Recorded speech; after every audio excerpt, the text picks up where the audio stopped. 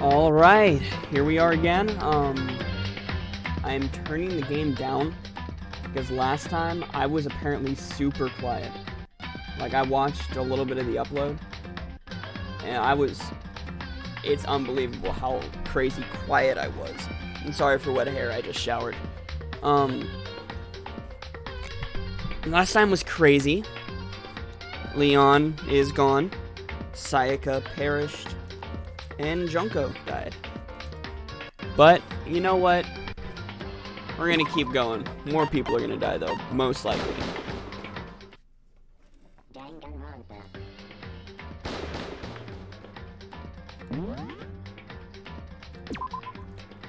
Alright. Let's... What's that? Okay, let's continue. Yeah.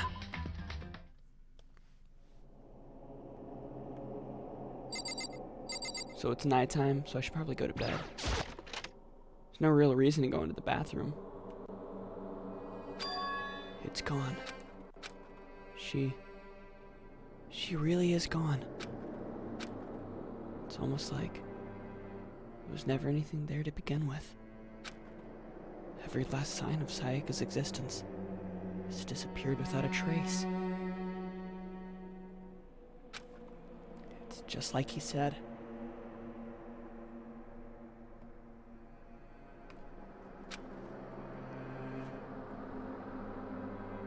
After the class trial, before we took the elevator back up, Monokuma told us. Oh, I almost forgot. Since the class trial is over, I'll go ahead and dispose of all the corpses. What are you gonna do? It's okay, no need to thank me. Just seeing your delighted smiling faces is thanks enough for me. After all, nobody wants to look at a rotting corpse every day. That can't be good for your health. So what does he do? Throw them in the incinerator, or... I didn't even have time to mourn Sayaka and Junko's deaths. I'm sure that's exactly why he did it. It's a bad joke. A sickening dream.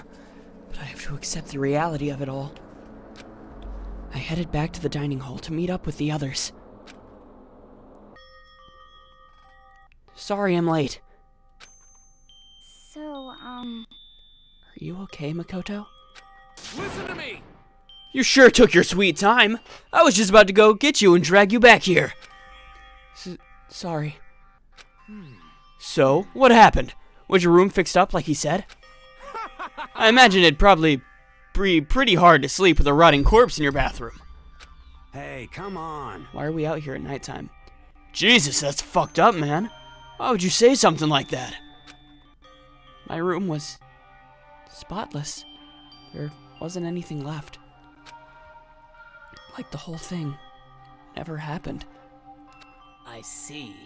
It must be tough staying there, knowing what happened. Why don't you just stay in Sayaka's room? Well, staying there, with your scent still hanging in the air, that would hurt just as much. Plus, I've decided that I can't turn away from her death. Makoto. Hey, cheer up. Getting depressed isn't gonna help anything, right?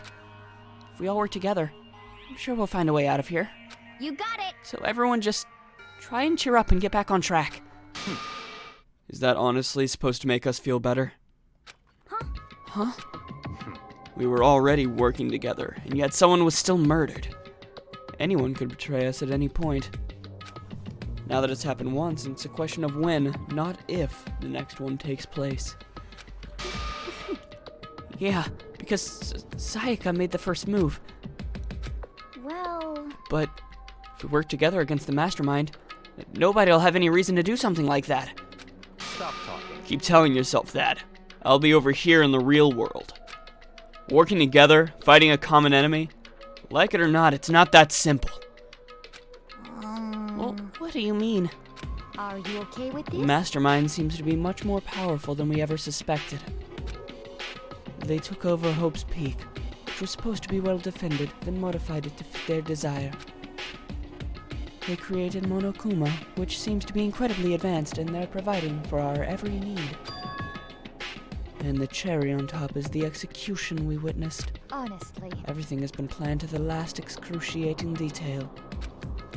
This is not the work of your everyday psychopath. Defying them may be too great of a risk.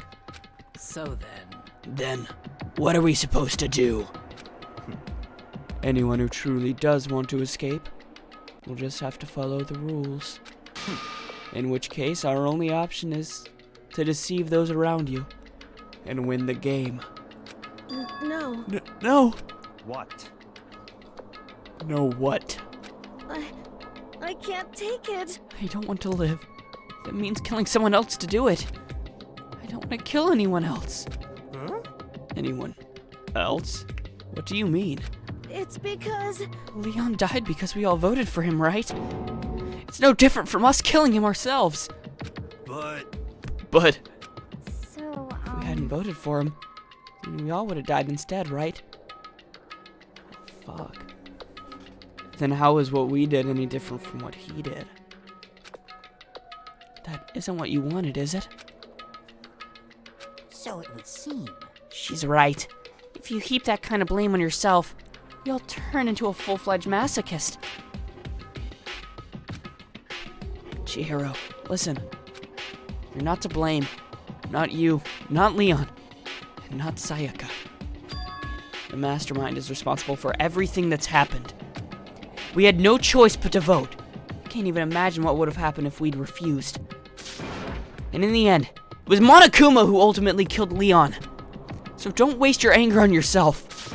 Instead, direct it at the mastermind.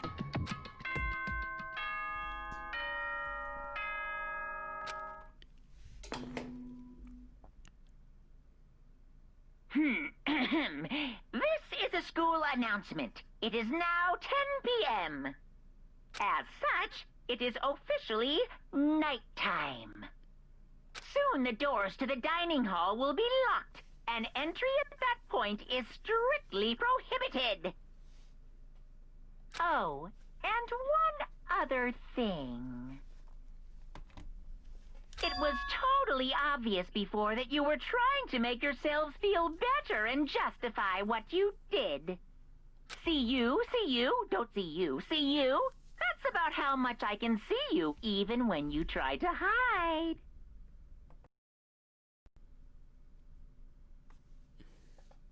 Now pay attention and remember this well. The burden of judging others is a heavy one to bear, so be well aware of your actions. Order and stability rely on the sacrifice and responsibility of everyone.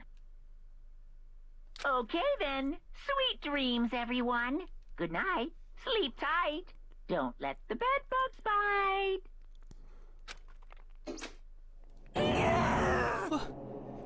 What was that about just now?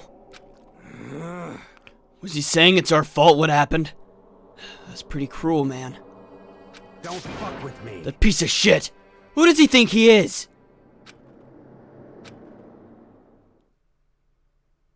And so, the day drew to a close.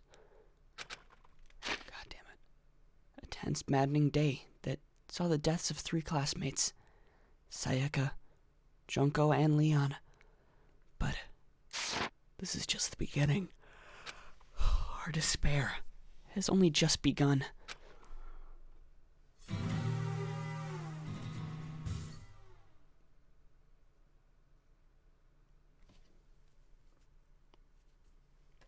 I woke up the next day to Monokuma's normal morning announcement. Then he called us all to the gym. What's he gonna do to us this time? We were practically frozen with fear, but Monokuma was determined to get us involved in his little game. And with that goal in mind, he began it. Okay, lift your arms up and down. 1, 2, 3, 4. Now reach way up and bend way down. Fuck is this, jazzercise? Tighten those muscles. Let's add a little strength, a little speed to those young bodies of yours.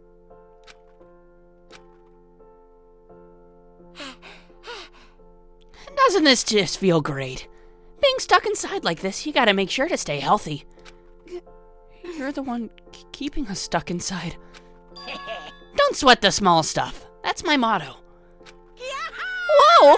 I sounded pretty cool just now, don't you think?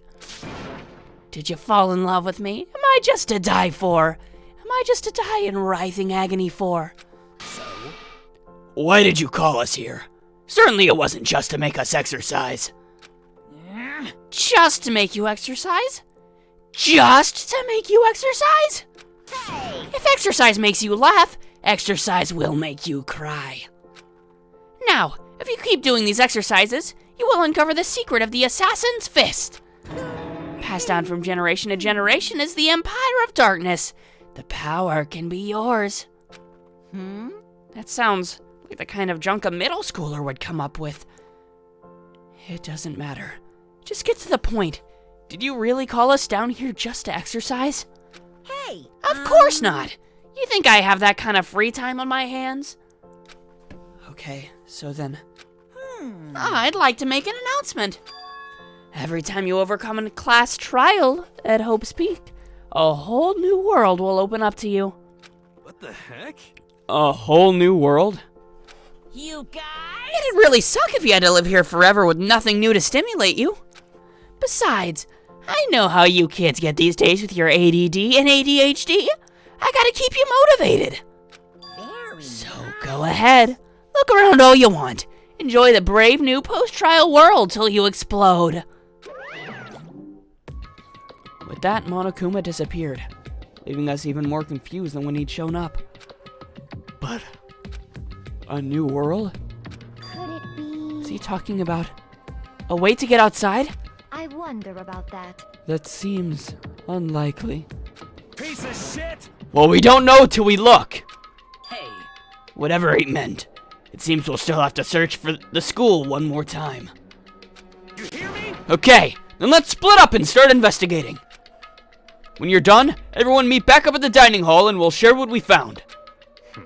You're basically a one-trick pony, you know that? Got it! More like a staple food source. Now let's get moving. Seeing his words as their signal, everyone scattered and left the gym.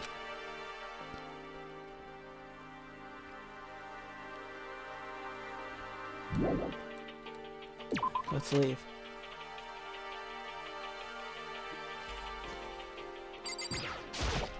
What the heck? Hey, Makoto. Do you see what's inside the display case? Bad. This is super bad, man. What are you talking about? I didn't notice anything at all weird in there. Sure, to the untrained eye, it's nothing. This is awful. A bad, awful, terrible trap. You're serious? The stuff you see lined up there. Any god can come by and use it to send us a message. Huh? I've been struck with knowledge. It's an ill omen. Of total devastation and ruin. Let me out of here! I have no idea what he's talking about, so maybe I'll just leave him alone.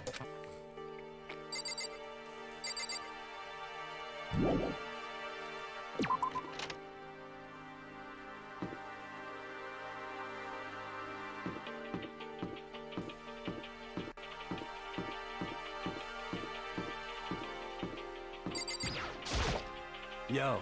I wouldn't check the metal hatch in the main hall just to be sure, but Shit. just like I figured, hasn't moved an inch. Shit. Yeah, I'd be surprised if he made things that easy for us. Hey, damn it. Hey! What? Don't make that face. You look like a pussy. You want me to put some fighting spirit in you? Well, do ya? No thanks. I think I've got enough for now. Yo. Well, okay. I'm gonna go look for another way out then.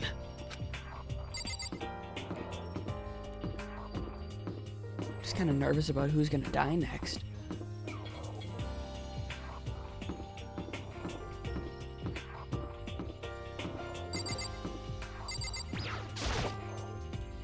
Should look around the school first. Find out where Makoto. Oh. Well, okay. Even though I was already looking around the school, but okay. Just Look around the school for... This is part of the school. Oh.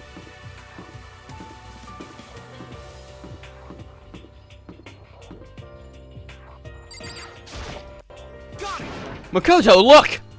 The gate blocking the stairs is gone. It would seem a path to the second floor has opened up. You hear me? But it's also of utmost importance to double-check the areas we already know about, just in case. Without a doubt. Aren't I so clever to think of that? I really impress myself sometimes. You understand? Well, I'll leave the school to you. The gate that was blocking the stairs has opened up. Is this what Monokuma meant by a new world? If so, what's up there? This is the second floor of the school. Maybe there's some kind of clue here. Yeah, I'm sure of it. There's got to be something here.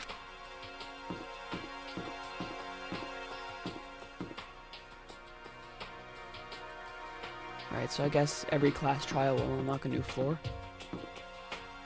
It's like Tartarus in Persona 3. Every full moon, the path will be unblocked.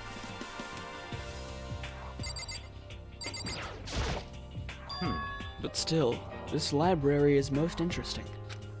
Huh? What's interesting about it? Stop talking. Oh, nothing. I was just thinking out loud. What's he the ultimate of again? Ryakuya. Ultimate affluent project. I don't know what the fuck that means. What does that mean? 6'1", 150 pounds. Hey, he tall, skinny boy.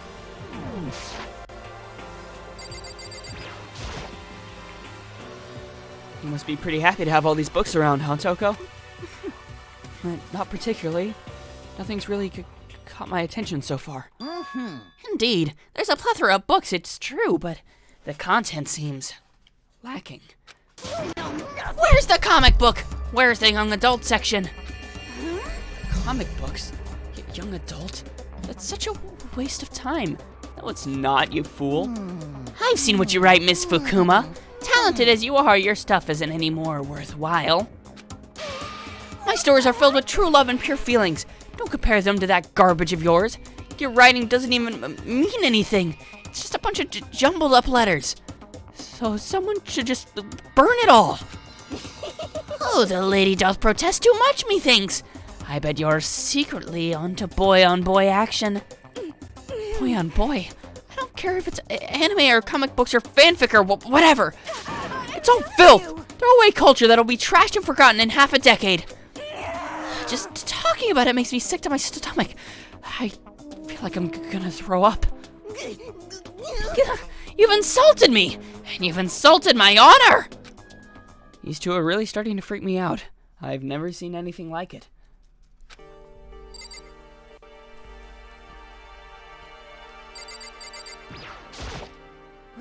It's remarkably dusty in here, and the lighting is less than ideal. For a library, it's not that kind of place I'd want to do much reading in.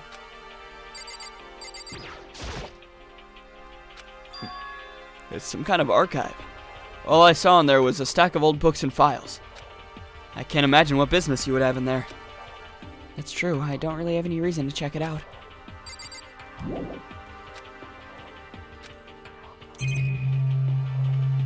God. Oh, there's a letter. Danganronpa character in Smash. The shelf is covered in dust, but on the shelf is a letter. What's this? Hope's Peak Academy. Indeed. It was buried under a thick layer of dust. Must have been sitting there for quite a while. Well, shall we see what's inside? But shouldn't we read other people's mail without... We shouldn't read other people's mail without their permission. Is that right? What we shouldn't do is leave it here without finding out what's inside. Okay. I wrote the seal on the dusty envelope and pulled out the single sheet of paper I found inside. I unfolded the paper and read what was written there. From the Host Peak Academy Executive Office.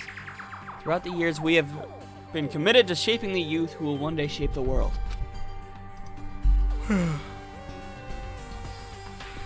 We have a long, proud history as an institution of higher learning with full governmental support. Our graduates enter society ready to take on more active leadership roles in every major job field. However, Hope's Peak Academy must now lower the curtain on its glorious history for the time being. This decision was not easy to make, but serious issues beyond our control have made it necessary. But make no mistake, this is not the end of our Hope's Peak Academy. We intend to reopen our doors as soon as the issues forcing our closure have been resolved. That being said, this is the end for now. I would like to personally and sincerely thank everyone for your help and support over the years. For now, we are awaiting official governmental authorization to formally cease operations. What does this mean? Contents of this letter are quite interesting indeed. It would seem... Hope's Peak has stopped functioning as a school. And judging by the amount of dust the letter had collected, it doesn't seem to have happened recently. If I had to guess, I'd say this letter could be at least a year old. So you're saying Hope's Peak closed down at least a year ago? Most likely. The mastermind took over the abandoned school in order to put on this little performance. Well, but that would mean it was closed when I got here just a few days ago. But I don't get that sense at all. Plus, the school had shut down. Don't you think it would have been all over the newspapers and stuff? I mean, you're saying it could have happened over a year ago, right? But before I got here, I looked up stuff online about the school and never saw anything about this. So, in other words, That must have been all part of the mastermind's plan. They lured us all in here. Someone who could create a place to judge and execute people could potentially be capable of anything. Of course. Of course. It's all assuming this letter is real. However, If it is real, though, that does solve one mystery surrounding the school. The reason there are no other students here could be because the school had already closed down. That would be a nice, simple solution, it's true. But then, what about this other part? This decision was not an easy one to make, but serious issues beyond our control have made it necessary. Make no mistake, this is not the end for Hope's Peak Academy. We intend to reopen our doors as soon as the issues forcing our closure have been resolved. What do they mean by serious issues? It's apparently why the school had to close. Is there any connection between that and what's happening to us now? now, If the two events are in fact connected, uncovering that connection would be a useful clue on top of figuring out the mastermind's motive. Although I can't really say any more until we find more details. So in other words, only the mastermind knows the truth right now. The mastermind's motive. If we can figure that out, if we can figure out why they would want to imprison us all here, will that be enough to get us out of here? I'm really hungry. I'm gonna be right back. I'm sorry.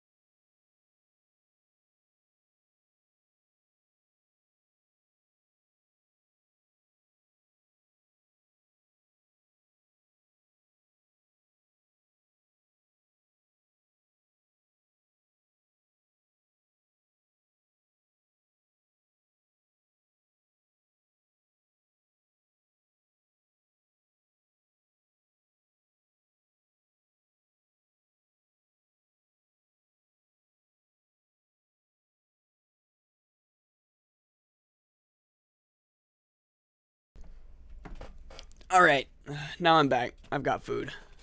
I just fell asleep before dinner last night, and I didn't wake up. I mean, I didn't eat when I woke up, so kind of made me real hungry.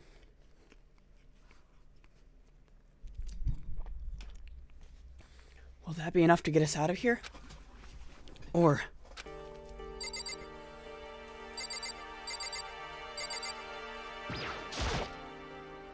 the shelf is packed tight with books, but looking at it, the whole thing is incredibly dusty. Looks like this library's been neglected for a pretty long time. As nice as the school itself is, whoever's in charge of upkeep has been pretty lazy. Strange.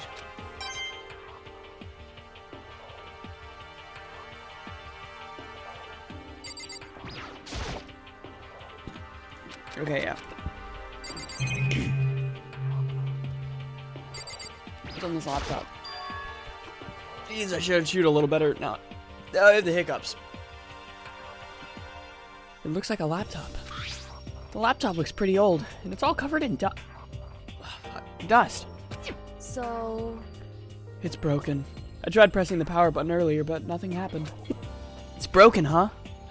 Too bad.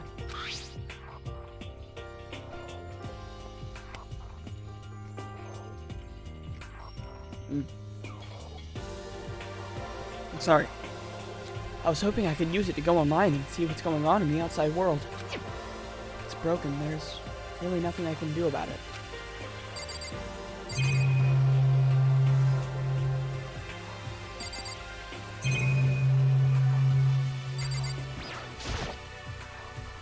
There's a thick layer of dust on top of the desk. Looks like this library's been neglected for a pretty long time. Yeah, well...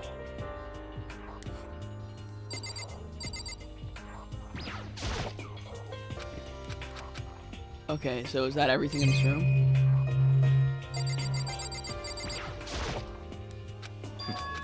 Oh, yeah.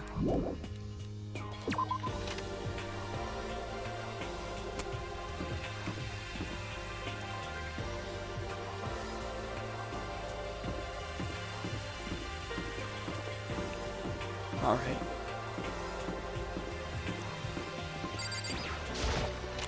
It's this room. Reality isn't everything.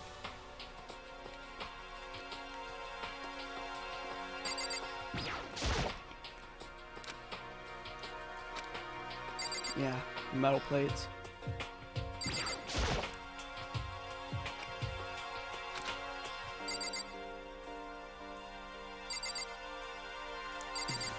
Oh yeah, there's nothing in here.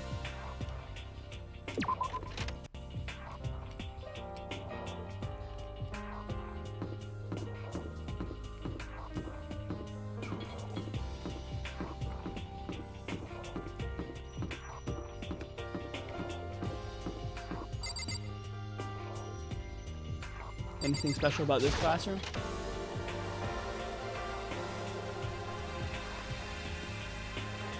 The baby is sleeping, please be quiet.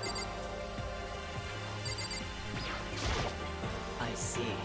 This must be what he meant by a new world. I should probably take a really close look around.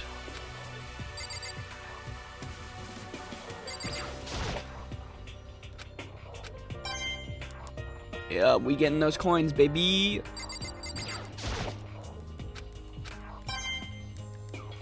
Yeah.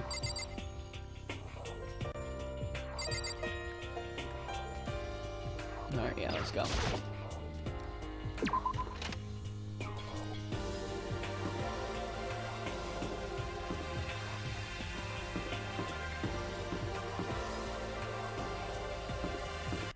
A pool?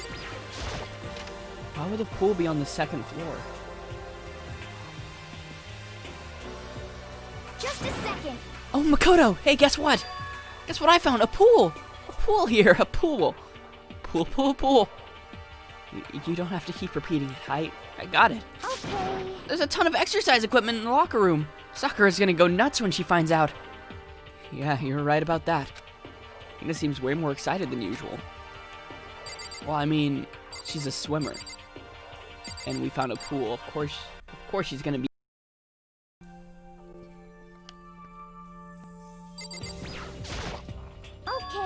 The locker rooms connect to a pool. It looks super nice and big and fantastic to swim in. I'm beyond excited right now. I can't wait to dive in. In fact, I'm getting kind of mad thinking about it. Well, why are you getting mad? Hey, Chihiro, have you checked out the pool yet?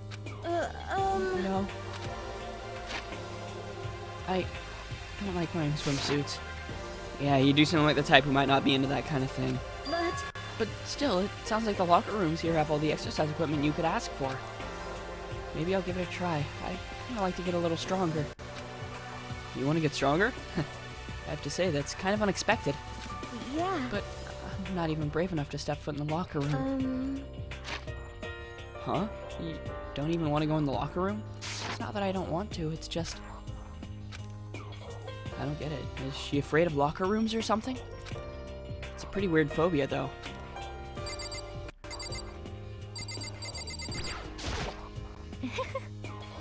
The second floor has opened up.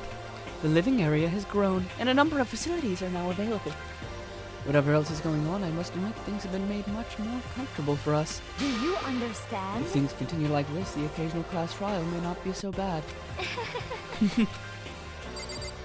Well, that's a little strange to say. You know, why is there a machine gun here? I noticed it, but I just hadn't thought to mention it.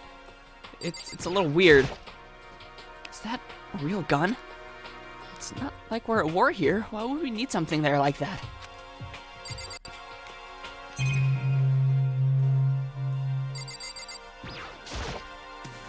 Is this some kind of card reader? I wonder what it's for.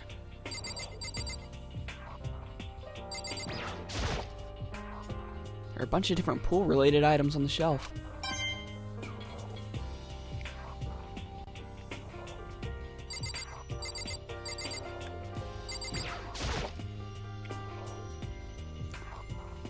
Behind this door is the locker room.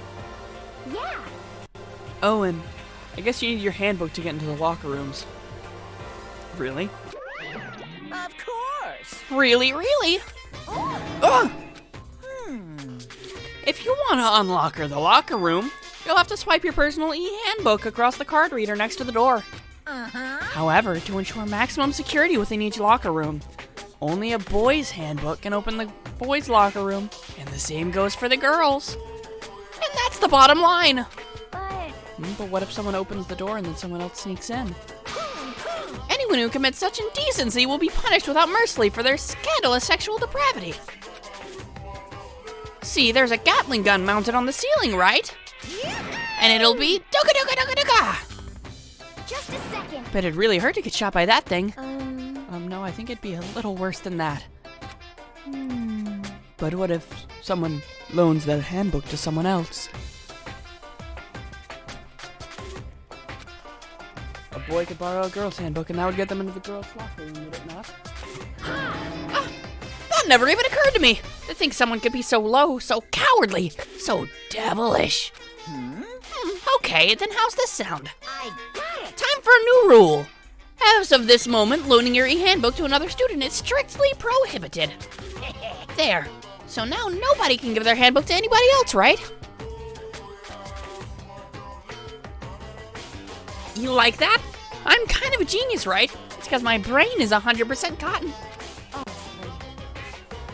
I do not imagine anyone would have lent their handbook out in the first place. Is that okay? After all, they would likely be held responsible for anything that person might do using the handbook. So, But you know, you seem awfully concerned with all this locker room security stuff. Of course. It's cause all you teenagers are sex-crazed maniacs. You're at that age where you try humping a plastic bottle. So to keep anything unseemly from happening, I have to maintain a rigorous watch. Then in that case, I would ask that you keep the same close eye on our dorms. If some man and some woman decided to share a room, there would be nothing to stop them. All I care about is protecting the holy image of the school itself. Yes. I don't care what happens in your private dorms. By force or by cunning, do whatever you want. just the I worst. hate you so much. See ya. Okay, so the new regulation is now in place. See ya! Man, that stupid bear totally ruined my mood. Maybe I'll go take a dip to cheer myself You up. got it. Celeste, Chiro, you want to come with me? As for me, There's nothing I hate more than getting water on my face. I'm sorry. I'll pass this time. Sorry about that burp. How come? When you're in a funk, there's nothing better than a good swim to pull you out of it. I'm pretty sure that only applies to you. Anyway, now I have a pretty good idea what's on the second floor. But I didn't see anything that might lead to any kind of exit or anything. All I can do now is hope someone else found something worthwhile. Okay, I'd better head back to the dining hall as soon as possible.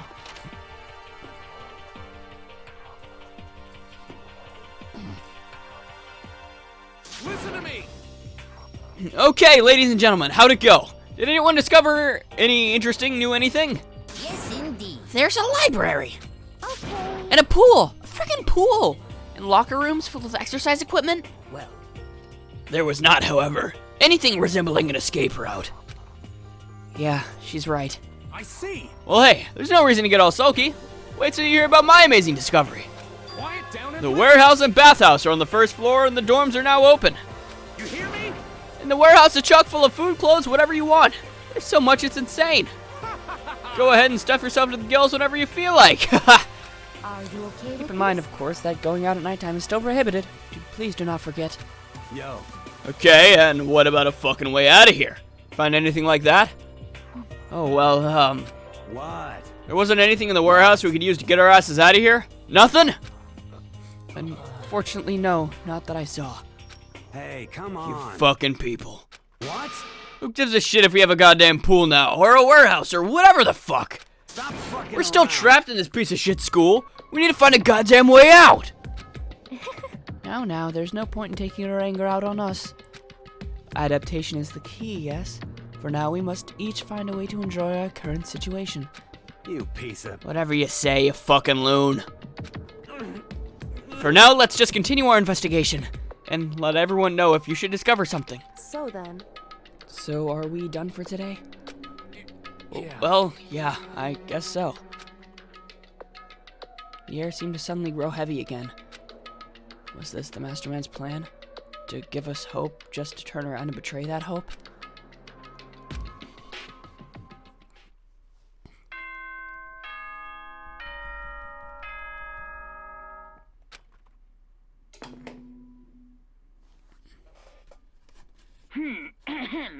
This is a school announcement. It is now 10 p.m.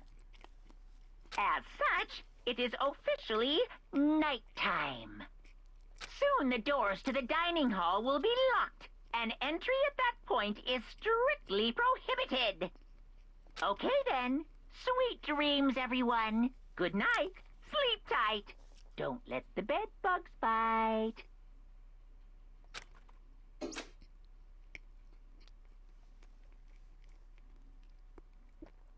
We all promised not to leave our rooms during nighttime. I didn't read that second one.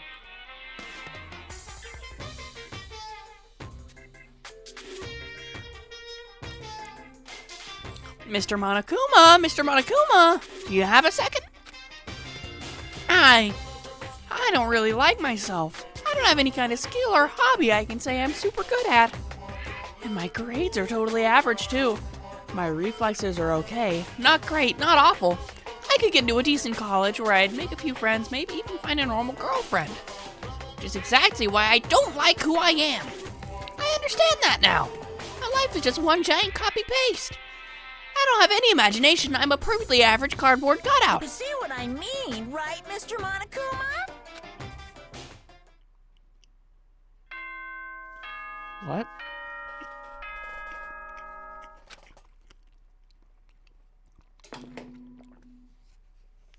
Crystal sweet tea is like super Good sweet. morning, everyone.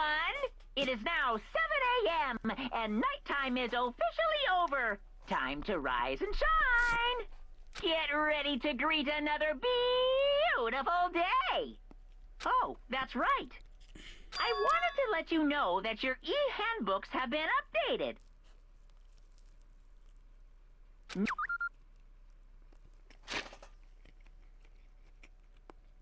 New regulations have been added. Okay.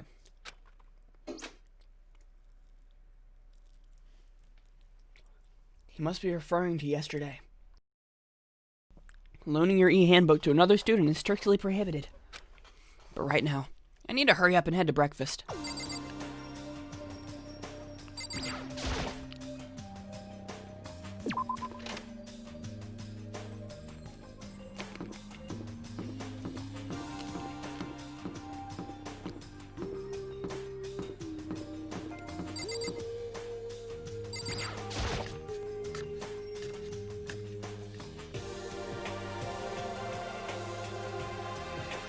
Hey, Makoto.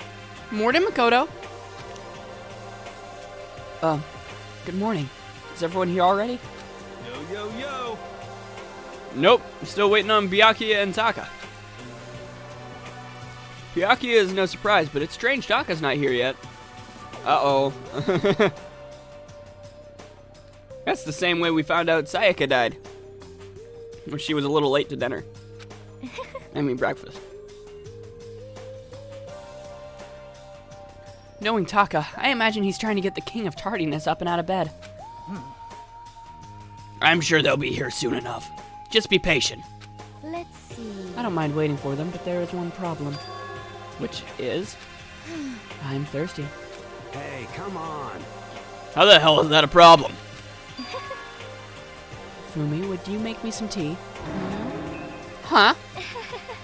Milk tea, if you please. Well, Why me? let's see. Your roundish figure reminds me of the owner of a coffee shop I used to frequent. That's your reason? This is fine. I can feel my throat dying out. Quickly, please. Oh. Okay. Apparently unable to refuse Celeste's order, Hifumi skulked his way into the kitchen. A few minutes later... Thank you for waiting! Hifumi reappeared with a tray in his hand, the gentle aroma growing stronger as he approached. Finally. You could have made some for the rest of us, you know. There's no way to think about this in a common sense kind of way.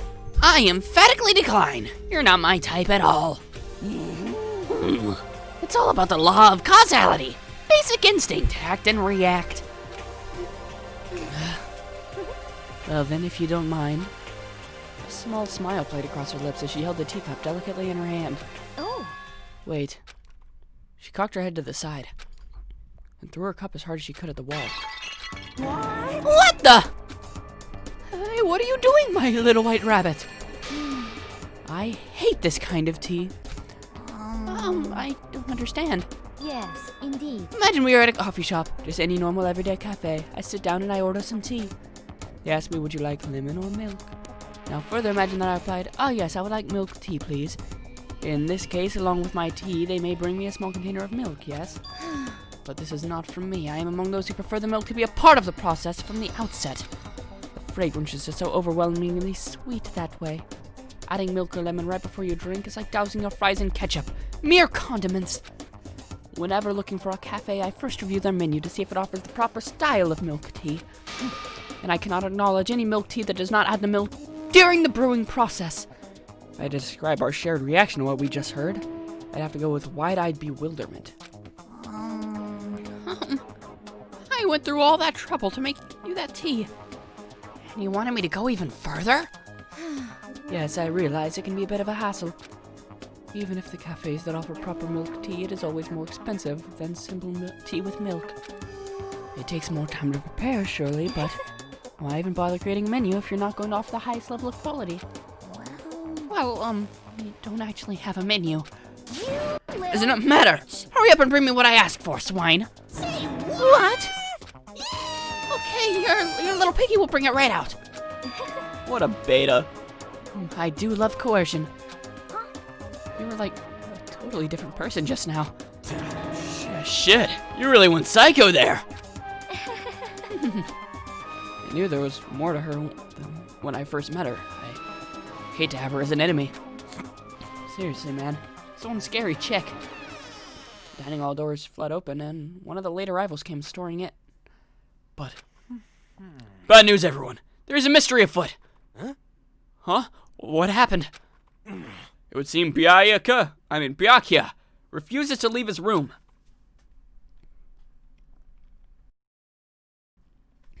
I stood there pressing his doorbell over and over, but he never showed himself. Maybe he just wasn't there. I think maybe... I'd like to think so, but I'm worried something might have happened to him. What he meant by that. He didn't have to say anything else. Everyone understood exactly what that might mean. It might be a good idea if we all split up and go look for him. Listen to me! I was just about to suggest the same thing. What's your problem? Stop trying to one-up everyone. Okay, I'll go check his room one more time. I'm just gonna keep on hammering that button until I get a response. Well, Very well. Then the rest of us can go check up the rest of the building. Yeah, before it's, too late. Anyway, we just have to do our best to find Byakuya. So where might Byakuya have gone? Maybe he went to go check out the second floor of the school again.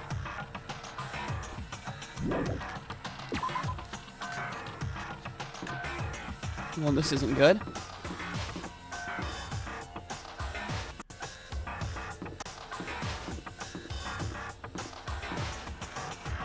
What?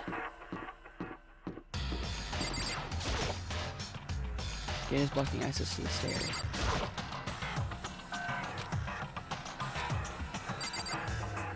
Okay, so I guess it was different stairs that opened up.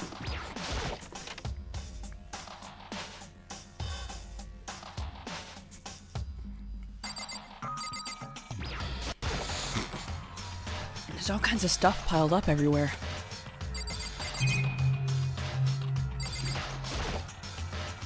Is this the fridge Sayaka mentioned? Maybe that. Oh. It's stuffed tight with food and drinks. I don't remember Sayaka mentioning that, but I guess. There's all kinds of stuff piled up everywhere. You're never gonna have this stuff like that. Is it just gonna say the same thing for all of these?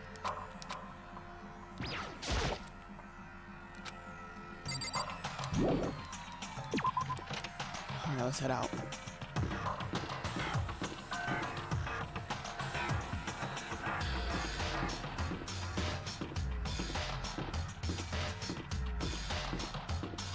Byakuya?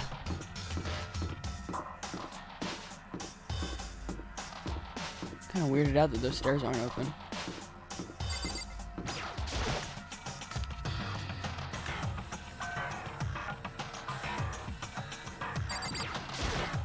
Yo.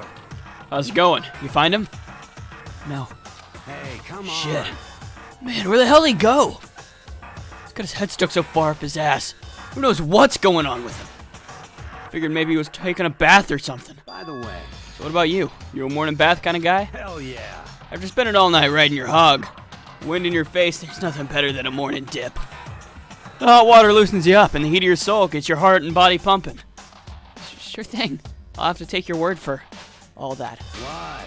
What? You don't know what I'm talking about? Fucking nerd.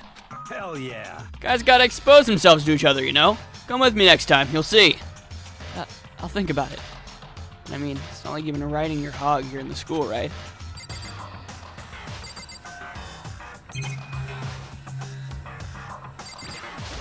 So he's a bath kind of guy. I like that. I like baths. Using this massage chair would make me feel kind of old.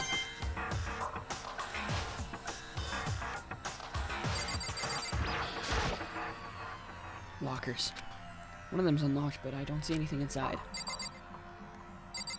You know what? I'm gonna search something. I'm gonna see what those coins are used for.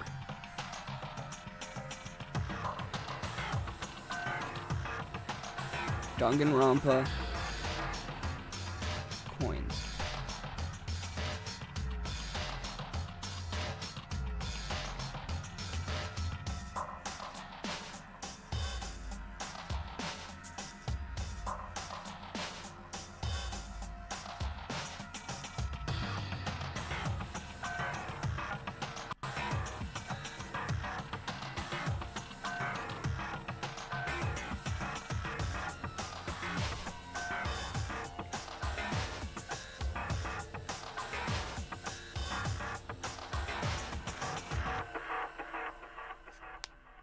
Okay, so it's those collectible item stuff, and also stuff in the main menu. It's kind of cool.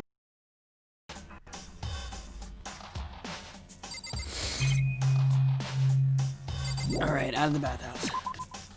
But it's nice that the bathhouse opened up.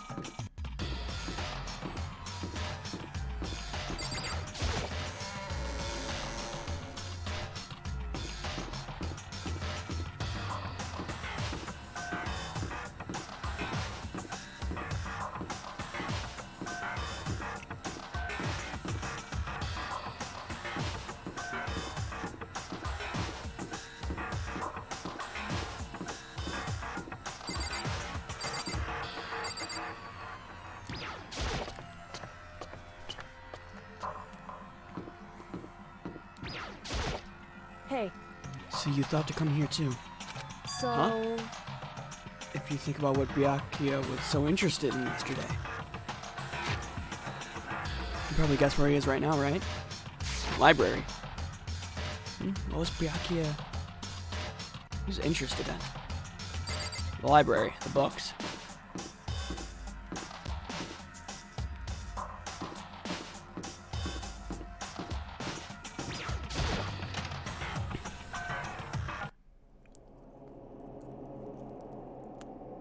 Uh-oh. When I opened the door to the library and looked inside, I cried out in sudden surprise. Byakuya! Of all the things I'd imagined, this most definitely wasn't one of them. Hey, what are you doing? I'm fishing. What does it look like I'm doing? I'm trying to read, so if you could be quiet. I mean, Oh, sorry. at least he's not dead. Wait, no! What are you doing here?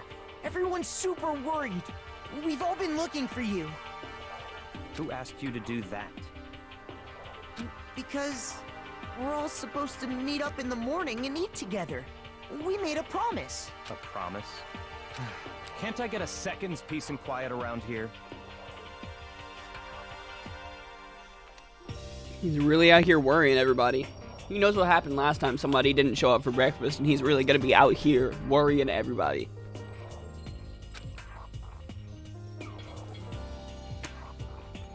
Byakuya snapped his book shut and slowly stood up, smooth and silent as a shadow.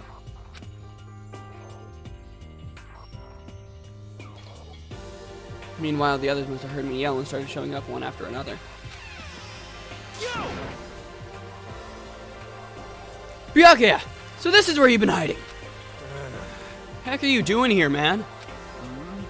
We were very concerned. Well, you had no reason to be. I was just reading.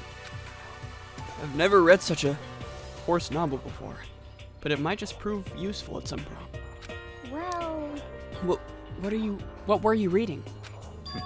A mystery novel. well, Well, wait. Are you gonna use what you're learning in there to betray us?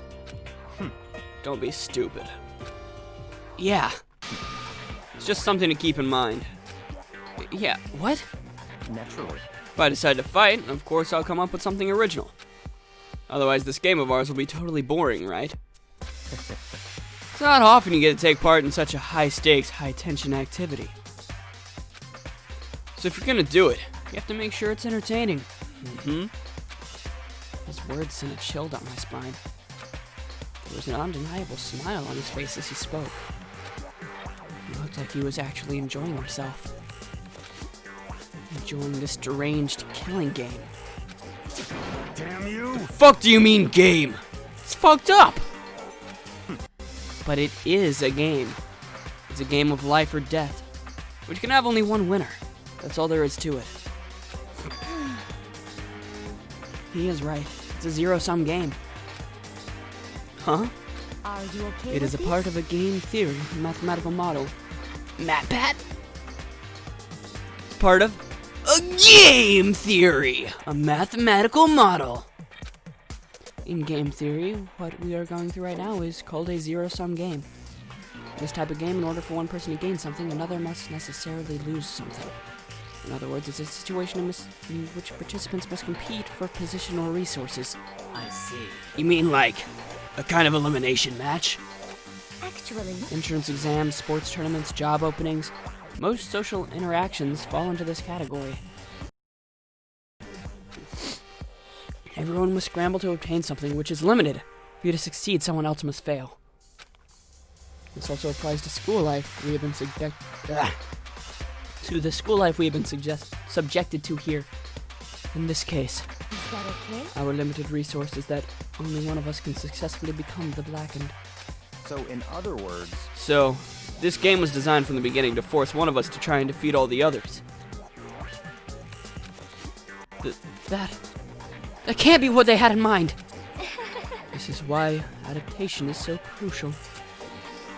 If those who want to escape were to disappear, there would be no reason to continue playing the game. what?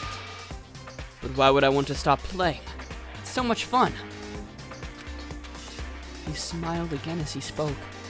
The smile was filled with evil intent. He twisted his face into something not human. Sounds as if you do not acknowledge even the possibility that you may lose, am I right? Naturally. Of course.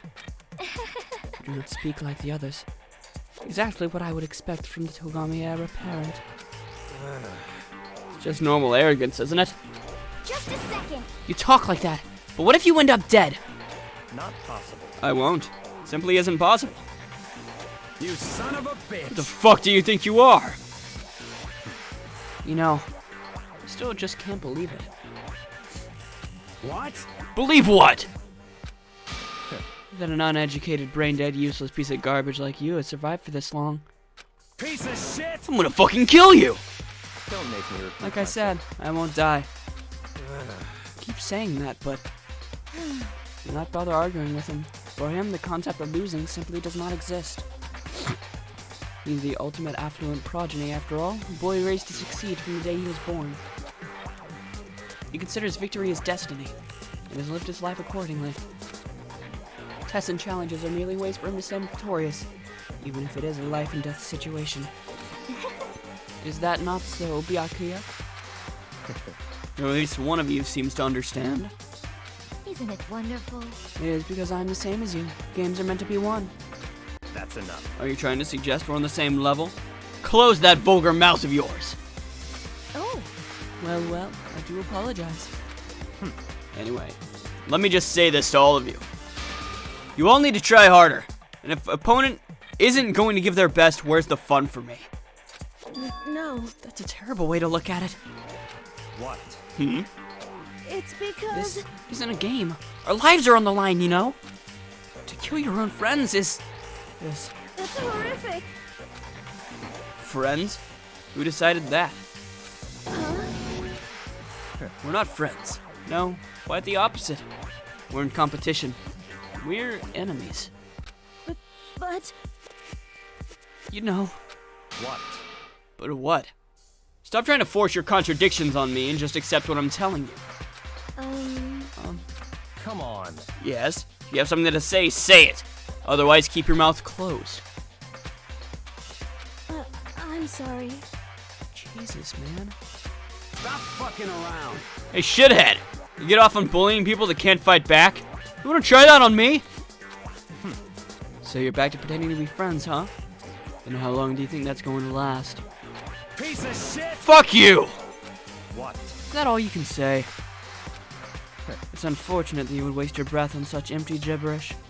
You son of a bitch! That's it. You're fucking dead. Just a second. Hold on. Just calm down. Piece of shit! I am calm. How is this calm? Anyway, I don't have any intention of working with the rest of you any longer. To cooperate during an elimination game is, well, frankly, it's a waste of time. And I hate wasting my time. Waste of time? Not possible. Engaging in friendly group meals is out of question. Someone could easily poison our food. And I'd rather not become part of the Last Supper just yet. Shit. Quit talking like you're in a fucking movie or something. Goodbye. All I'm saying is that ultimately, you're all free to do whatever you want on your own. Goodbye. Without a second glance back, Byakuya left. There wasn't anything we could do to keep him from going. His way of thinking was just beyond anything the rest of us could even comprehend. But... Was he serious about all that? He was. Without a doubt. Don't fuck with me. Well, fuck him then. Maybe. What he said. You might necessarily be wrong. I mean, can you say for sure someone won't poison our food? Hey, come on. You too, Toko? Anyway. Well, it's not like anyone would care even if I was gone, right? Actually, I bet you all want me gone. You all think I'm disgusting. None of us think that. You just think you don't think that. I know some people like to play the victim, but this is just totally out there.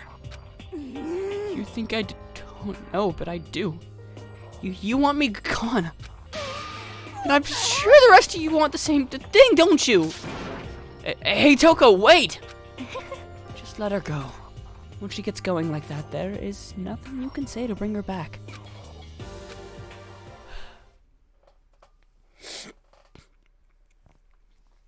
Ultimately, our breakfast meeting came to an end without answering any questions. Everyone headed back to their dorms. Jeez, I'm tired already. But I don't have time to take even one day off. I need to get myself going.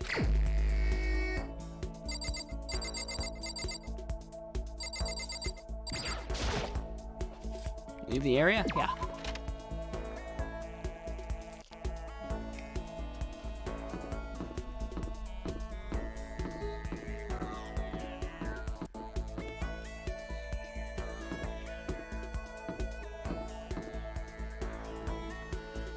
Where the shop at?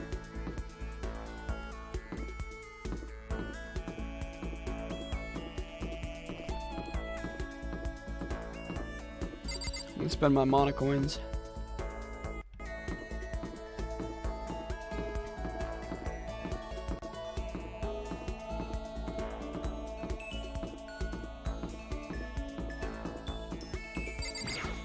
Oops, Peak Academy.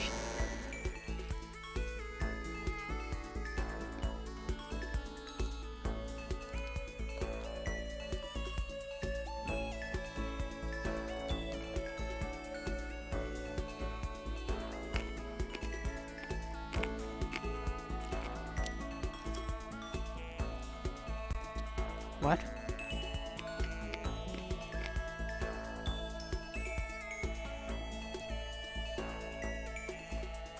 This was all the bone that was in that entire piece of chicken. It's weird.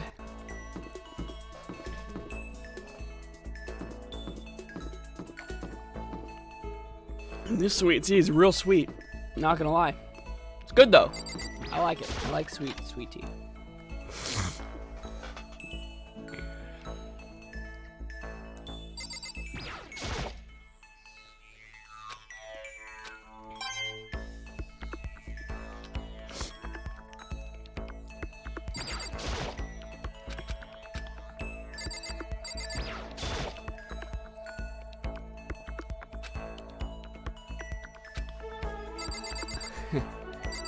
All right. Yeah. Let's just spend a bunch of time doing this.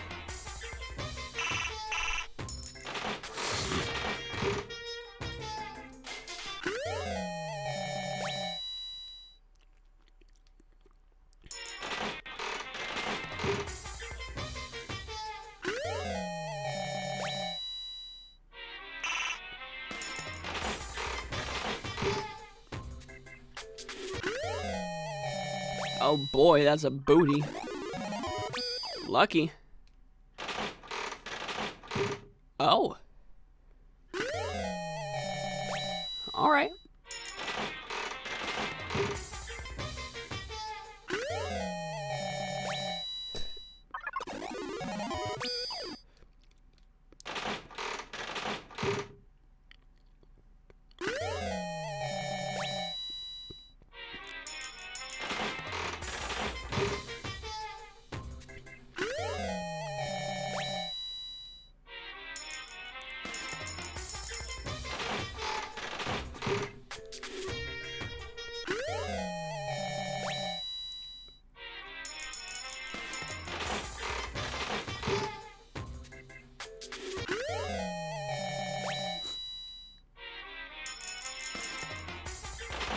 Nice, nice.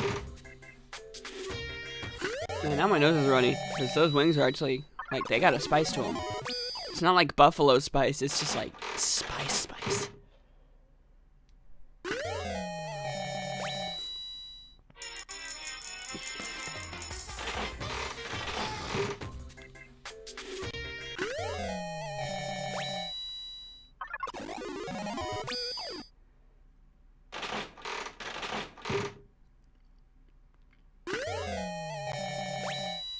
Yep, we get a bunch of repeat items now.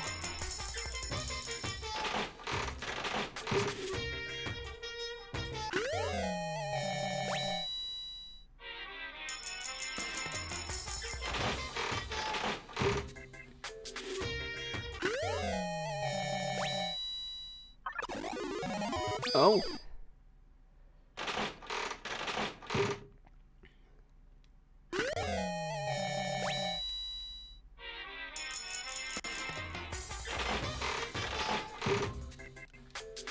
Alright, what is it? Boxing gloves.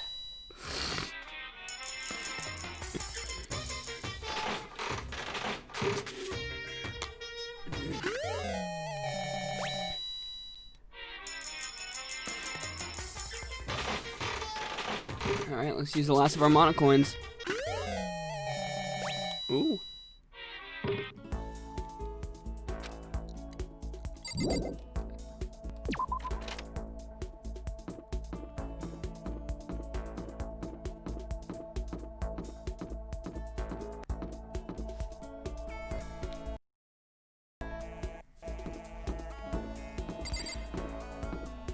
Alright, who should I spend my free time with? Honestly, is Swimmer Girl at the pool? I might spend time with Swimmer Girl. I like Swimmer Girl. She's kind of cute.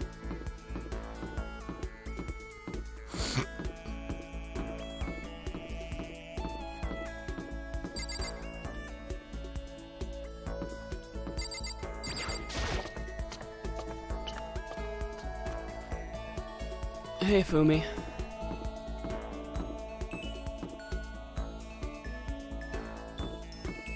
Where's the pool at? Oh. She's also kind of cute. Oh. Oh, Makoto, I didn't realize you were there. Should I try to cheer up Chihiro? You know what? Yeah, I'll spend my time with Chihiro. Swimmer Girl's cute and all, but I think I like Chihiro a little more. She a little cuter. Yeah, I could use a little change of scenery. Do you mind keeping me company for a while? It's been a nice, relaxing time with Chihiro. Chihiro and I grew a little closer today. Definitely.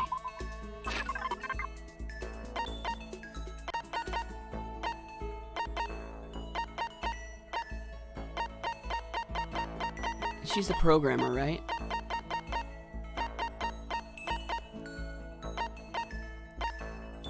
I feel like those would be very awkward to give her.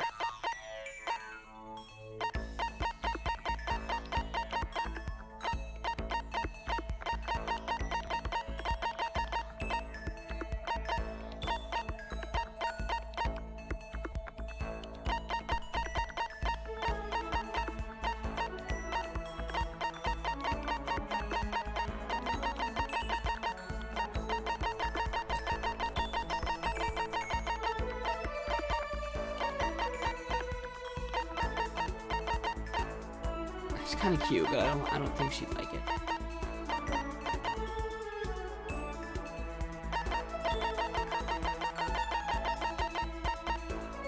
I mean, maybe she liked the Indiana Jones reference. Huh? Oh, you're giving this to me? I'm You sorry. don't have to make a big fuss over me. Does that mean she liked it? Hopefully, maybe she's an Indiana Jones fan. Still plenty of time left. I can't just sit around here. I should head out. Well, then why'd you go to your room, Makoto?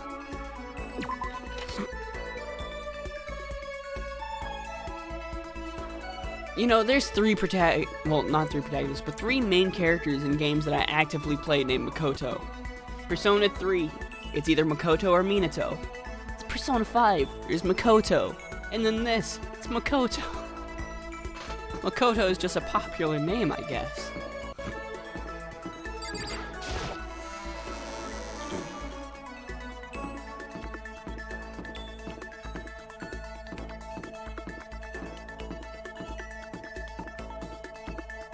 What would happen if I gave one of the girls a thong? Because none of them seem like they'd be the types to enjoy getting a thong. Like, as a gift.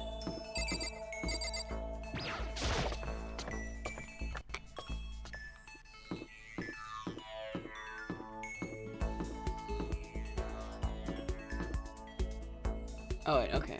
I gotta stop moving forward immediately. The pool's to the left.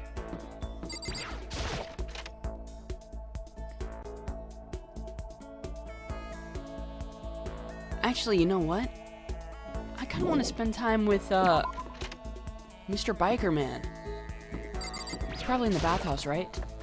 I like that guy. He seems really cool. His name's Mondo, right?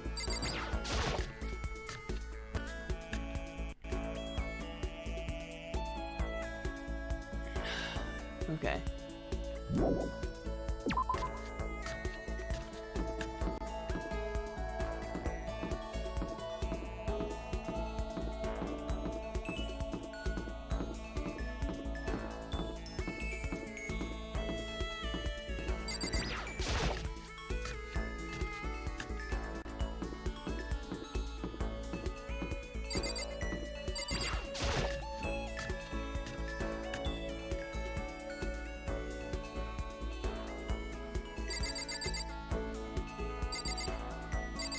Where's Mondo at?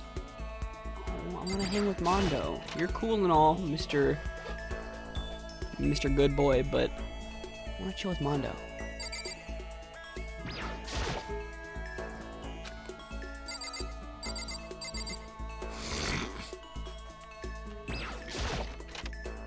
What's in here? Oh.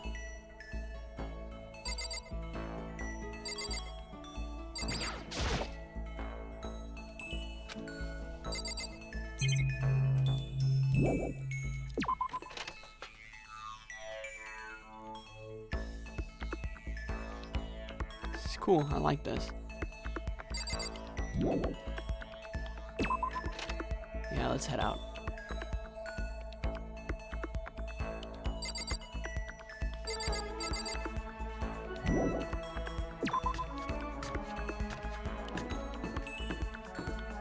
Hey, Mondo. You in the laundry room? I wanna chill with Mondo. He is in the laundry room. Oh, it's Chihiro. She's so cute.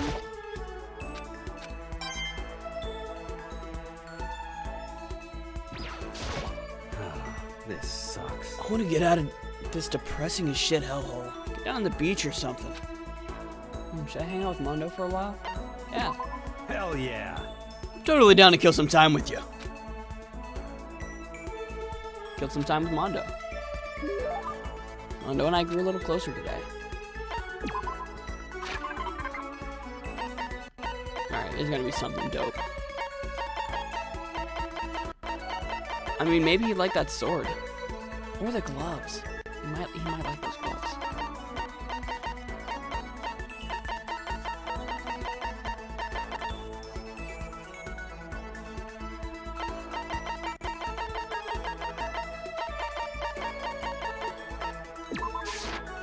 Hell yeah. Huh? I can have this? Thanks, man. Does that mean you liked it? Yo. Hey, Makoto, what's your ride? Huh? My ride? Why? Hey, man, your hog, your chopper, your motorcycle. I don't ride anything. What? You're not a little kid anymore, right? And you still don't have a hog? Jesus Christ. God, you're such a fucking dweeb. Sorry? Yo. Alright, man, I'm gonna educate you. A real man rides Kawasaki, okay? That's what I ride.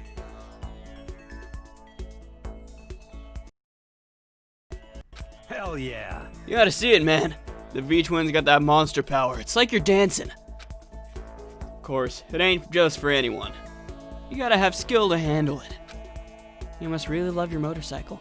Stop fucking around. Oh yeah, I do. I'm a goddamn biker, aren't I? I'm crazy as hell.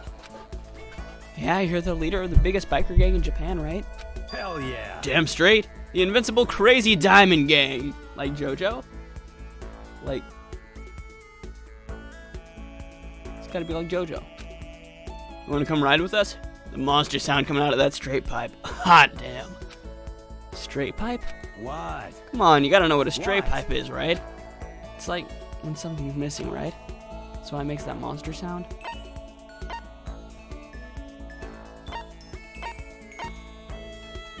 I'm gonna guess it's that one. The motorcycle doesn't have a muffler, right? Hell yeah. So you did know. Good. And that's that. Next time we ride, you ride with us. That's true. Man, that takes me back to when I first started riding. Yo. My big bro used to ride too, you know. His name's Daya. Daya and Mondo together. Together we were the Diamond Brothers. Everyone up and down the country knew us. What? Of course, I was always the What? cool one. The Diamond Brothers. Sounds kinda incredible. By the way. First time I went out, I ended up at the back of the pack. Eventually the cops got on us and they surrounded me. I was in some tough shit, man. Hey, damn it. So I pulled over, but when they came up to me, well, let's just say it was a massacre. A massacre? Man, Mondo, you must really be strong. Stop fucking around. Of course, you can't wave a banner for our gang without that kind of strength. Shit. In a fight, they'll go for the leader first. Kill the leader of the pack, you know? That's why the other gangs come after me. So if you want to be the leader of the pack, you gotta be a tough motherfucker. Yo. You'll see what I mean when we go on our first ride. You ready for it? Actually, maybe it's better if I don't get involved in that kind of thing. Like I said, I don't have a motorcycle. I don't even know how to drive one. Hell yeah. Then you can ride with me. Riding with Mondo. The other gangs target him first, right? Oh, no way. Hell yeah. Hey, I said get ready for it. Damn, I'm pumped. Can't wait to get out of here now. Mondo left. Apparently in a pretty good mood. Crap, this is really bad.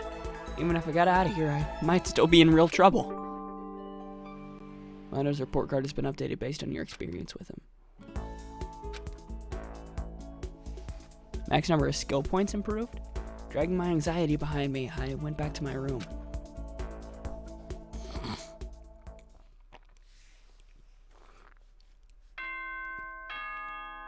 Yeah, it's officially nighttime, blah blah blah.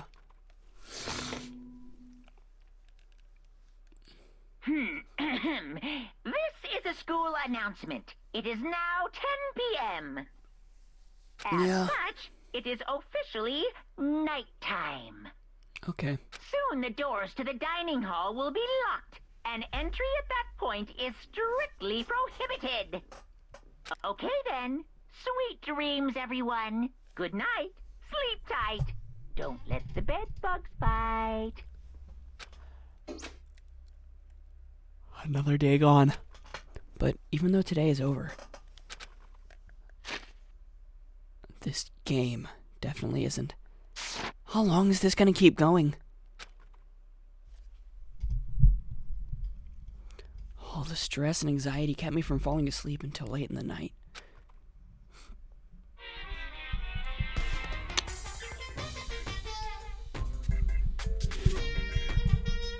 Whenever I spot a cute girl, I have a tendency to stare. I can't help it. I just gaze with intensity. The other day, I rode my bike to the train station. I was in the bathroom, just looking at myself in the mirror.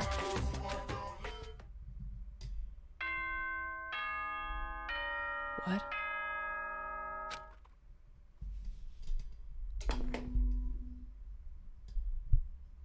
Good morning, everyone. It is now 7 a.m. and nighttime is officially over. Time to rise and shine. Get ready to greet another beautiful day.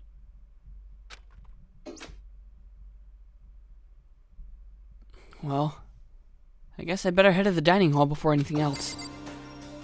Because, you know, I'm not a dick like Byakuya. Out here making people willingly uncomfortable.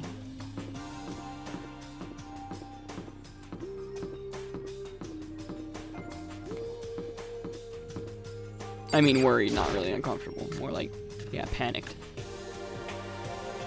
Everybody thought this man was dead. I went to the breakfast meeting, same as always, but... Is this everyone? It feels a little small. Byakuya and Toko stormed off yesterday, and it wasn't too surprising they hadn't come today. Even the table looks bigger, somehow. I assume it's because 3 people are dead and 2 are abstaining.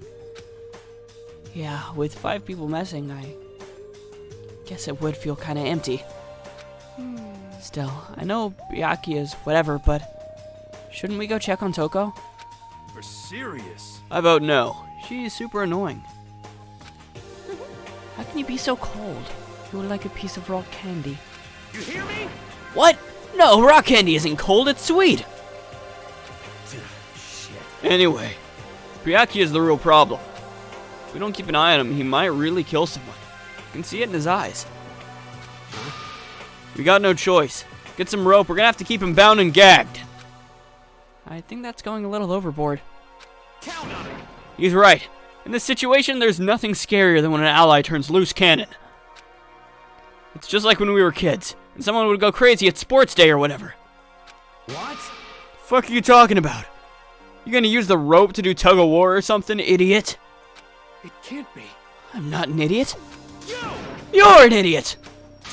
Damn Who were you calling stupid? Huh? What's wrong, Chihiro? You don't look so great. Oh. Oh, I'm just going through a little self-loathing. Huh? Self-loathing?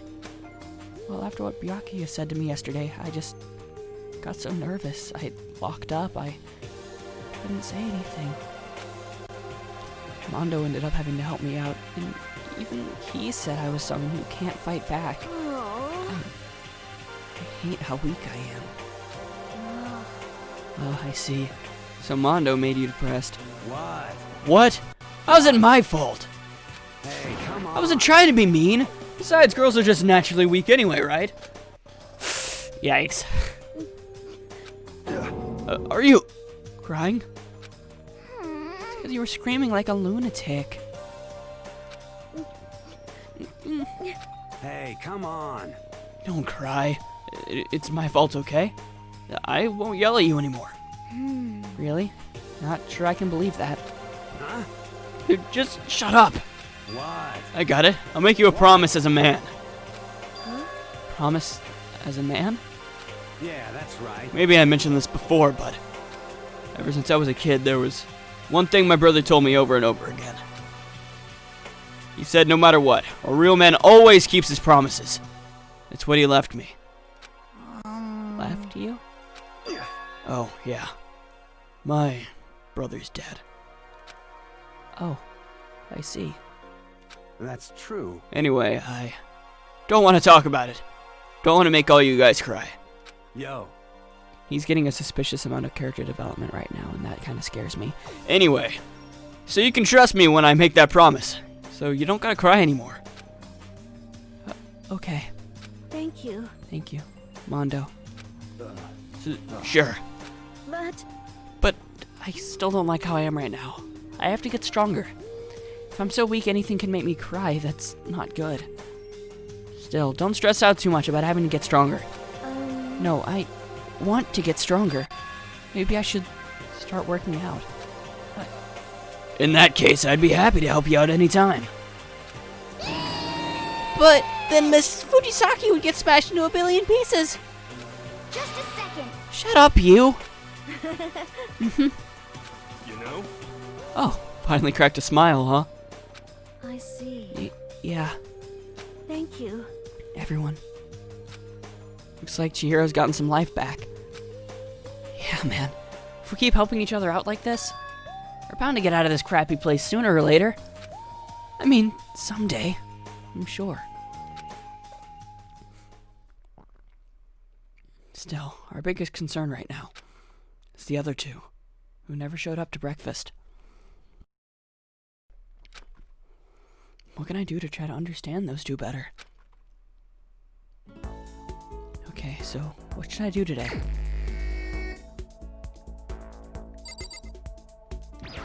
It mentions that I should try to get to know those 2 better, so maybe I should go for that. Toko? Guess I should press the doorbell. Leave me alone. You don't have to pay attention to me. Should I hang out with Toko for a while? Yeah. Just do whatever you want.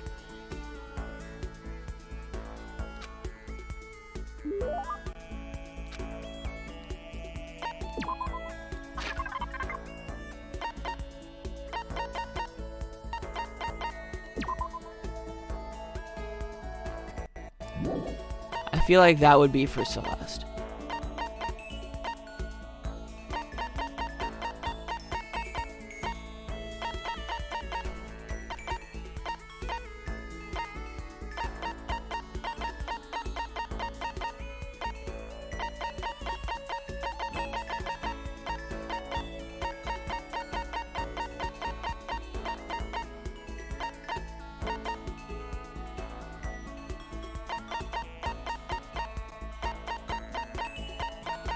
So she's the writer.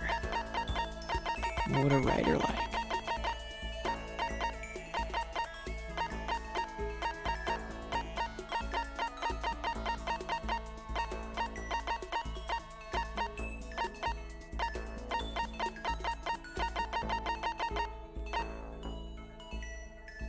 Rose Whip could be nice. She'd be like Korma from Yu Yu Hakusho. I really want to know who would want these. Which character? Why don't you just give me a letter filled with razor blades while you're at it? Totally unwelcome. I don't think she was too happy with that. Maybe we should try to start a conversation. Toko? What? You wanted to talk to me? Well, I can't stop you, so talk already. Okay, sure, but what should I say? So, what do you like to do in your spare time? Why do you want to know? I mean, you know, we're trapped here together, right? So, if we're friends, it'd be nice to get to know each other. What did you just say? After the part about being trapped, we're gonna be what? Friends? What do you mean, friends? You think I'm stupid? You trying to trick me? I've already been hurt once before. I'm not gonna let it happen again. You've been hurt? What happened? Anyway. Come on, you don't really care about me? You don't want to know about me? Even I know that. No, that's not true. Fine, then tell me. Tell you what? You know why they call me the ultimate writing prodigy, right? Yeah, sure, you won all kinds of literature prizes and stuff. And tell me what I'm good at. Tell me what my genre specialty is.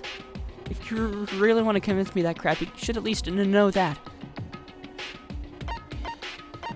Romance, right? It's romance, of course. Oh, you actually knew. Your biggest success was So Lingers the Ocean, right? Everyone says it's your masterpiece. The book was such a hit, the fisherman shot to the top of all the hottest men polls, right? How did you know all that? There's no way you could care about me. I'm telling you I do. I mean, we're friends, aren't we? I'm blind. Your straightforward nature blinded me. Yeah. Toko ran off, screaming like a banshee. I'm not really sure. Does she hate me now?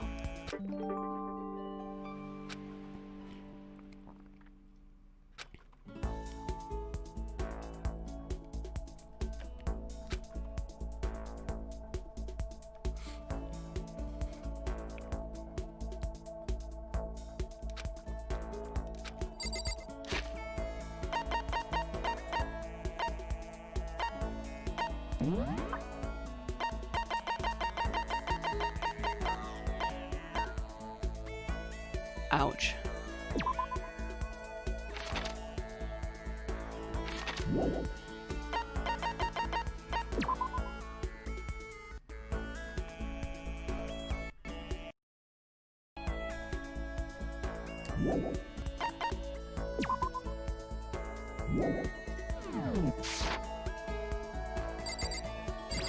Why didn't anything special happen when I talked to Chihiro? There's something special with... Something special happened with both Toko and... Oh, man.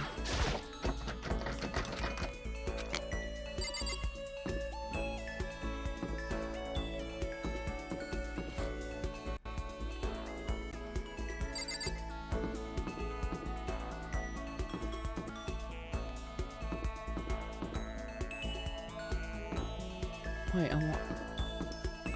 is Byakuya in the library? He might still be in the library.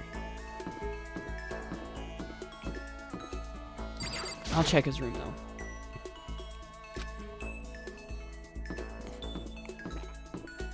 What do you mean? I could spend time with him.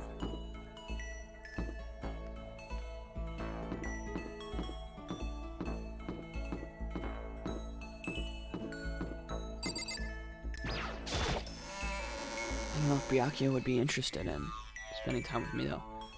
I might just spend time with Celeste or Chihiro if because I'm gonna give Celeste that tea. I mean the coffee. See if she likes that coffee. She might end up hating it though. But if I have a fancy coffee, it seems like that'd be something maybe she'd like.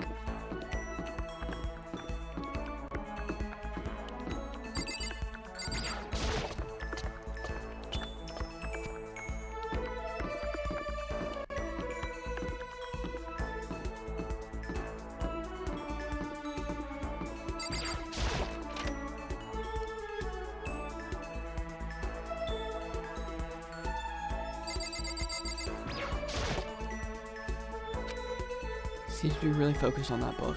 Now's not really a good time to talk to him. Okay. Hey you! Oh, I can't concentrate with you here. Kindly leave. Dang, okay, I'll leave. Guess we're gonna go hang with Celeste.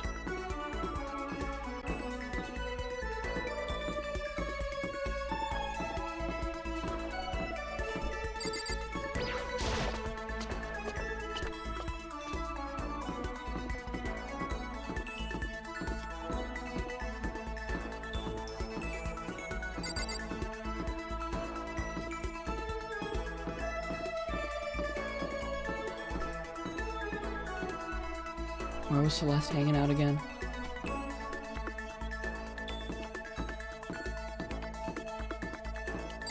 He was in this area, right? Yeah. How are you? Ah, Makoto. Yeah, that sounds about right. Indeed. Would you like to play a game of chance with me? I would be happy to empty your wallet and show it to you. She has more of a French accent, and I'm giving her an English accent. Stop it. Celeste gave me the business.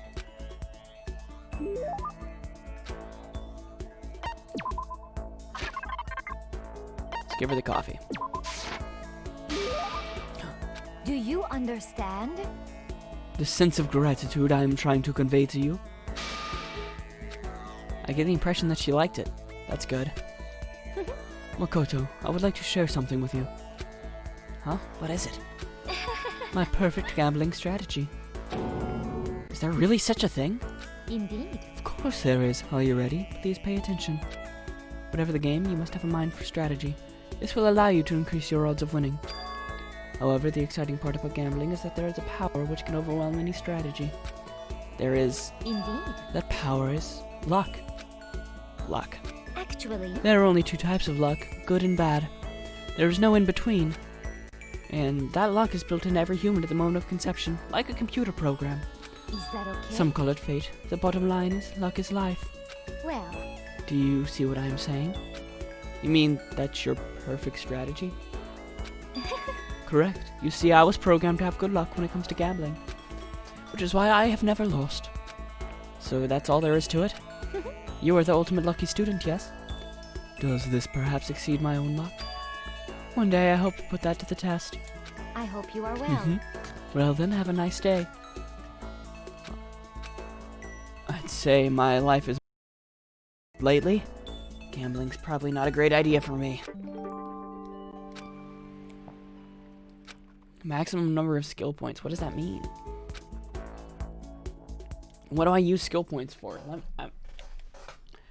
Google!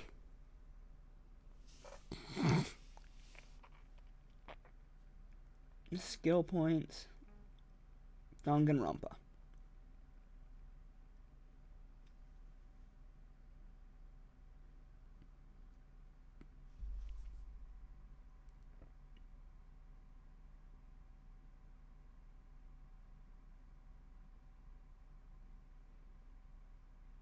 Oh, it's the stuff right before a class trial. Okay, yeah. I completely forgot about that.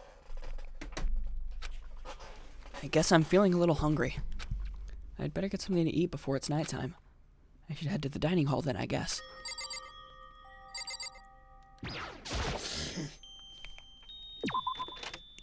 I'd better hurry.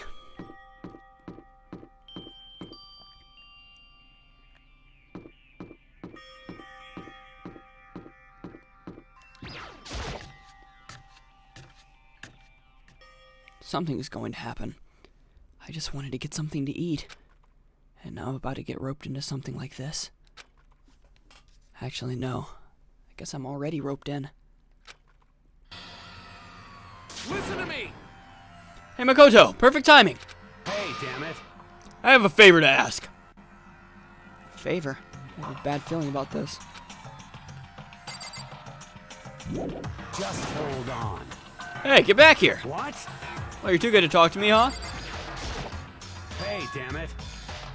Come on, Makoto. You gotta be our witness. Witness to what? What?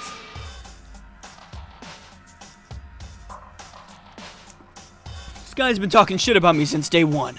Calling me a coward and shit like that. You're corrupt. You are a coward! That's why you turn to violence to solve your problems. You! That's why you can't do what society asks you, why you walk around dressed like that. Huh? Fuck you say? You don't know shit. You hear me? You've already lost yourself. You're such a coward you don't even realize it. Damn you!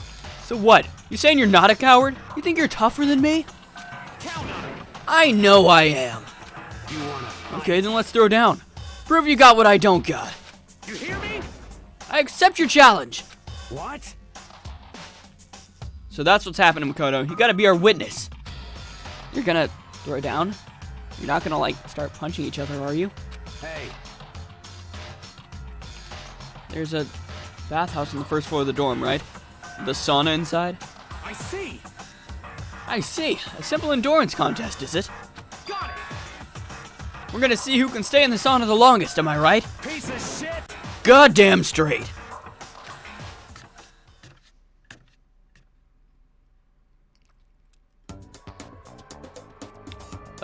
Are you guys really gonna go through with this? Stop fucking around. Shit, yeah!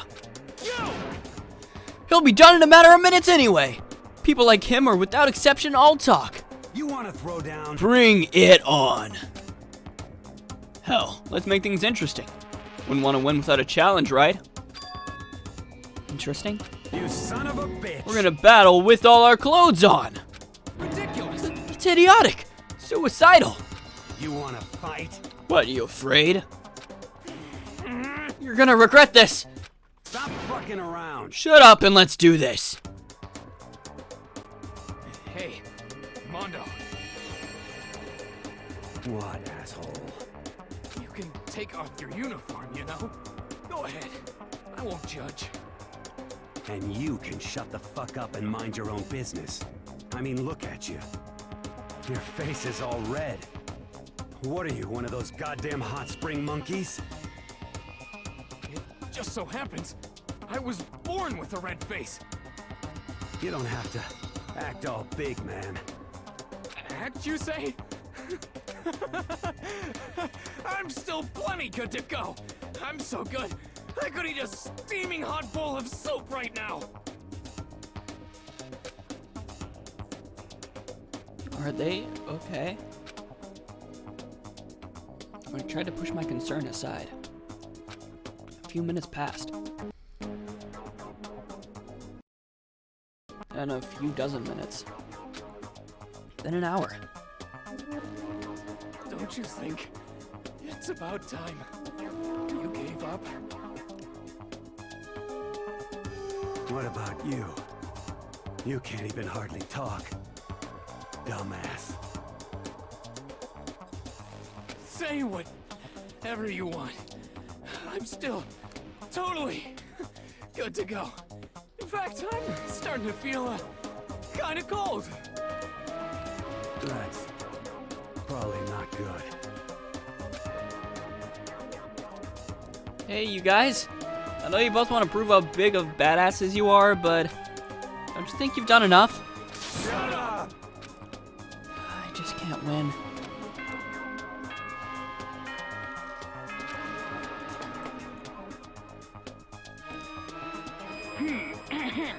This is a school announcement. It is now 10 p.m.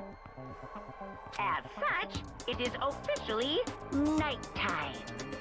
Soon the doors to the dining hall will be locked, and entry at that point is strictly prohibited. Okay then. Sweet dreams, everyone. Good night. Sleep tight. Don't let the bed bug bite.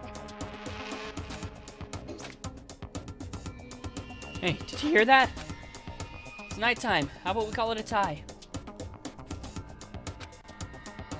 In a true competition, there's no such thing as a tie. You win, or you lose. That's the only thing that matters. Listen to you, you son of a bitch. Then bring it on. I'll push you right up to the gates of hell. Gates of hell? That's not a good place to push someone. This isn't good, guys. Yeah, you hear him? Better crawl on back to your room. I'll let you know how it went in the morning. Then you can start spreading my legend. Come tomorrow morning. You'll fall down in front of me. Down on your knees. I'll show you where to do it. Big talk from someone whose face is about to explode. Right back at ya. Okay, well, night then. I really hope those two don't ever do it, but I'm sure to the death? No, surely they wouldn't go that far.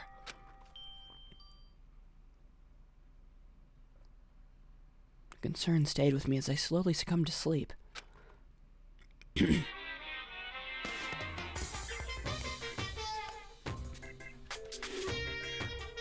If fate does exist, does that mean your future is decided the moment you're born? If all your yesterdays pile up to create your tomorrow, is your future as final as your past?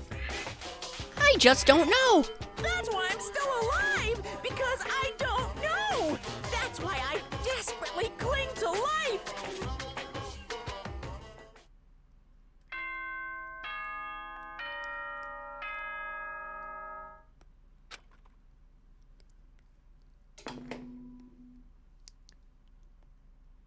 Good morning, everyone. It is now 7 a.m. and nighttime is officially over. Time to rise and shine. Get ready to greet another beautiful day.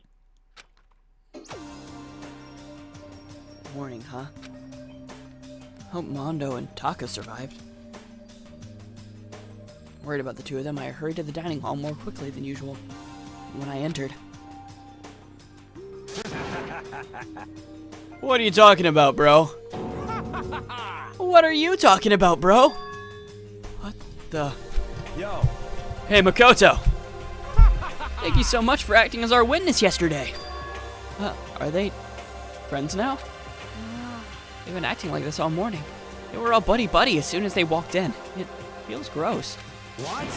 Feels gross? Hell no! Feels great, more like. This almost feels like sexual harassment somehow. Forget her, bro. A girl like her just doesn't get our manly bond. You hear me? Is stronger than blood. A woman could never understand. Ain't that right? What you just said? Bro, that was cool as shit. I should get a tattoo of it. Without a doubt. No, bro, you mustn't. Your body is a temple given you by your loving parents. So, who won the contest? Piece of shit! Who gives a shit? Got it! Yeah, don't ask stupid questions. What matters is that we both took part in it together. That's completely different from what you were saying last night. I see. Friendship between men seems very simplistic. Nothing like what I'm used to with girls. Yeah, for real. All throughout breakfast that morning, the room was dominated by Mondo and Taka's overpowering brotherhood. All in all, it was a pretty unfortunate experience.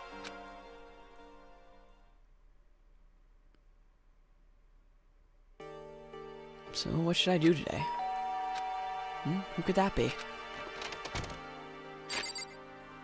Wondering who had come to visit, I opened the door and someone forced their way in. Toko? What's the matter? What's your problem? Why are you so surprised? Am I really that annoying? Well, I already know that I'm annoying. I came here knowing that, so it makes it okay. No, you're not annoying. I just wondered what was going on. I have a favor to ask. I want you to go somewhere with me. And where is it you want to go? Well, the library. Oh, are you looking for a book or something? Why don't you just ask Byakuya? He spends all his time in the library anyway. Did I say something wrong? You're not a blathermouth, right? This has to be a secret. I honestly have no idea what you're talking about, but if you want me to be quiet, I'll be quiet. Then let's go to the library. Okay, I got it. The library. Jeez, why so pushy? Quiet. Be quiet when you go in. Don't let him see you. She actually was starting to get annoying, but I did what she said and gently crept into the library. Unsurprisingly, Byakuya was there by himself, absorbed in a book. He's here. He's really here. What?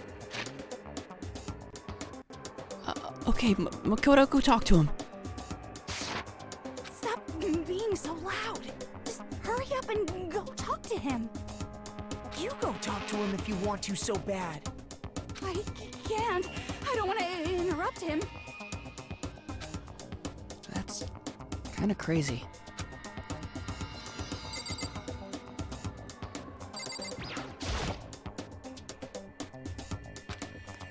He seems to be really focused on the book. It doesn't seem like the best time to talk to him. Hey, you. What are you doing back here? I hate even having to look at you. Huh, so you noticed me, huh? Naturally. Of course. Now, hurry up and leave. And take her with you. Hey, Byakuya? Remember how you said don't be a woman who dominates weak men? Be a woman dominated by strong men? I never said that. Well, actually, I thought it sounded like something you might say. Get out. Go take a bath. You smell. Don't make me repeat myself. Don't make me say it again. Go now before your stench latches onto the entire room. Okay.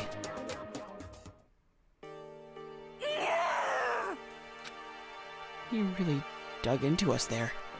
Maybe he's in a bad mood. She seemed super depressed. Did he really upset her that much? Byakuya, to go that far. He must be really concerned about me. Huh? He told me to take a bath and everything. He must really care about my well-being. Hey, Makoto, what do you think? Think about what? Do you think Byakuya and I would be good together?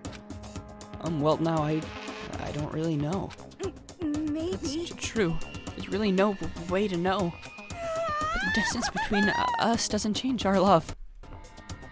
Oh boy. Because as soon as you realize your feelings, that love is born. That's how love works. Okay.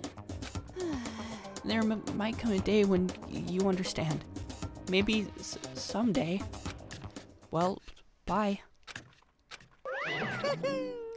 Ah, young love. Who would have ever guessed you would go for someone like him? But eager passion can also be scary. Sometimes that leads people off in the wrong direction.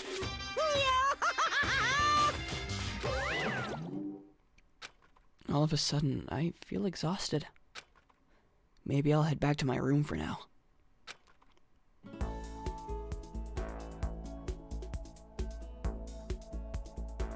There's still some time left in the day. What to do? I feel like I'm playing a Persona game with all this free time. Jeez. Who am I going to spend today with? Who haven't I talked to much yet?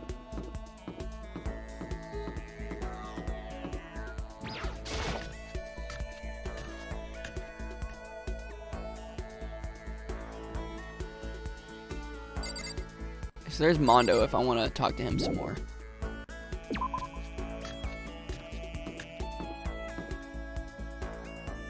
You know what? Actually, I'm kind of interested in him. According to the spirits... I had a dream last night. I saw that the spirit world was going to flood us with energy and save us from this school nightmare. How about that? It's a prophecy! Take heart, my man! Should I hang out with Hiro for a while? You know? Oh, I've got something I want to show you. I got the stigmata on my back. Hey, come on. It's a gift from the gods. Hiro showed me a scar on his back, though I didn't really get what it meant. Yeah, I'll give him a present. I feel like that tree would be good for him.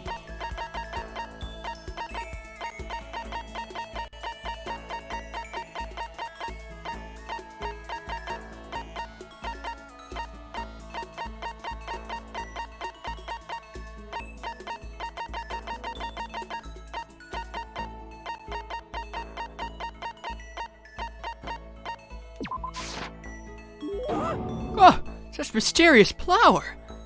This is a true blue hoop art. Makoto, the dawn of a new era draws near. Seeing Hiro so pleased with something I gave him makes me happy. Could it be... Makoto, you know what I think? You and me meeting like this, it wasn't a coincidence. So I've got some good news for you. I'm gonna give you a psychic reading at a huge discount. A discount? How about that? Normally it's $1,000 for 2 hours. But for you, let's call it $900. It's only a $100 discount. And even then, it's way too expensive. Don't be mean. Hey, come on. You should count yourself lucky that the ultimate clairvoyant is willing to tell your future. So are you right pretty often? Well? I sure am. At the bare minimum, I've got a 20% chance of accuracy. 20%? That sounds pretty sketchy. What the heck? For real, don't make that face. Didn't you hear what I said? 20% of the time I'm right, every time. That includes natural disasters, election results, you name it. Don't you realize how amazing that is? How about that? Okay, fine. I'll give you a special trial run. After all, I've already seen what the future has in store for you. What? When did you see it? Well? You won't believe what I saw. It would appear that the mother of your children and the mother of my children are the same woman. I refuse, denied. I don't like it. I'm right? It doesn't matter if you don't like it. That's just the way it is. 20% accuracy, you said? You know? At least. I pray to everything holy that you're wrong. Please be wrong. Now then, since that was a special trial run, I'm afraid I can't apply the discount. That'll be $1,000, please. Don't worry, you can pay me after we get out of here. Oh, wait, hold on. But there's no way you're gonna be right? If you like, I can do a reading right now to see whether my reading was right or not. Naturally, additional fees will apply. Think about it, okay? Let me know as soon as you're ready for my services. Oh, he's gone. Do I have enough in my bank account to take another crack at it? No. I can't bring myself to pay for something like that. I can see how people would fall into that kind of cycle, though. That was close. Please, whoever's listening, I'm begging you. Whatever else happens, don't let him be right.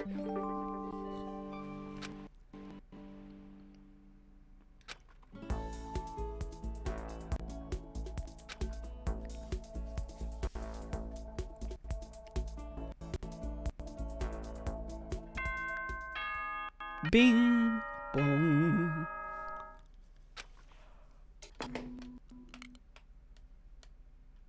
Ahem. School announcement.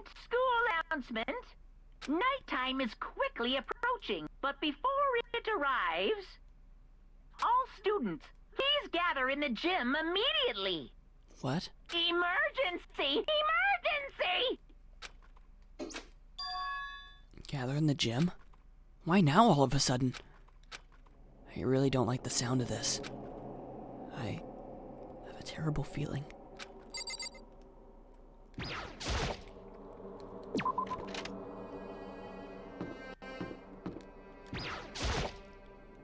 Oh, Kyoko, did you hear the announcement just now? Yes. I don't want to go, but you don't have any other choice, right? Right. I can't imagine it's going to be good news, but it's not a good idea to defy him here and now. Goodbye. So I'm going on ahead. I really can't do anything except what Monokuma tells me.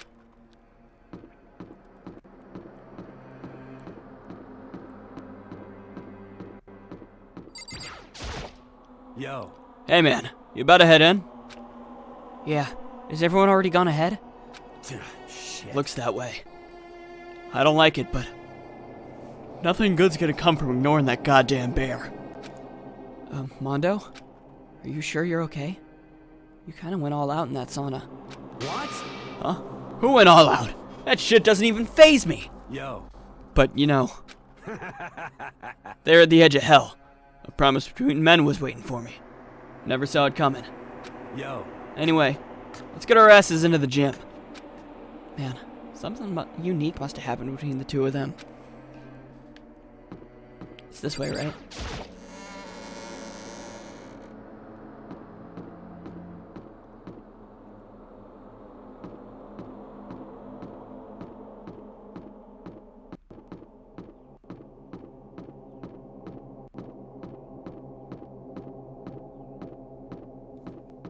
Jeez, man, this game knows how to make an atmosphere.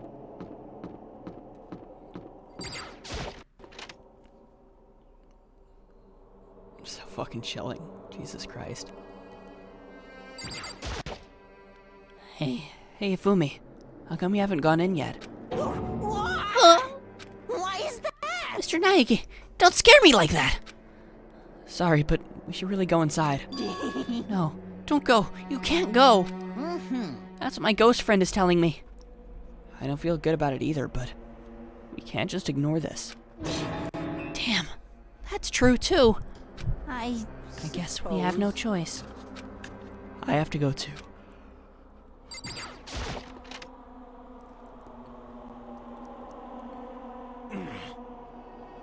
Asking us to gather together all of a sudden like this. What could he possibly want? Well, Indeed, what might await us this time? He keeps things interesting, that's for certain. How's that funny? Can't you smile like a normal person once in a while? Like how the housewife on a classic TV show smiles at the end of an episode? What the heck? Something totally messed up with you if you can laugh at a time like this. Which of us is actually messed up?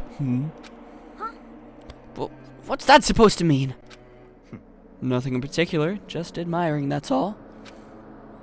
I don't want to kill anyone, but I also don't want to stay here, living in blind denial day after day. I was just admiring how you could live like that and still keep your sanity. What is this? I'm not in denial! That reminds me. Remember how you kept talking about how the police or whoever would come help us? How'd that turn out? Seems to me like there's no sign whatsoever of possible rescue. well... That's just... Huh? I wonder what actually happened. Certainly. It's strange, that's true. There's no way the police wouldn't know about it. We're right in the middle of a major urban area. What? The police suck! On the contrary, the mastermind may just be that powerful to take control even of the police. Could it be? Oh, this might not be related, but... Then don't say it. Oh, it's raining. Nope, gonna say it. It's not like some occult mystery. About last night, I was near the main hall, just staring off into space, when all of a sudden, I heard it. You heard what? A sound that I don't really know what it was. What kind of sound? Well, like I said, I don't really know. But if I had to describe it, Could it be? it was like a construction site, I guess. A construction site? For serious? I mean, I could just be making that up. I only just barely heard anything. Then you definitely made it up. Must have been the sound of the ocean in that head of yours. Say what? What you talking about, Toko?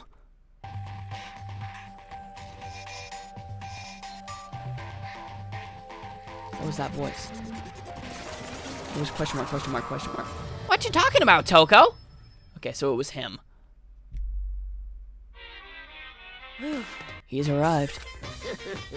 What Hero heard wasn't the sound of construction, but it could have been an explosion. Huh? Or maybe a machine gun. That can kind of sound like construction in a way. What are you talking about? Beyond this point, my mouth is zipped. My lips are sealed. I'm fully puckered. It's a secret little secret. And? Fine, let's move on to what you can tell us. Why did you call us all here? Say what? You don't beat around the old bush, do ya? Ready for me to get to the point, huh? If you please. But before that, you mind if I vent a little? I'm low on energy these days. My stitching's even losing all its shine and luster. I'm thinking it's probably because of this ho-hum, boring old everyday life. I'm looking for something with a little more stimulation. Something rife with danger and intrigue. Yep. Listen, can I just be frank? Today. The next Blacken hasn't shown up yet, and I'm getting bored. Hey. So I've decided to come up with a new way to motivate you. Motivate? Is this another set of videos or something? Are you gonna show us some demented thing to try and drive us all to murder? Drive you to murder? What a mean thing to say. Just awful. You hear me? I don't know what you've got planned, but we're not gonna kill each other anymore. No matter what you do, I swear to God we won't. That's very big talk. Do your very best to back it up, okay? Now then, with your permission, let me begin. So this time it's embarrassing memories and secrets. As long as you're alive, it's a given that there's things you don't want other people to know about you. So I did a little investigating of my own, and I dug up some of your darkest secrets. And those embarrassing memories and secrets are all contained in the envelopes I have right here. I'm going to hand them out now. Bruh? So take a second to take a peek. As Monokuma spoke, he tossed the envelopes at our feet. I quickly snatched the envelope with my name written on it. I nervously pulled out what was written inside. My entire body suddenly went rigid. Makoto wet the bed until he was in 5th grade. Ha! What? How? How'd you find out about this? Everyone started talking all at once. You have 24 hours. If someone doesn't become blackened by then, all your deepest, darkest, most embarrassingest secrets will be exposed to the world. Maybe I'll roll by a crowded intersection in a van, strapped with loudspeakers, and spill the beans.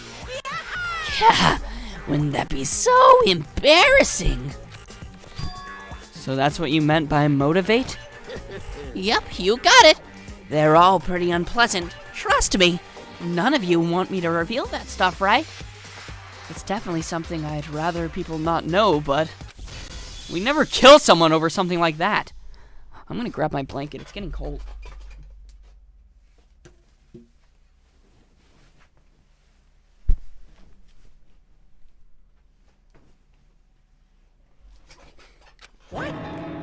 What did you say? Count on it. He's right. Your plan is doomed to fail. No one's gonna murder someone for this kind of thing.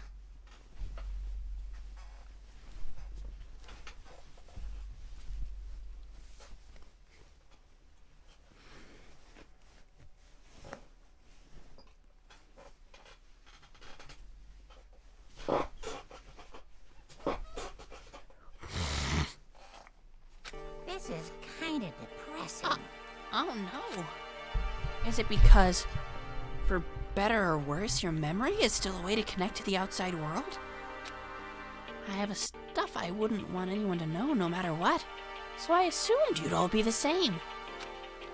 Which is why I put so much effort into preparing this next motive.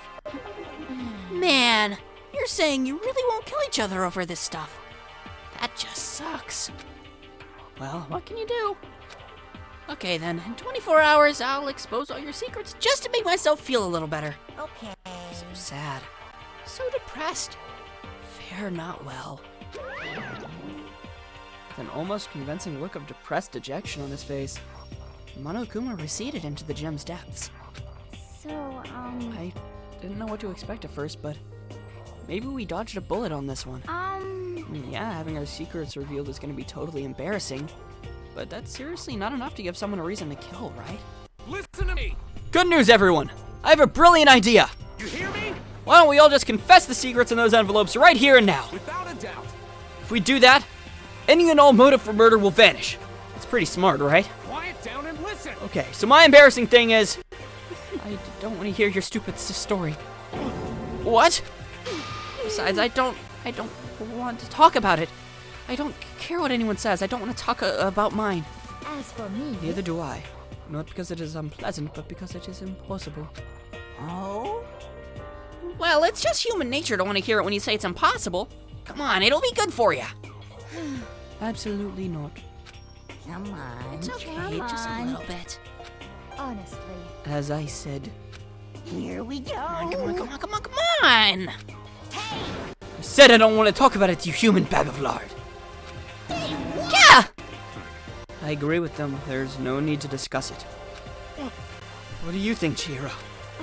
I'm sorry. Sorry, I don't really want to talk about it right now. But... But I also don't want to leave things the way they are. So maybe I can talk about it later. After I try my best to become strong, then I can tell everyone. So, If you don't want to talk, you don't have to. I'm not super excited to talk about it either. That's true. If everyone's that much against it, even if my bro's the one that suggested it, I gotta say no. Well, that's okay then. Either way, it's just a few secrets. I'm sure nobody's about to kill anybody over it. I hope you're right. Secret's so bad you'd kill someone to keep it. Nobody's got something like that, right? Okay. I'll stop with all the secret talk, but... You hear me? Each of us has 24 hours to get ready. Having our secrets exposed isn't gonna be fun. But it's not like we're gonna die because of it. So, don't do anything hasty. The way you keep repeating it kind of makes me worry even more. Oh, okay, sorry. I know it's gonna be tough, but...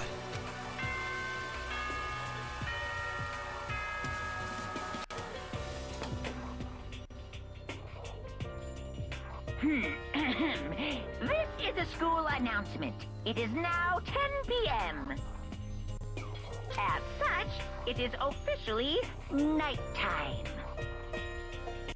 Soon the doors to the dining hall will be locked, and entry at that point is strictly prohibited. Okay then, sweet dreams everyone. Good night, sleep tight. Don't let the bed bugs bite. Nighttime already, huh? Okay, let's call it a day. Of course. Good idea. We need to prepare for tomorrow. I was left with an anxiety I just couldn't shake, but we left things as they were, and left things as they lay. One by one, we headed back to our dorms. I know it's time for room. Secrets or memories you don't want anyone to know about. A way to connect to the outside world.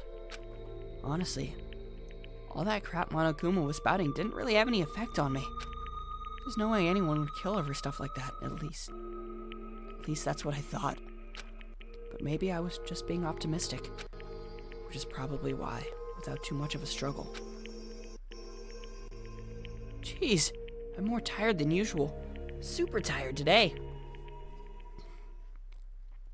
I fell asleep. But what I didn't know is that even then, a tragedy was taking place.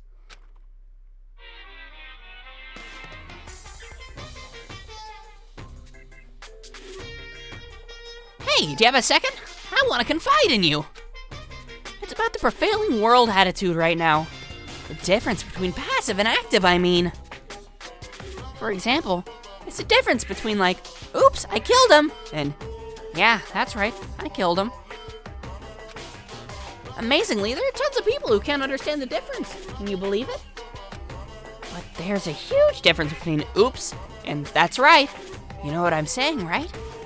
Anyone can kill someone in the heat of the moment, but surprisingly few can do it with calculated intent. So make that choice and put it into action. It's way harder than just letting your emotions lead you. It's all about preparation, resolve. So maybe you're wondering, what's the point I'm trying to make? Well, I'm not totally sure myself. Maybe you should try reading between the lines. Is somebody gonna kill with calculated intent, or is he foreshadowing someone either killing somebody accidentally or killing somebody with malicious intent?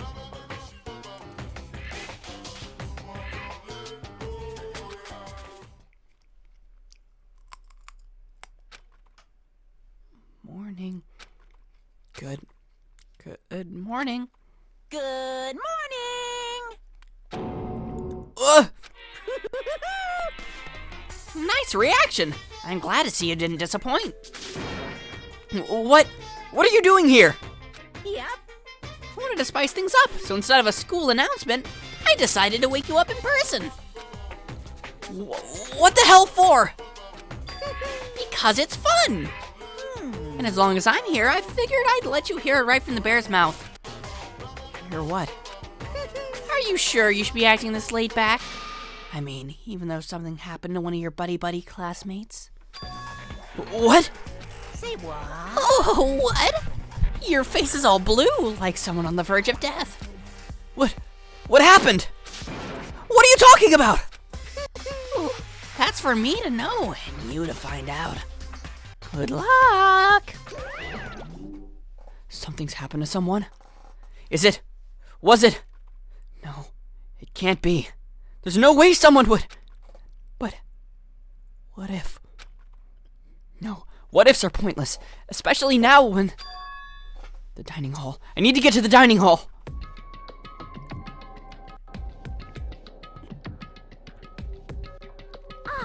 Makoto. Are you okay? Hey. Did Monokuma talk to you too? Hiro, Hina, Sakura, and... Byakuya. You're the only ones here? Where's everyone else? Either they're already off trying to verify what Monokuma said, or they've fallen victim to the something that Monokuma mentioned. The something? Perhaps. It can't be.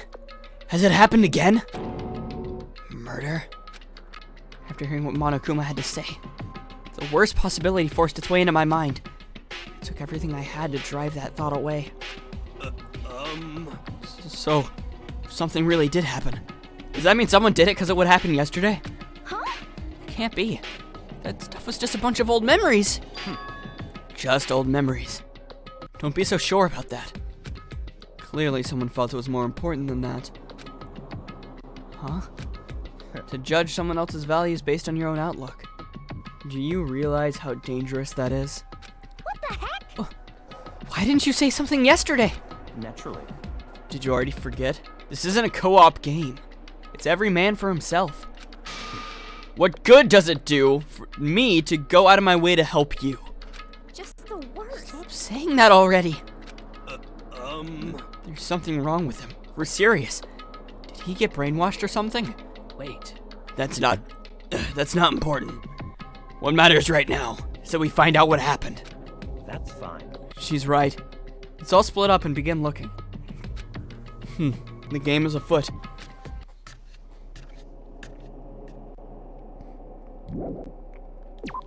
Might as well check the kitchen, right?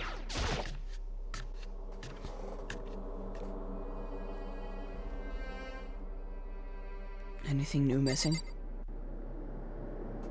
No, it doesn't look like anything's missing.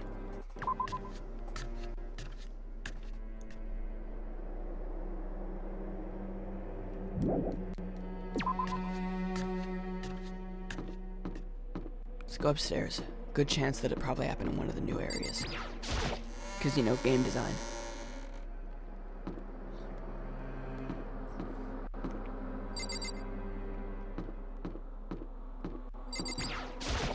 Yo, Hey, Makoto. Honestly, what do you think? About what? for serious. About Byakuya. You think he's being brainwashed or what? I don't know. You know more about that kind of thing than me, right? What? What's that supposed to mean? Well, I mean, you're some kind of psychic, right? Hey. Listen, Makoto. I think you've completely misunderstood what it is I do. Okay, listen. Fortune telling is like... Well? It's totally different from brainwashing or hypnosis or any of that pseudo-scientific bullcrap. I need you to understand that. So you expect me to think fortune telling isn't pseudoscience? Sorry, but I don't want to get yelled at.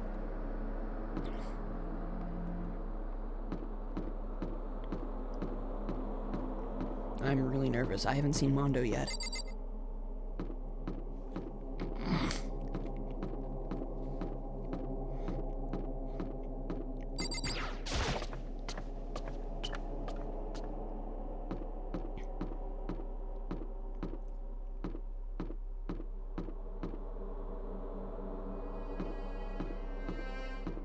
Maybe the pool, actually. I'm gonna check that. Just so I don't forget.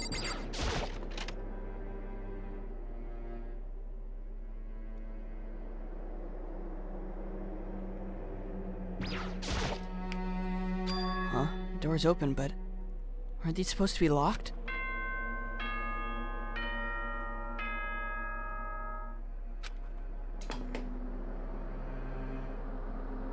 For this investigation, I have unlocked the doors. Please look around to your heart's content. Investigation. It's all clear now. Just as I thought. Byakuya!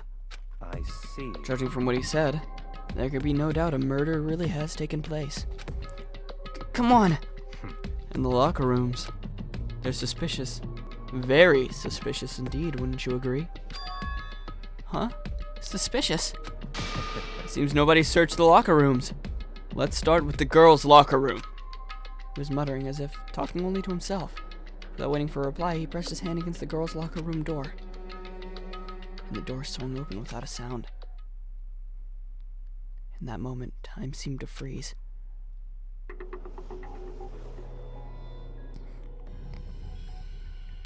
No! Oh. No, man. I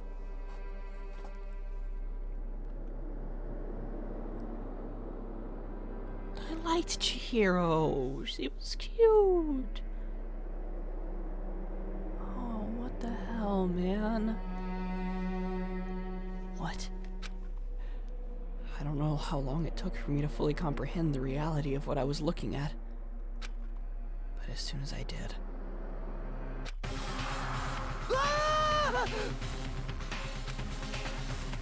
A wild, almost primeval scream escaped from my mouth.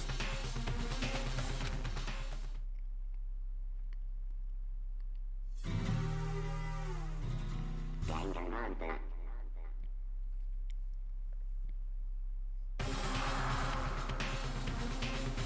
I tried to suppress my screaming, but it was useless.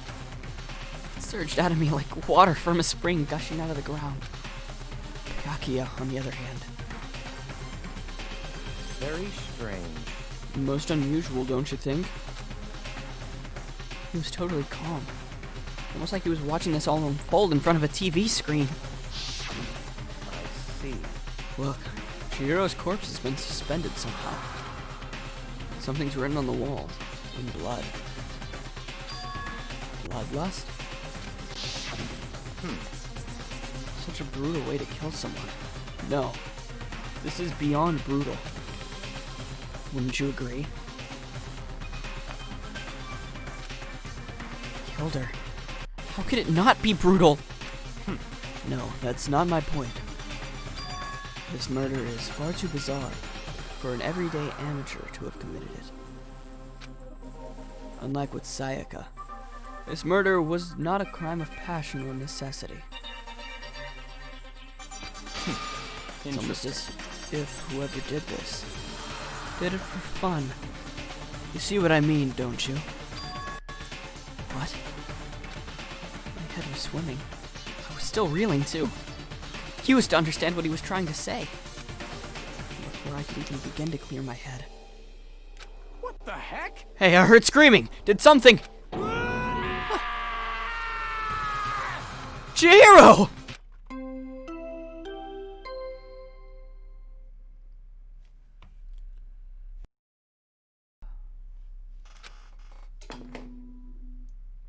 Man. A body has been discovered. After a certain amount of time, which you may use however you like, the class trial will begin. The hell was that? What? That's right, you're unconscious during Sayaka's, so you don't know about it. What you just heard was the body discovery announcement. Apparently when 3 or more people discover a body, an announcement plays to let everyone know. I imagine it's so that the search for the culprit can proceed fairly for everyone involved. Proceed fairly? Body discovery announcement! Chihiro really is... Naturally. dead. Yes. Or you start screaming your head off. Go round everyone up. Seems another game has begun. Another life or death game to uncover a killer. Taka bolted out of the locker room. As everyone else made their way to the scene, it felt as if no time had all passed. It was like my sense of time had just taken wing and flown away.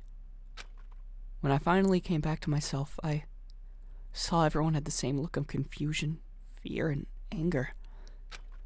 We all just stood there, gathered around Chihiro's body.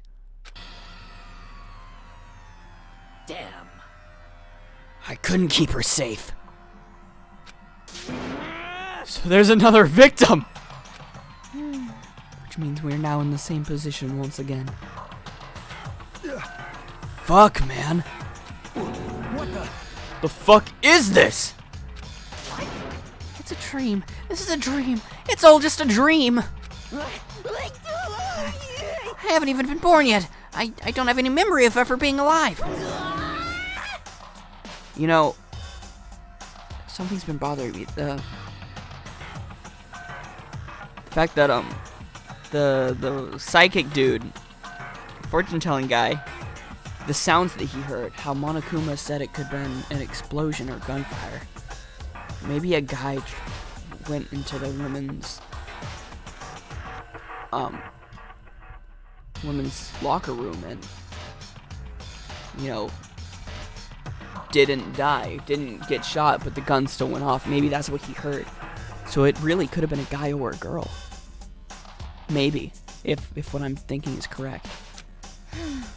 Shut up.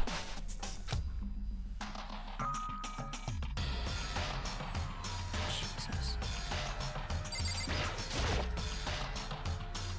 No, there are more important things to worry about right now than a dumbbell. It's got blood on it. It's a sign of a fucking... Okay. Just a second. Wait. Hey, There's something written on the wall. Doesn't that concern you? On the wall? The word bloodlust is written on the wall in blood. so... I don't think that's any kind of dying message. It's just too strange.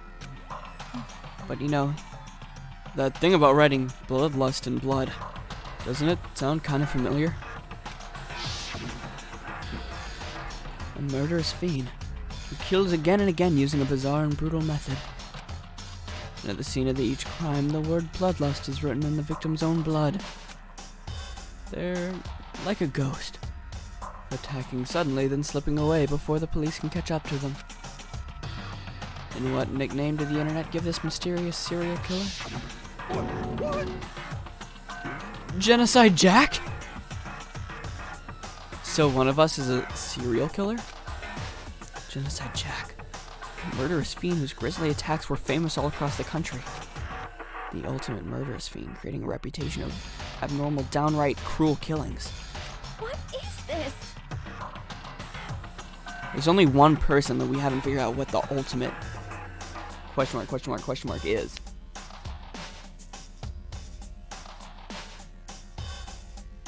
Maybe, I don't know, she doesn't seem like she'd be the ultimate serial killer. But that does raise some suspicion. Then this is some copycat killer trying to imitate Genocide Jack's style? But why would anyone do that? Perhaps it's the work of the real Genocide Jack. The real... Wait, are you saying Genocide Jack is here in the school? No way! There's no way. But going so far as to write bloodlust at the scene, I am surprised at their stupidity. Well, I can't imagine a worse situation than dealing with a stupid murder. Wait, I can't imagine a worse situation than dealing with a stupid murderer. What is it now? Toko. Hina was pointing toward the entrance to the girls' locker room. Toko was the last to arrive, and now she was just standing there. No. Why? Why? Why?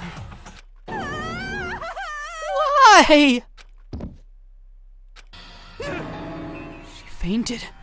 That did not sound good. Toko! Hina rushed over to the collapsed Toko and started trying to shake her awake. Toko, are you okay? Come on, wake up! Oh, that's right. Just remembered what she said about how she faints anytime she sees blood. Oh. So she's hemophobic. I imagine she does not watch too many horror films then. This isn't a violation of the rules, right? I mean, technically she passed out somewhere besides her room. No, I think she should be okay. The regulations prohibit sleeping, like, on purpose. So since she didn't faint on purpose, it doesn't count? Gotcha. Just a second. Toko, can you hear me? Hey, you gotta wake up! As if she'd heard her, Toko suddenly shot awake. And then she literally jumped from where she was laying. Such a strange reaction. I was at a total loss for words. She leapt straight up into the air, changing her stance as she did. In no time flat, she was just standing up. Ignoring the physical contortion she had to go through, her emotions were totally haphazard. Huh? What? Sorry about that, I was just so shocked, you know? It happens, right? Was I the only one? To Toko, are you okay? I'm fine. Was that a dead body? Hey, are you dead? What the heck? Must have hit her head real hard when she fainted. Girl has a front and back, a top ending and a bottom, a sea of truth and a web of lies. Well. This is quite concerning. I mean, she sounds completely different. No. Everything's fine. At least the stutter's all gone. That's a good thing, right? I see. It's clear to me that everything is not fine. Your eyes seem strangely vacant. It might be best if we take her back to her room for the time being. So, I don't mind taking her, but could someone help me? If you need help, I don't mind.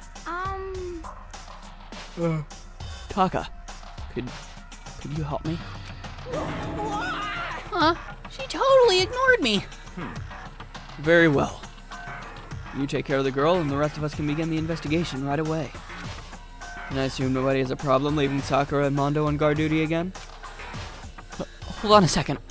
Rushing to an investigation. The mastermind isn't behind that. After what happened last time, surely you realize that. Don't make me repeat There's no myself. question that Chihiro was murdered by someone among us. Isn't that right, Monokuma? of course. Right as rain. But don't take it as a bad thing. It's just a fact of life. Because that's how graduation works. Then it's happened again. that what you're saying? That another one of us? Another one of us killed a fellow classmate. What? Does that freak you out? You guys got no balls, you know that? Is there just nothing down there at all? I'll let you pray to mine if you want. Actually, I don't have any either. Sorry. Stop talking. Stop monologuing and give us what you came here to give us. You did bring it, right? I sure did, chum. Allow me to present the next Monokuma file. I know how much you must be looking forward to it. See ya later! So please do your tippy-top best on this investigation. No way! Do we really gotta do another investigation?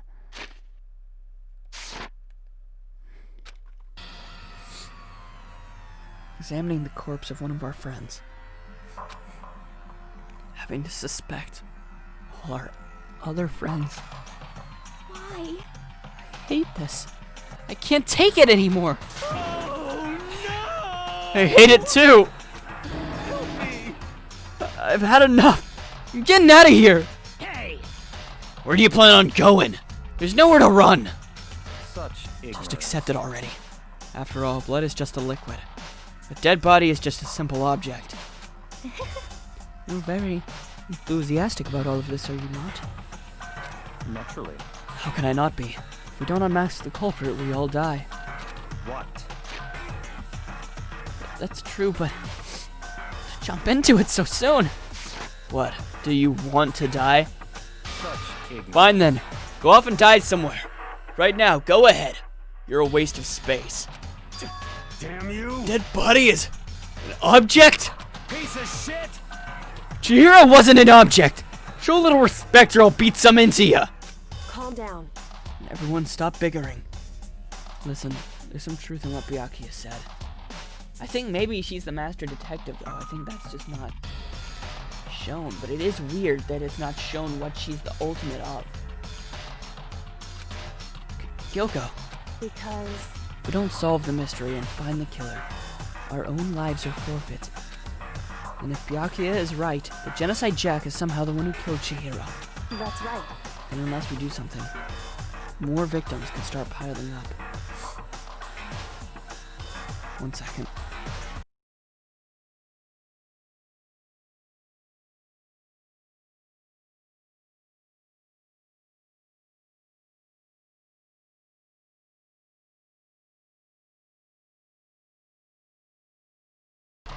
Sorry, just had to blow my nose. Forget more victims. If we mess this up, we're all dead meat. Hey! Hey! Hold on. If that's your worry, you don't gotta worry any longer. If in an only killing game, the guilty party may only kill a maximum of 2 people. Huh? What?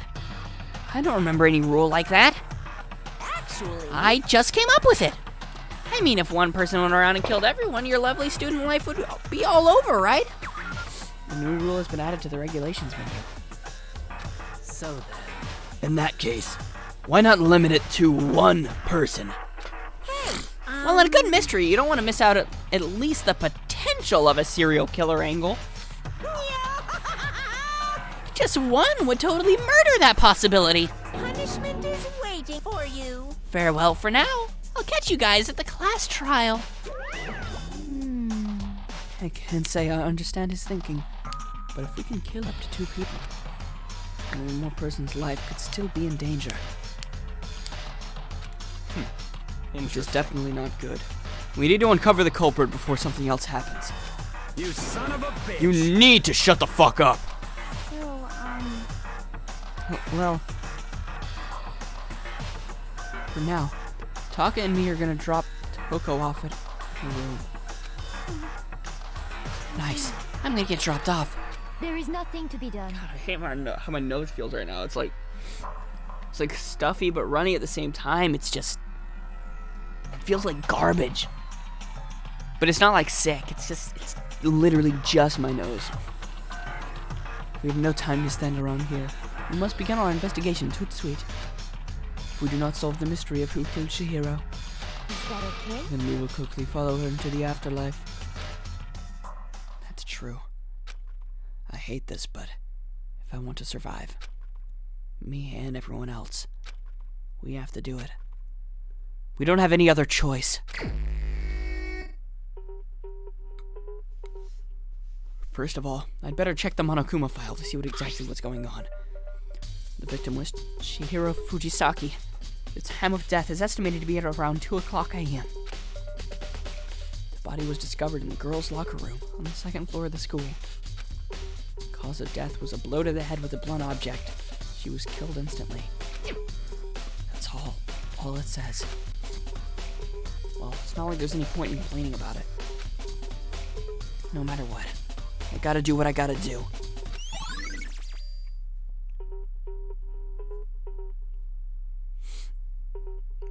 God. Man, why Chihiro? Oh. Hey, Makoto, do you have a second? Huh? Did you need something from me? Naturally. Of course. Life without purpose is quite dull, you know? So, what did you need? I'm gonna let you cooperate with me during my investigation. Huh? What? I'm purchasing your talent. The same talent which allowed you to solve Sayaka's case. Solve? No, I just... Stop talking. You seem to have some limited use, which is why I've chosen you. You have the honor of contributing to my investigation. So you're inviting me to come with you. You're doing it in the most arrogant way possible, though.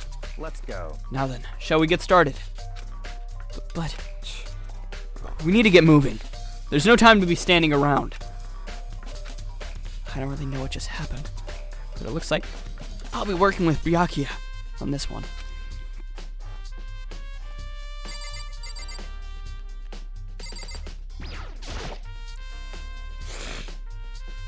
There's a dumbbell on the floor, and this is a bloodstain. A bloodstain on the dumbbell. The Monokuma file said, a blow to the head with a blunt object is what killed her. Does that mean this dumbbell was actually the murder weapon? That's right. I don't imagine it could have been anything else. I accidentally read Makoto's voice with Byakuya's, but that's okay. Locker room dumbbell has been added to the truth bullet section. I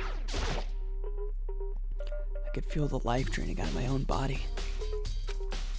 It's a dead body. Chihiro's dead body.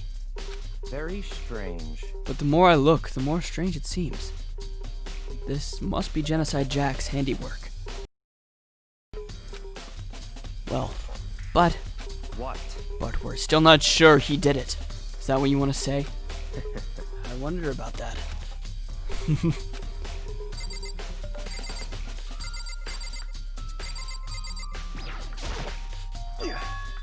Dude had a real complex about being weak. You heard Chihiro talk about it, right? Oh, I need to get stronger. Yeah, I do remember she said that more than once. Sure did, which I guess explains the trip down here. But did she really need to get stronger that badly? I already mentioned it, but she was a girl after all. Most girls aren't all that strong. I don't know, man. Haven't really thought about that stuff. The cause of Chihiro's complex. I can't help wondering what it might be.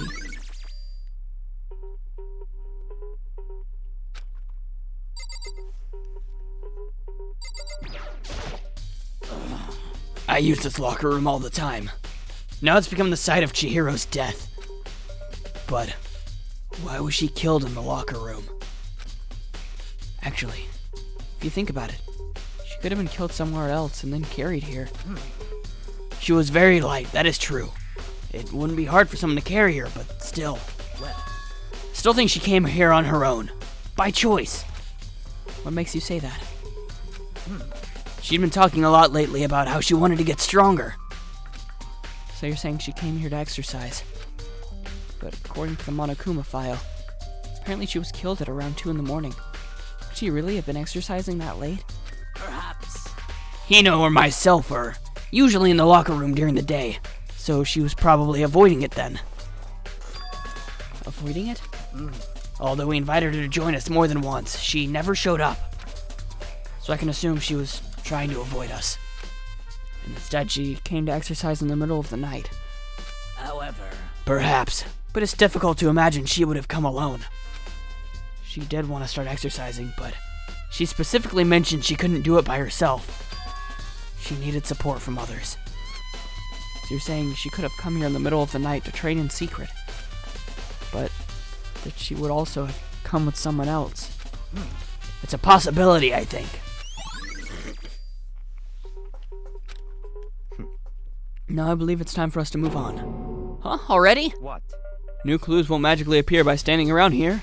We need to check every aspect of this case. That's true, but Let's go. if you're satisfied, then let's hurry up and proceed. He's so pushy. I got caught up with the wrong person this time.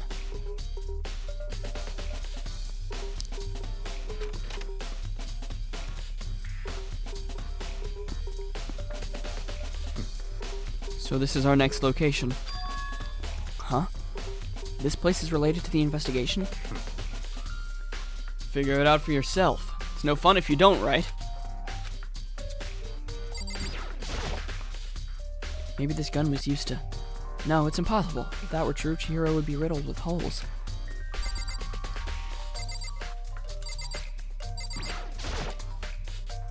There are a bunch of different pool-related items which have nothing to do with the case, yeah.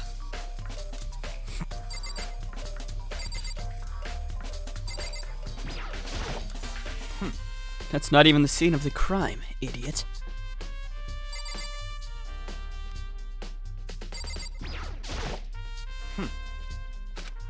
Okay, whatever. Hold on, we still have more to check here. What do you mean?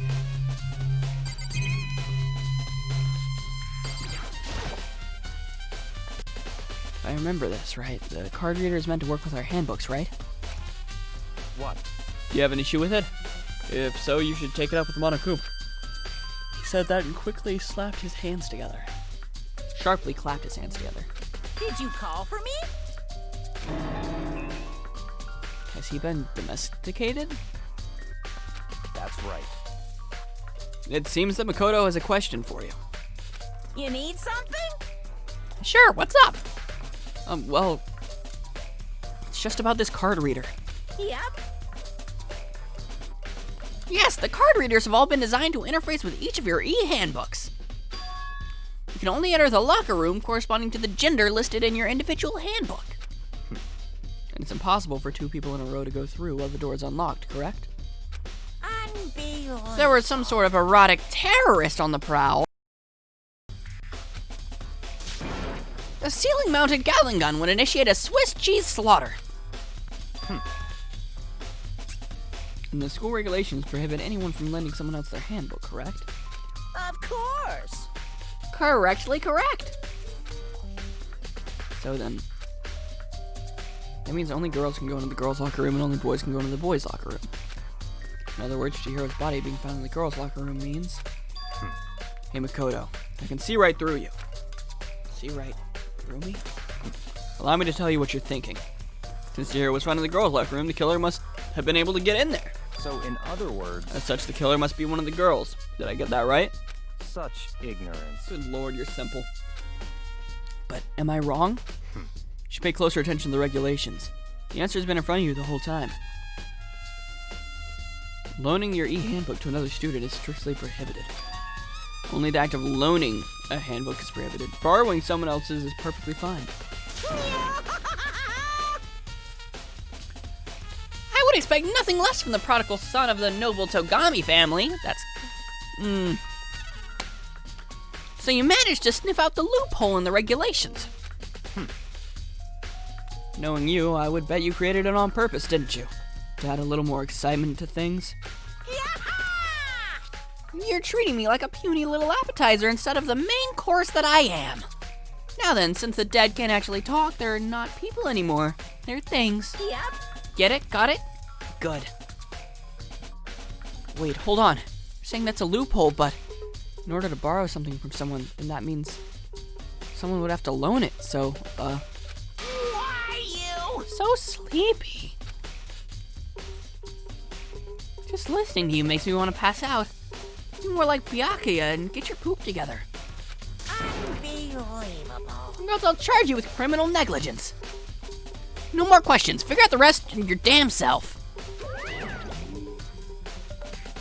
That's fine. Well, I know you're unfortunately lacking in mental faculties, so I'll fill you in myself. Let us head to the main hall.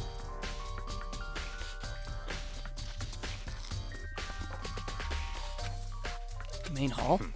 That'll help you understand what's going on.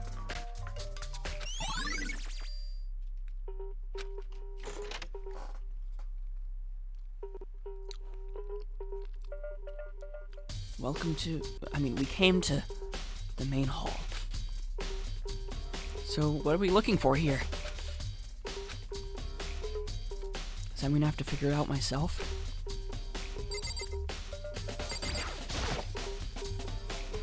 Surveillance camera.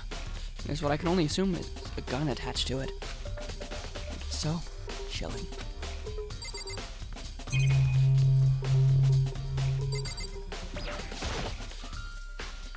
A hunk of metal blocking the entrance seems like some kind of machine.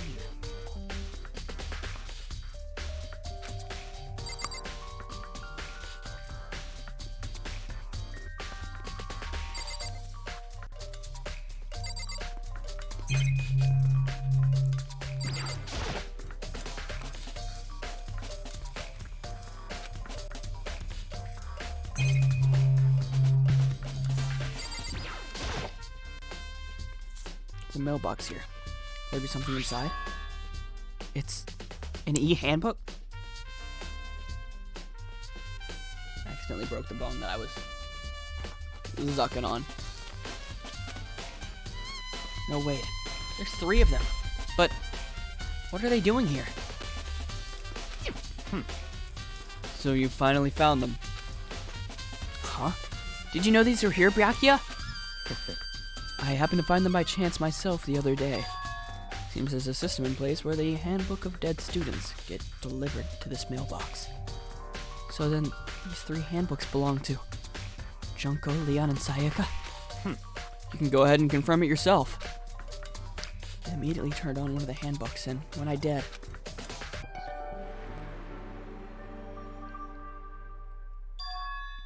You're right. This is Sayaka's handbook. Now do you understand? This is the key to the loophole that I revealed earlier. Yeah, I feel like I'm starting to get it. You should pay closer attention to the regulations. The answer's been in front of you the entire time.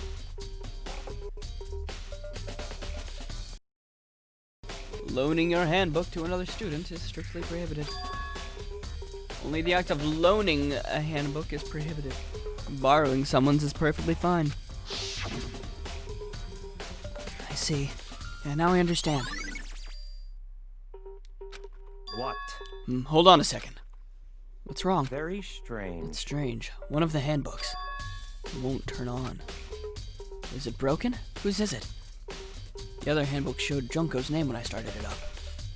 And the one that won't turn on must be Leon's, right? I see. It would make sense, yes. After all, he did get pummeled with dozens and dozens of baseballs. Pummeled with baseballs.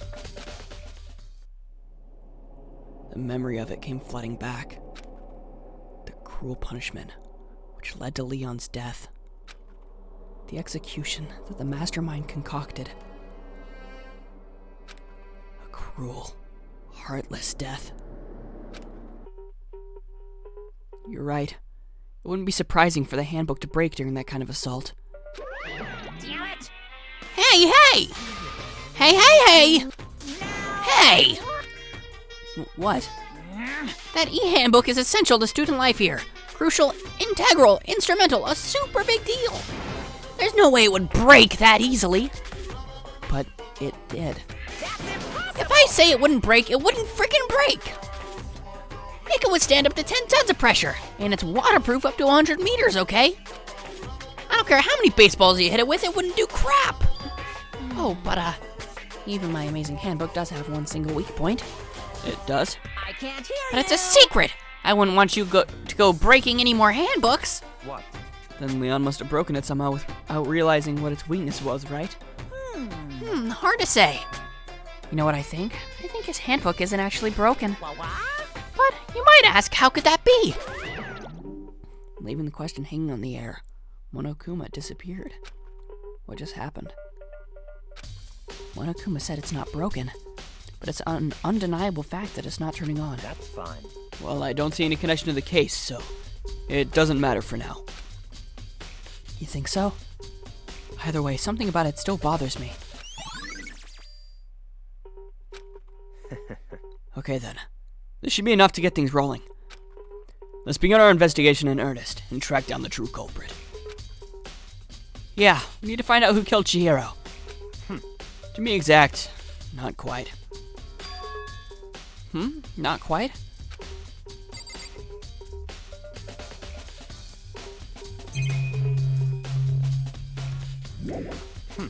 Hold on, still more waiting to be checked. What?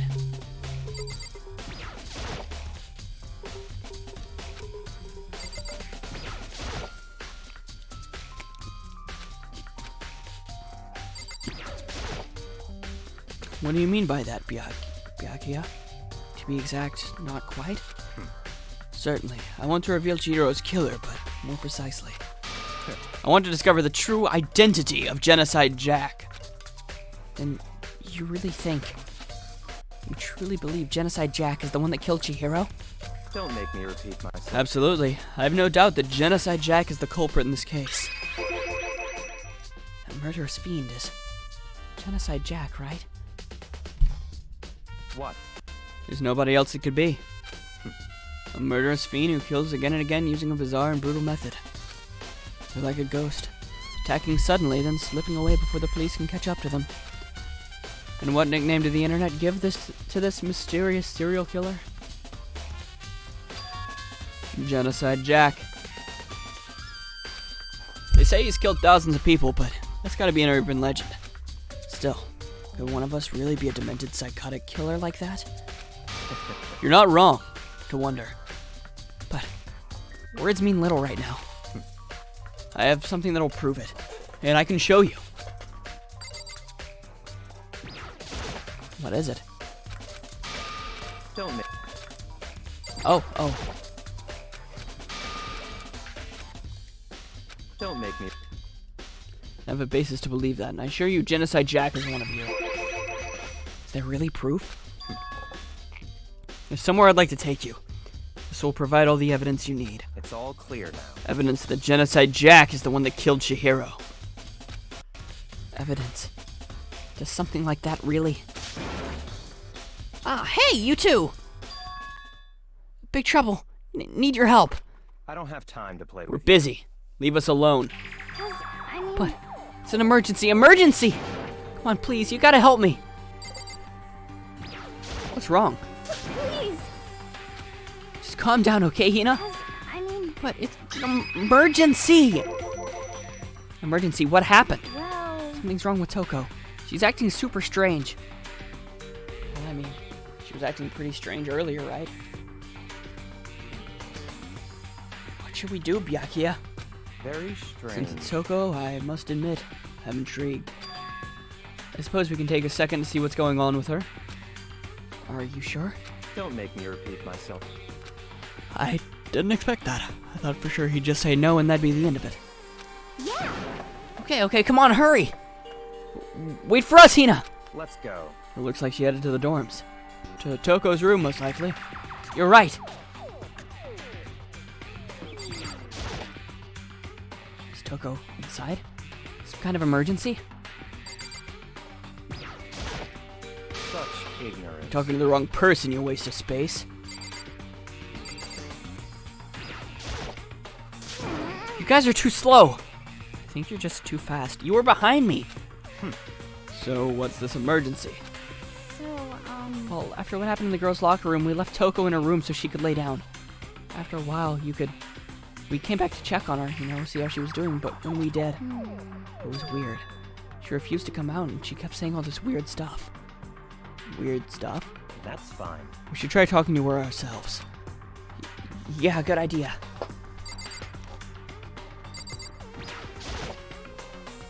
I may as well give it a shot. Door swung open, slowly and silently.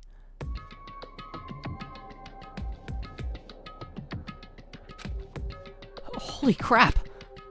An aura of negativity flowed out from behind the door, forcing a gasp out of me. What? Oh, nothing. It's just that, Hina was really worried about you, holding yourself up in your room.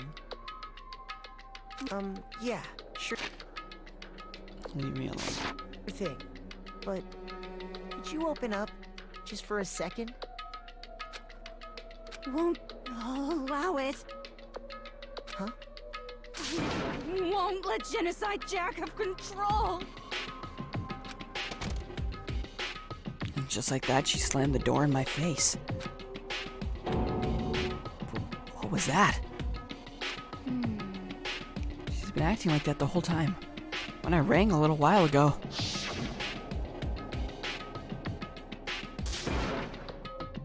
I'll drive out the killer. Drive out the murderous fiend.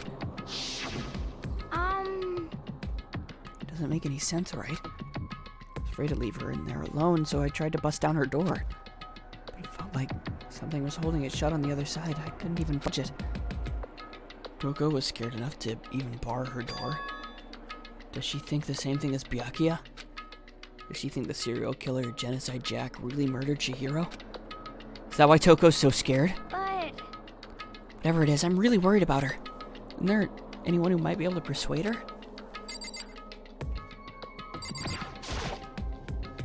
Hey, Byakuya. You think you could ask her? To come out of her room, I mean. That's fine. Sure, whatever. You're gonna talk to her, Byakuya?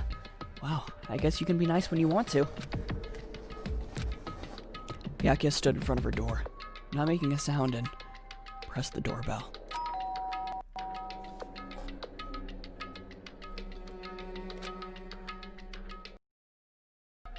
After a few moments, what do you want? leave me alone. You're all so annoying. Bacula! It's Byakuya. I'm sorry. I couldn't keep our promise. Don't worry. Never again. I won't let Genocide Jack have control ever again. Is this like a split personality thing? And with that, the door slammed shut. Even Byakuya couldn't pull it off. There's nothing else we can do. Let's get back to the investigation. Hold on. Hey, Byakuya. What was Toko talking about just now? Something about a promise? What? Oh, I have no idea. Another one of her delusions, I'm sure. But Stop talking. if I say I don't know, that means I don't know. Just let Hina take care of her. Oh, yeah. Okay. I'll stay here and keep an eye on her. Let's go. Well then, let's go.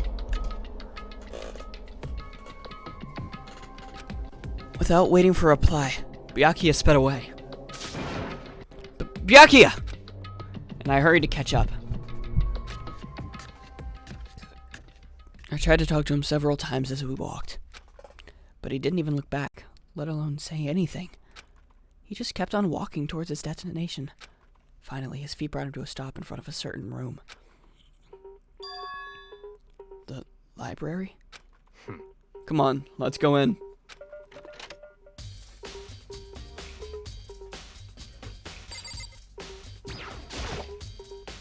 If I remember, on the other side of this door, it's the archive, right? Hurry up and go inside. Oh, here? Let's go. It'll all make sense once you're inside.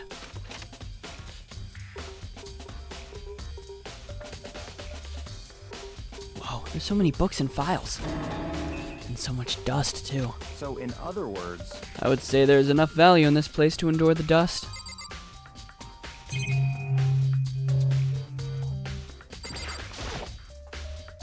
So many files stuffed on the shelf. What's in all these things? that's enough. Those documents are dangerous. Dangerous? They detail all the people who control the world from behind the scenes. Dangerous truth for a commoner. You mean like members of the Diet or something? No. I mean the ones with the real power. The secret council, controlling everything from the shadows. If you're ready to be disappeared for it, take a look. There's some very interesting people in there. You're just kidding, right? Am I? I'll just let it go for now.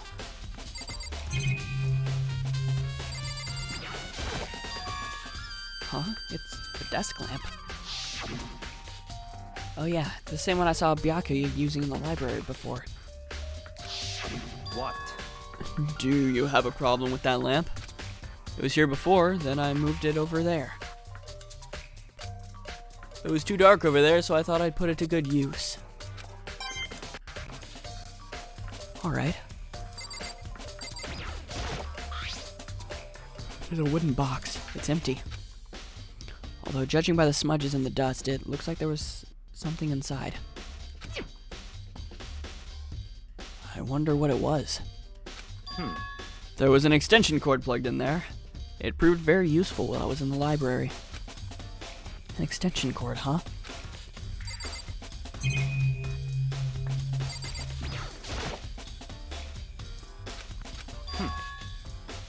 Oh, wait, what? So I picked up a file at random. Ah, you have a sharp eye indeed to select that file. Huh? That's right. That's the report on the presidential assassination. The original is kept at the National Library. It won't be declassified for another 30 years. Are you sure you want to look at it now? There's no telling whose crosshairs you might wind up in for peeking at it. Without making a sound, I return the file to the shelf.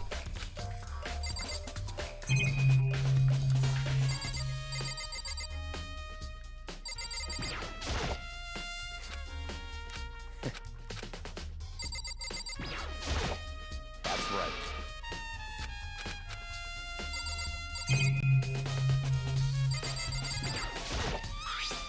There's a wooden box. It's empty. Although, judging by the smudges and the dust, it looks like there was something inside. Oh, okay, yeah. So I guess I'll just talk to Byakuya now. If you pay attention to your surroundings, I'm sure you'll discover that value yourself.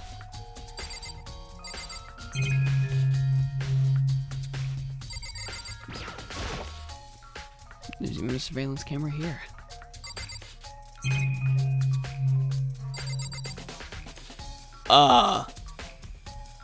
Oh wait, okay, that's a shadow.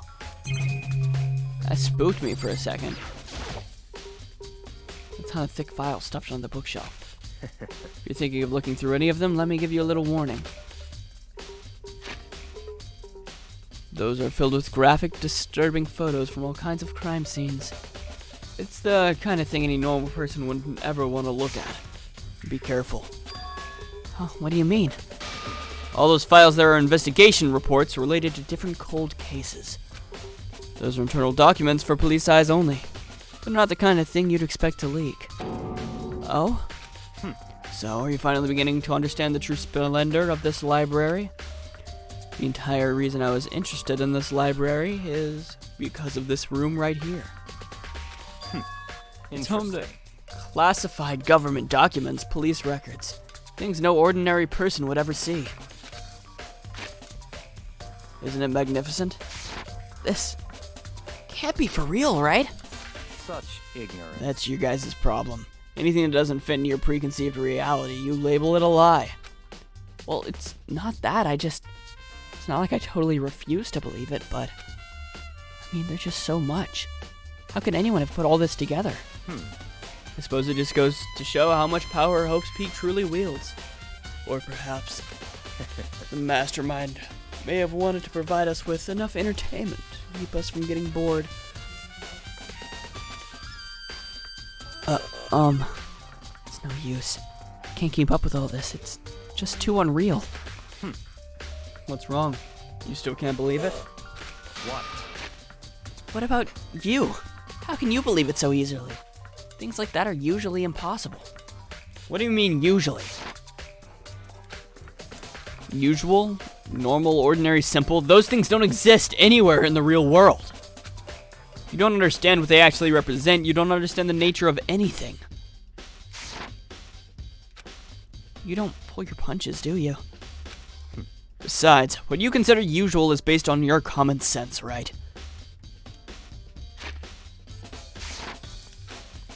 But what makes you think your own common sense applies to me at all?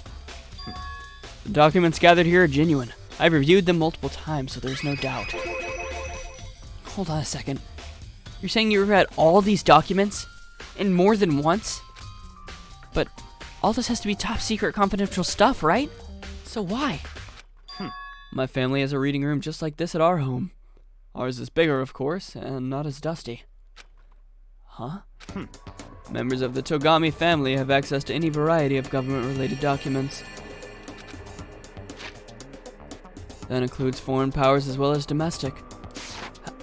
How is that possible? So, in other words... I already told you. There's a secret council that controls the world from the shadows.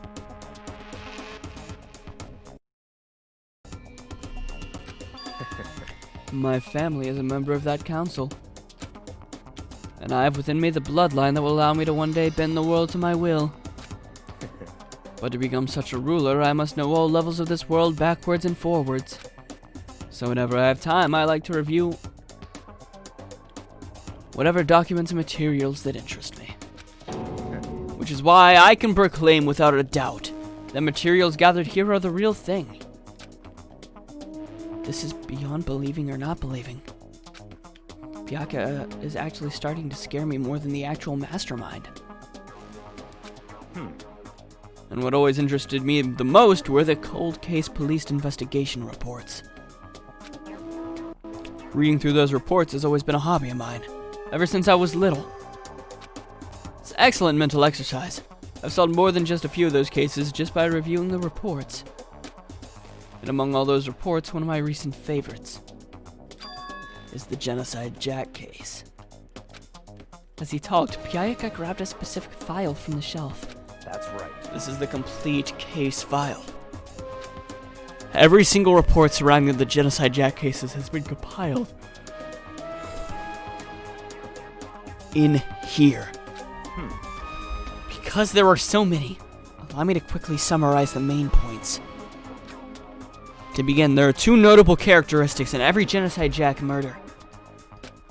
The first characteristic is that every crime scene, the word bloodlust is written in the victim's own blood.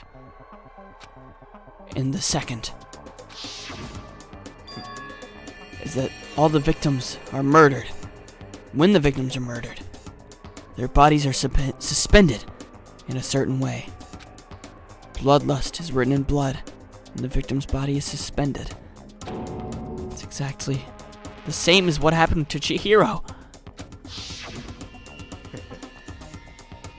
Save your surprise. The best part is yet to come. For the second characteristic, where the victims are suspended, the only ones who knew about that particular fact were members of the police and other higher-ups. By all accounts, nobody in the media ever found out. Huh? In other words, no one on the news, no one online, nobody knew about that aspect of each crime. Only key officials and the killer himself knew about this act of mounting the victim.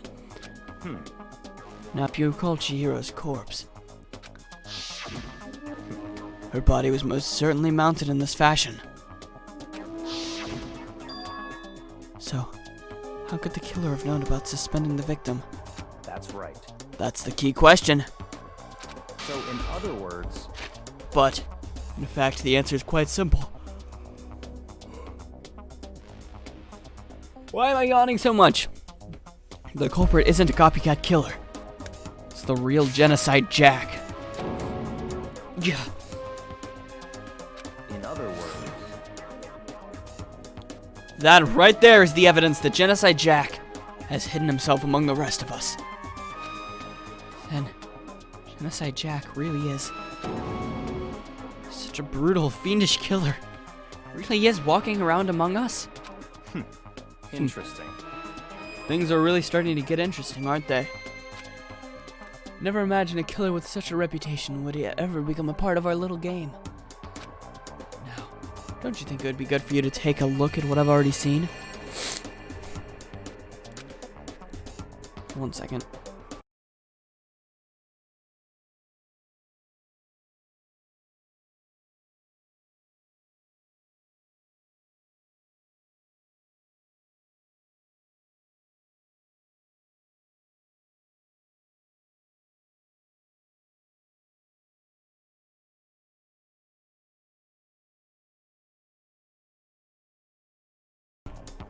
You might just manage to ferret out a clue or two. Such ignorance. If you get down on your knees and beg, I might even show you myself. My favorite pillow. What do we have to check out here? Byakuya? Put that Genocide Jack case file. Could you let me see it? That's fine. Well, you didn't beg. But I guess it's okay this time. Feel free to look at it in here, but you can't take it with you.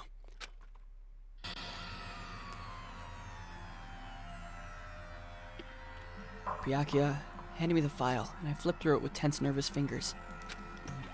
Suddenly, my hand stopped. I had reached the page where photos from the scene of the crime had all been collected.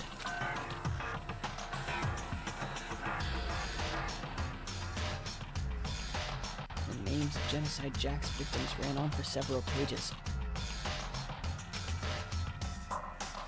Ken Harada, 32. Tetsuhiro Honda, 17. Shoji Gaku, 23. Kano Issei, 14. Takeshi Yoshida, 30. Komatsu Taro. Takafumi Gono, Uchida no Hisa. Takeshi Masamune. Kyoto Yamajima. There's no end to it. And one thing became perfectly clear as I read. All of the killer's countless victims were killed and suspended in exactly the same way. And at the scene of every murder, the word bloodlust was left in the victim's own blood. Now take a look at the next page, and you'll find another interesting tidbit. The next page?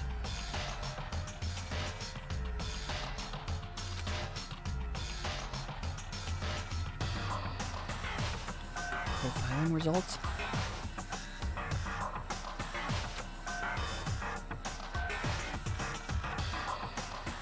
All of the crimes took place either on weekdays at night or during holidays, either day or night.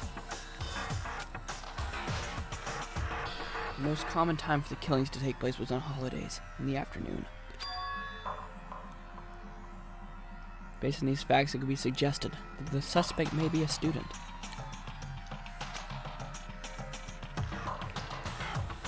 Evidence suggests that the suspect lingered at the scene, but when they did leave, they were in a panic. Because an eyewitness has never come forward. It's unlikely there was any external reason for this. This confused behavior suggests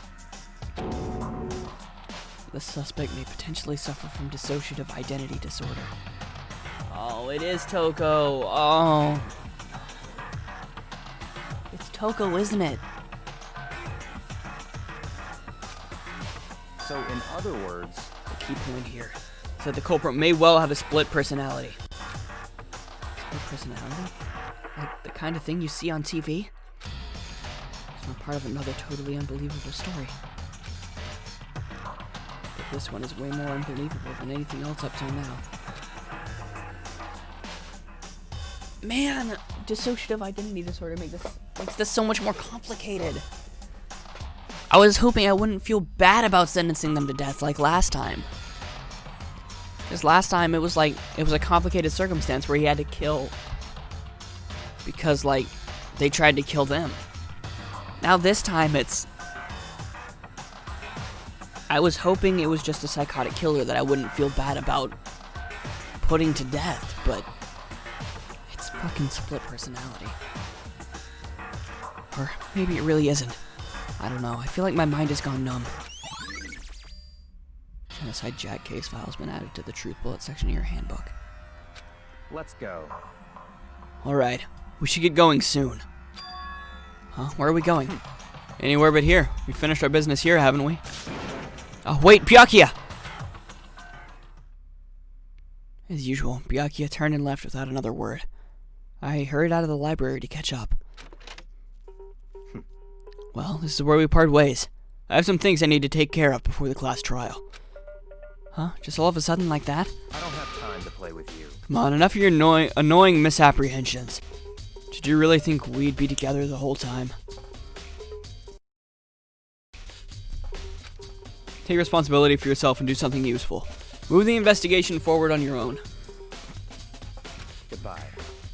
Well, goodbye. And just like that, he was gone. Just as quickly as he asked me to join, he'd cut me off. In the end, it felt like I was just some plaything getting tossed around. At the same time, I'd uncovered some really important clues thanks to him. Genocide Jack. He's the one that killed Chihiro. And that murderous fiend. He's one of us. But who is it? I have to find that out no matter what it takes. And to do that, somewhere I have to go investigate one more time. I have to go back to the crime scene, the girls' locker room. I should check the boys' locker room too. The other things that might have come up with some info. The others might have come up with some info that I might find useful while I'm at it. I need to find out everything I can.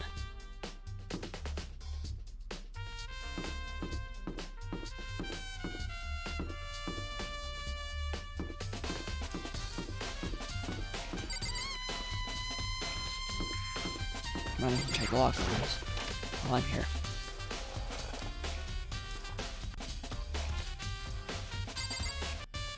What's up, Ifumi? Ifumi has discovered evidence revealing the identity of the culprit. I feel as if... Another stat increase for me. Evidence. What did you find? I cannot reveal that just yet. But I guarantee that what I found will steal the killer's breath from his lungs. Are you sure about that? Oh yeah, Miss Lunenburg said she'd witnessed something worthwhile too. Really? What did she see? She refused to tell me. It's like when a girl bullies the boy she likes, right? Right? Okay, so where's Celeste now? The warehouse by the dorms. She was there, but at the same time not there. What's it gonna be? Okay, so I'll keep that in mind. I gotta go down to Celeste.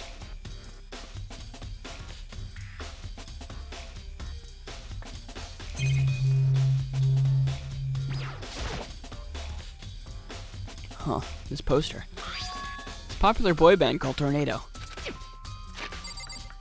Somehow it doesn't quite fit in the boys' locker room. What's that on the carpet? There's a strange stain on the carpet. What is it? Somebody shit on the carpet. Come on, guys. It's not cool.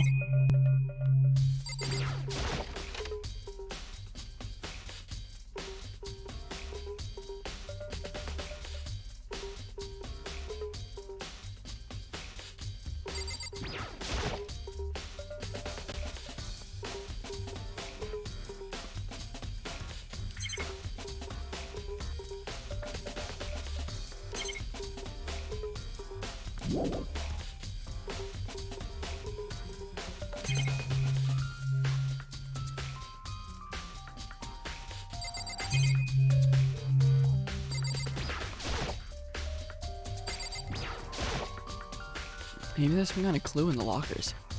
Guess not. There was a coin, though.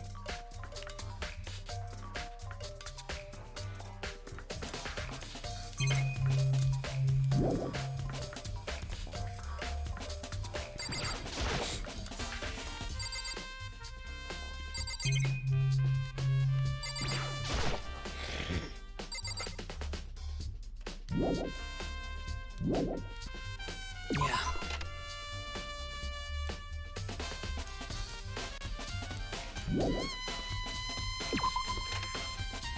We can go back to the scene of the crime, see how everything's holding up over there.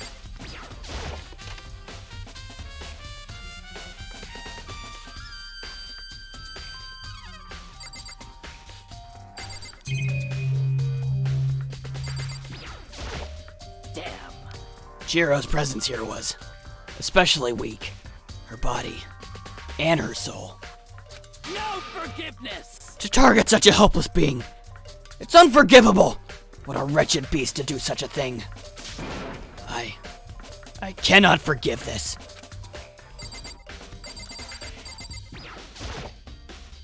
Hey, Kyoko, have you made any progress on your investigation? Indeed. Generally speaking. However...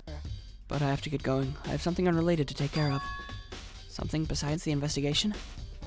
What is it? Well...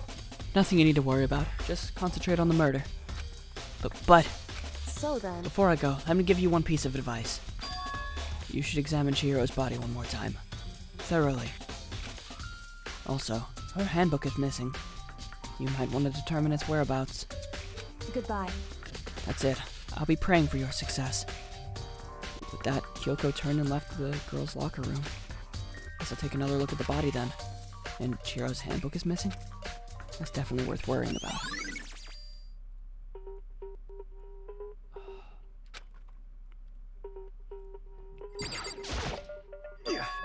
Dude had a real complex about being weak. Okay, yeah.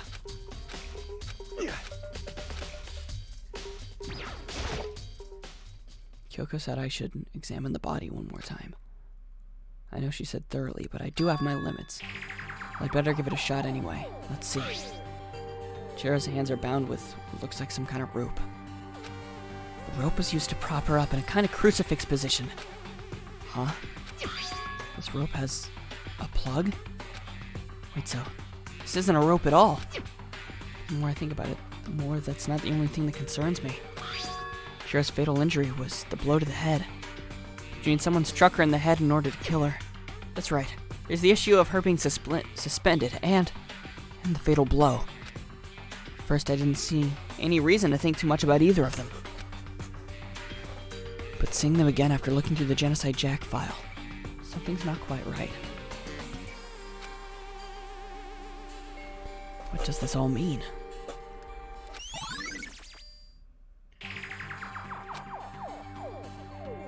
Well, the one thing that most likely ties all these mysteries together is the true nature of the rope that was used to suspend Chihiro.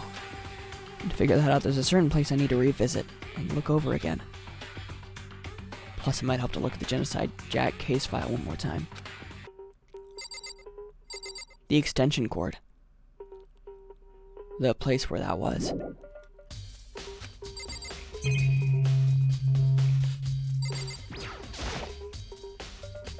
The bloodstained poster. The blood is the most noteworthy part, but the big-breasted swimsuit model is pretty noticeable too. The girls' locker room doesn't seem like the kind of place you'd find something like this. Oh, but wait, that reminds me. The poster in the other locker room is... Sorry, there's definitely something strange about this. In the boys' locker room, there's a poster of a popular boy band. In the girls' locker room, there's a poster of a big-breasted swimsuit model. Could the posters have been switched? But if they were, why? What reason would anyone have? Maybe I should talk to someone who knows a little more about the locker rooms.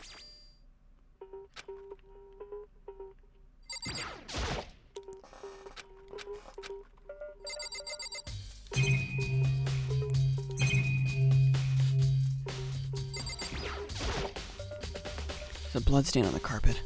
Could only have been caused by Chihiro's murder.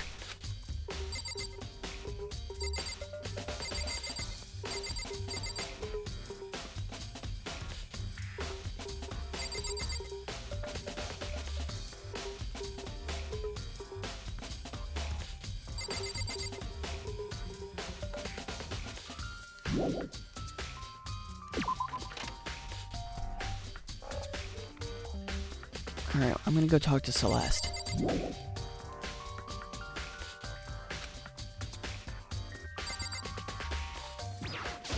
One more thing left for me to discover.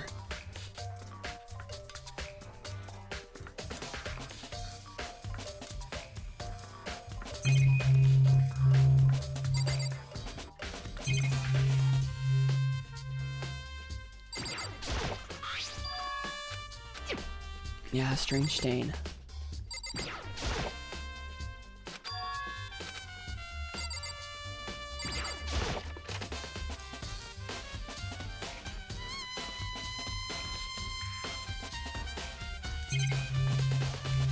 No, not in here.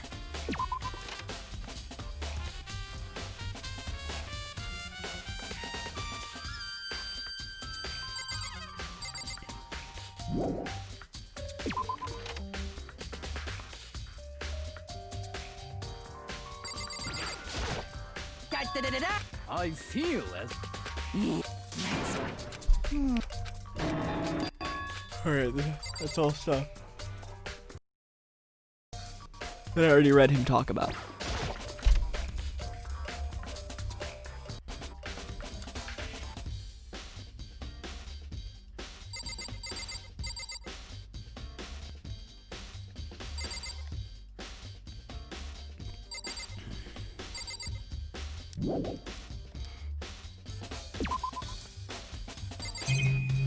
Is there something else for me to look at?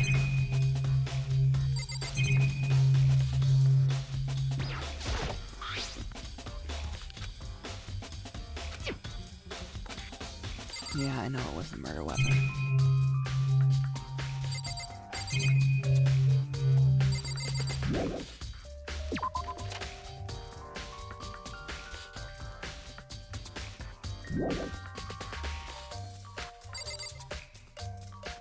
More for me to discover.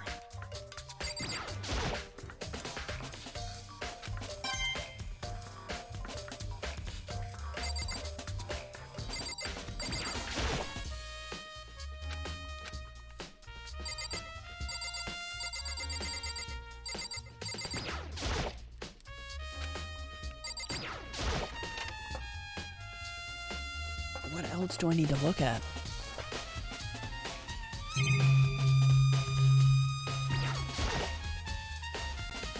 Oh, you spent a lot of time exercising in the girls' locker room, right, Sakura? I've used it every day since it opened up. Sometimes Hina and I use it together. Okay then, let me ask you something. Do you think the posters in the boys' and girls' locker room could have been switched? I'm sorry. Sorry, I can't really say. I never really paid any attention to the posters. I see. However... But there is something that's bothering me about the locker room. You see, I like to drink a little protein coffee every time I finish exercising. We have protein coffee? In the warehouse. It's not the highest quality, but I don't have a lot of other options. I mix protein powder with coffee and down a glass of it after exercising. Anyway, the other day I spilled some on the carpet in the girls' locker room and it left a stain. A stain? But I don't see any stain on the carpet now. Exactly. I noticed it earlier. The stain has disappeared. But there's a stain on the one of the boys.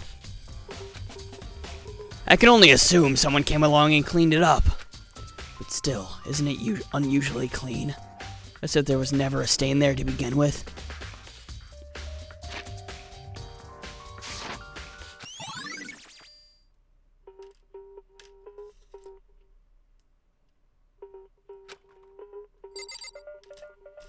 Very unusually clean.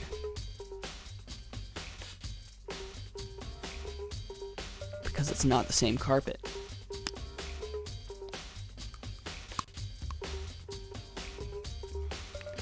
But why would someone switch that stuff?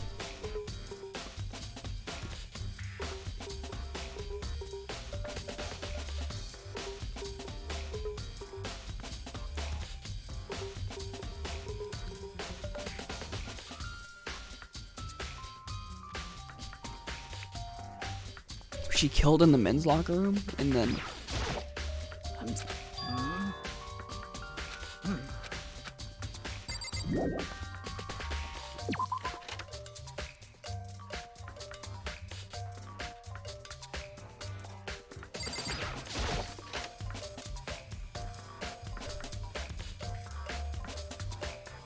it looks like a doo-doo stain.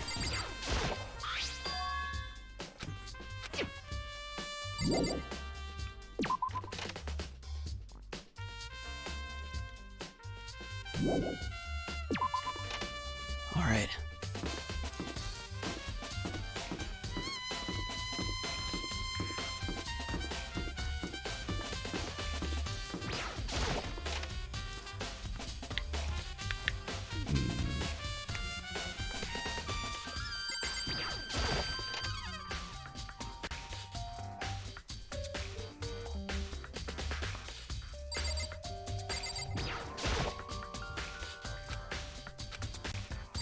Yeah, the extension cord was in there before. And there's a plug.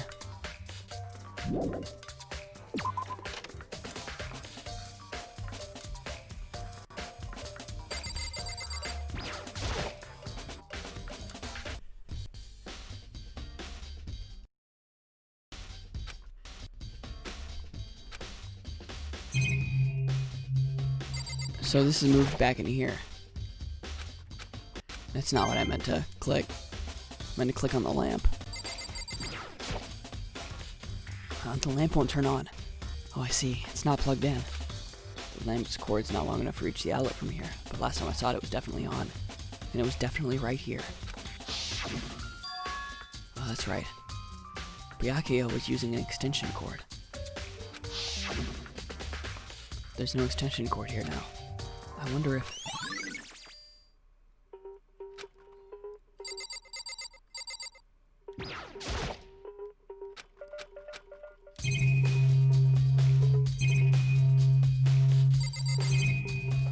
Alright, yeah.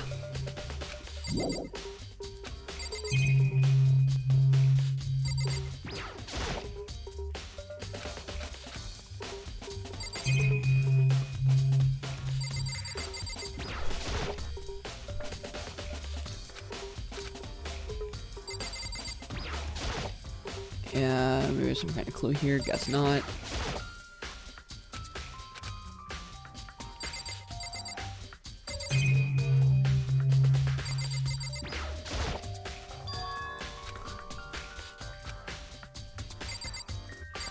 Did Byakuya maybe take it and what?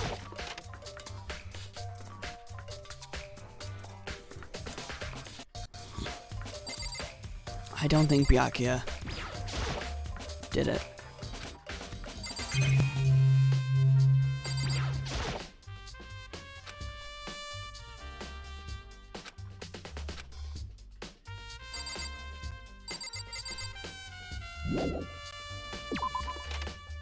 Am I able to leave yet?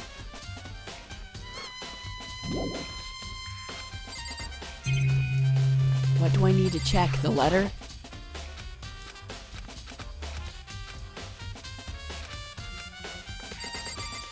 Yeah, questioning the mastermind's motive.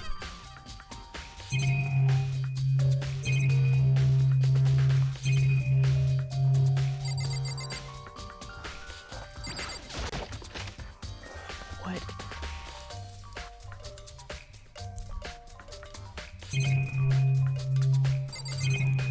What am I supposed to look at, bruv?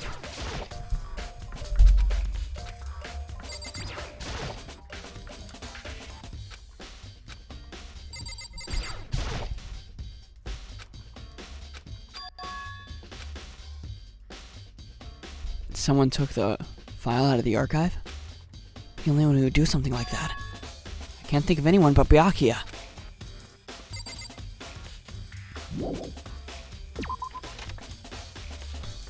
Okay, was that what I needed to look at?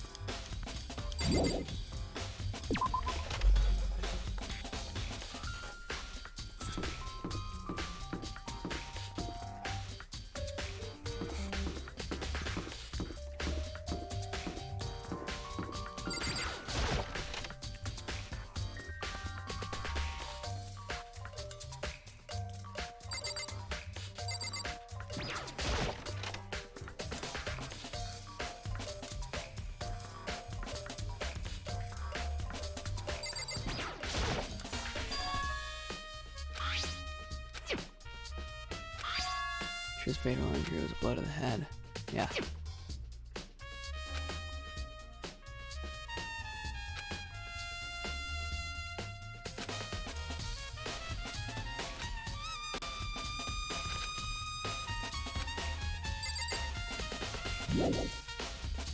Alright, so I guess I'm going to go look at the case file one more time, so I gotta find Byakuya.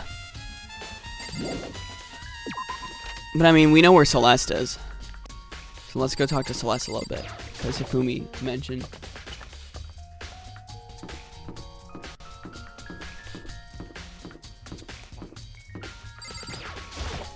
How unfortunate. Maybe we should have confessed our embarrassing secrets after all. Damn it! I'm sorry, Chihiro. It's all because I wasn't strong enough. It's not your fault, man.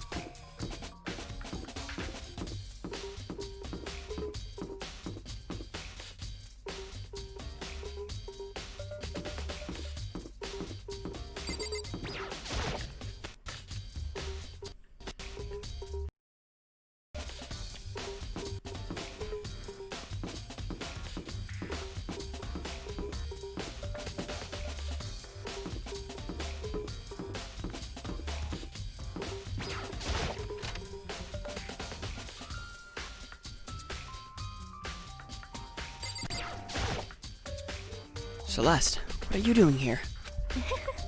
This warehouse is amazing. It has absolutely everything one might need to live a full life. From food to clothes to towels, there's an endless supply to choose from. I see that, but have you found anything related to the case? Most I unfortunate. knew you were going to ask me that. I thought about talking about the warehouse itself might misdirect you, but I see it was pointless.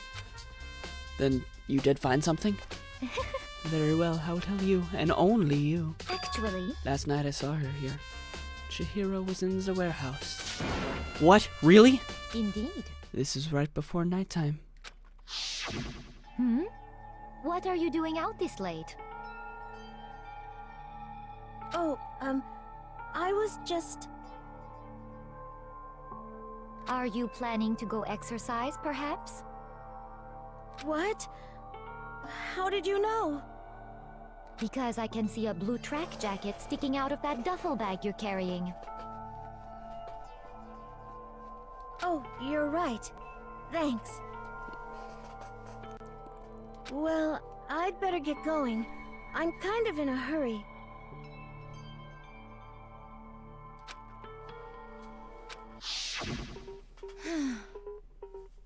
She stuffed the jacket into her bag in a hurry. It was almost like she was trying to hide it. Just like that, she was gone. Yes, indeed. I assumed she was merely stocking up to go exercise in the morning, but it would appear she ignored the nighttime rule and headed directly into the girls' locker room. If she hadn't broken our rule, none of this ever would have happened. You get what you deserve, I suppose. You shut the fuck up. So apparently, she went to the girls' locker room late at night in order to exercise without anyone knowing. But the strange thing is, there was no trace of her jacket or duffel bag. Celeste said she saw Chihiro carrying, which would mean the killer would have gotten rid of it somehow. Trash room?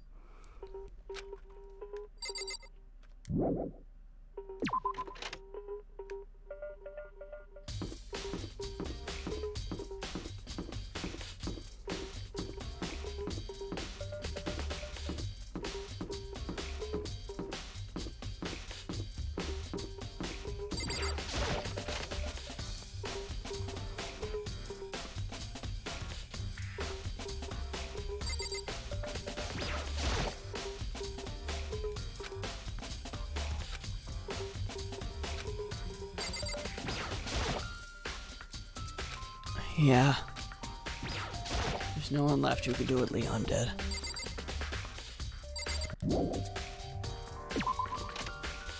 So yeah, that was worth a shot looking at it though. You know, why didn't Leon just like keep the shirt in his room though? Nobody was searching his room. Nobody was searching anybody's rooms.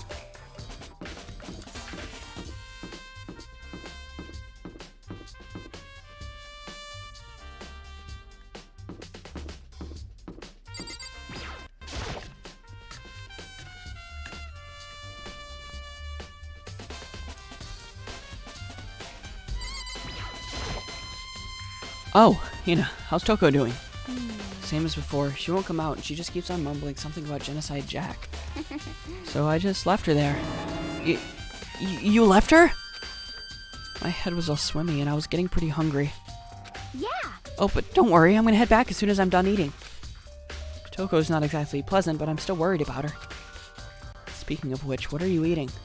Huh? A donut, of course. Of course. There's two things I'm sure God created, outer space and donuts, so she's the one we're gonna give the donuts to when we spend time with her. Really? I bet Chihiro would like to eat more donuts. She has so many anime expressions. I love it. I love it. Maybe that was her one big regret. Aww.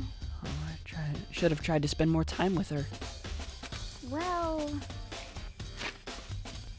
Come to think of it, who did she spend?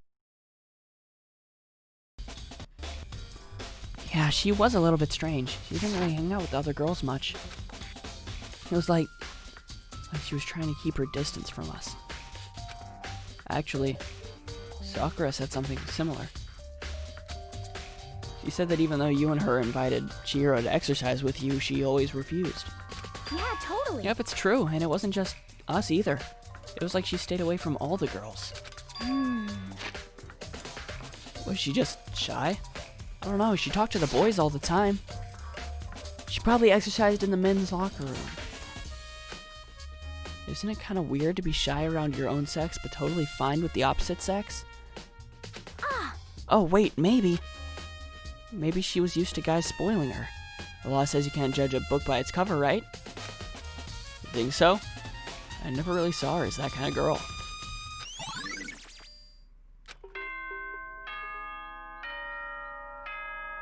Is this enough information to... Oh no, it's starting?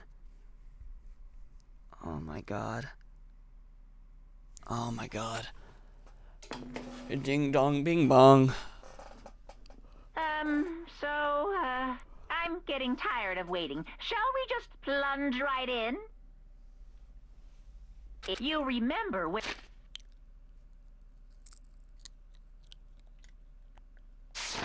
to meet, right? Please go through the red door on the first floor of the school. Yeah.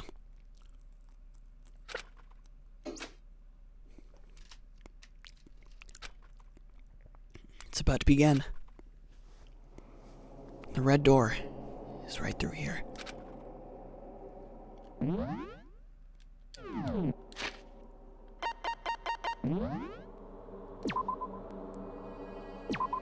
I want to try something.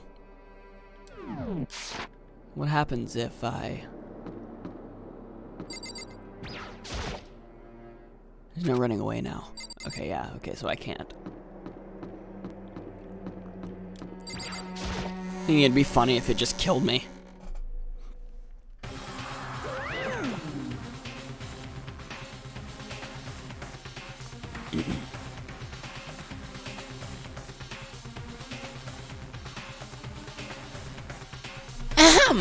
So, is everybody ready to... What? Am I blind or are we missing someone? Yo. Yeah, Toko's not here. And Toko is... You really don't remember? Come on! Kidding, I'm just kidding. How could I forget that little nut job? What are you gonna do? She's a crucial part of the class trial this time.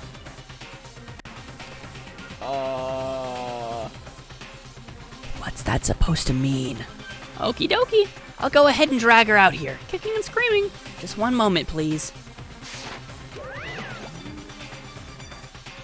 Crucial part of the class trial?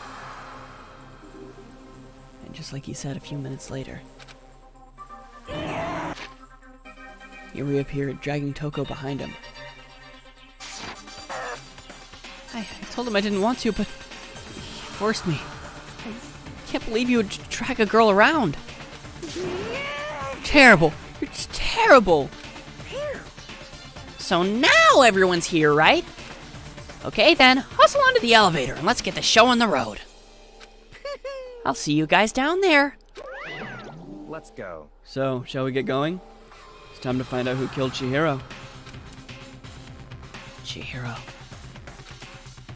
Fujisaki. She was so gentle, so calm and meek. Nobody had any problems with her. Someone made the choice to kill a girl like that.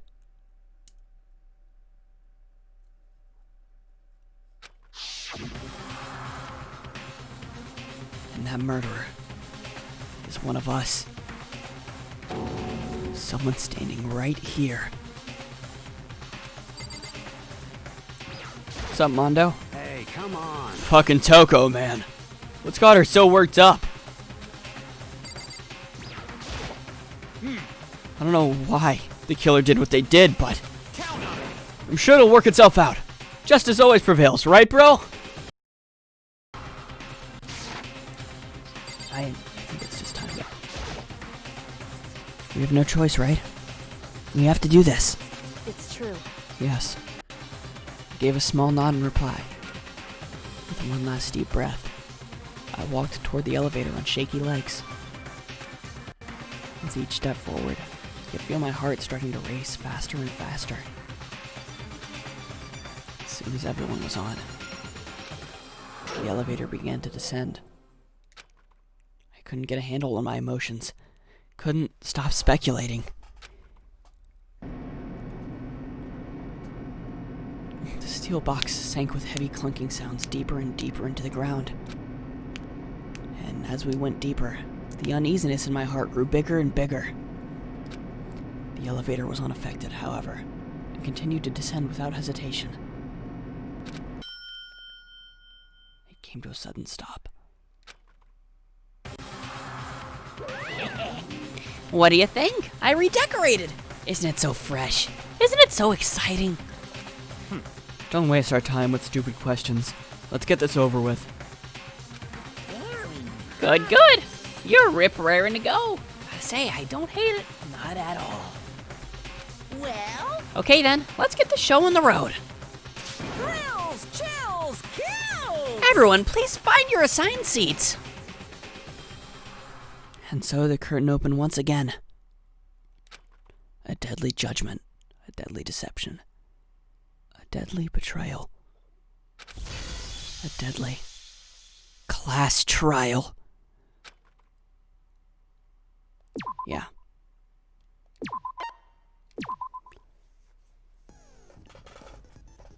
Set skills.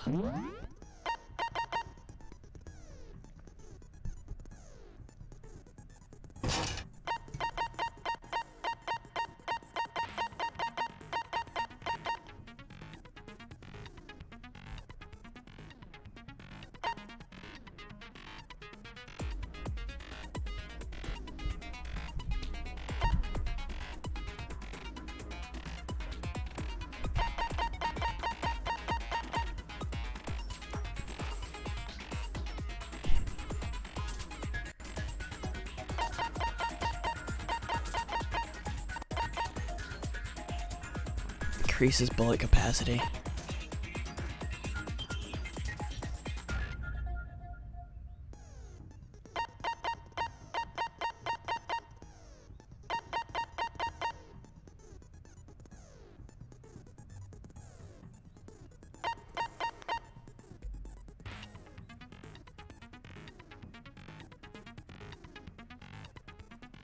Oh, I think I'll stick with what I have.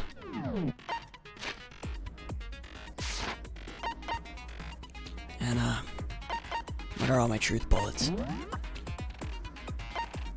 Soccer's account, dumbbell.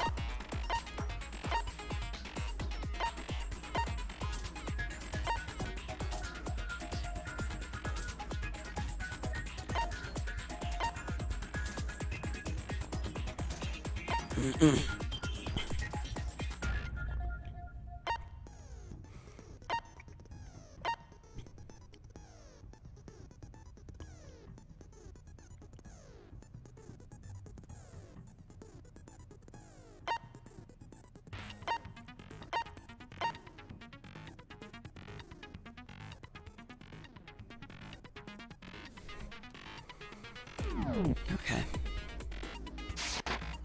I've reviewed enough, I guess.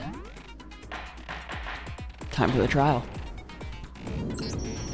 Let's begin with a basic explanation of the class trial. So, your votes will determine the results. If you can figure out who done it, then only they will receive, then I'll punish everyone. Okay, let's talk. We have to make it clear what was used to deliver the final blow. Yeah, it was the dumbbell. Yeah. Chihiro's fatal injury. It appears it was a head wound. According to the Monokuma file, the killer used a blunt instrument. But what kind of blunt instrument could it have been?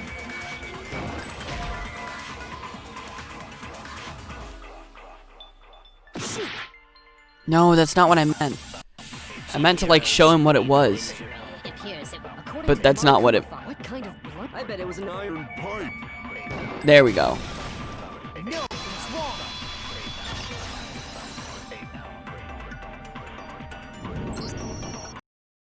The object that dealt the fatal blow was the dumbbell, found at the scene of the crime. It was covered in blood, and there was nothing else at the scene that could have caused that kind of injury. And the wound on the victim's head is consistent with the shape of the dumbbell. As far as I'm concerned, there's no mistake and no room for doubt on this one. You looked at her head wound? I mean... Yay! That's so creepy! It's kind of necessary. You have to determine it. If you don't mind, I will proceed from here. Let's move on to discussion of the culprit. Although, I believe the criminal behind this heinous act is already quite clear. What? For real? For real? Chihiro's killer is the fiendish serial killer, Genocide Jack. Yeah. Genocide Jack. Fiendish serial killer. Did he really kill Chihiro? A new element has been added to non-stop debates. Would you like to hear more? For this debate, lines of white noise will appear to disrupt your reactions. Your truth bullets will disappear if they hit these lines, so think of them as obstacles in your debate. But there's a way to keep this white noise from getting in your way. Press the X button to attach the silencer, which you can use to shoot down the white noise. However, if you shoot an actual remark with your silencer instead of the white noise, the time limit will decrease, so take careful aim when you have your silencer out. Oh, but if your action difficulty is set to gentle, white noise won't appear at all. In which case you forget about the silencer and you can just focus on the situation in front of you. Well then, good luck and have fun.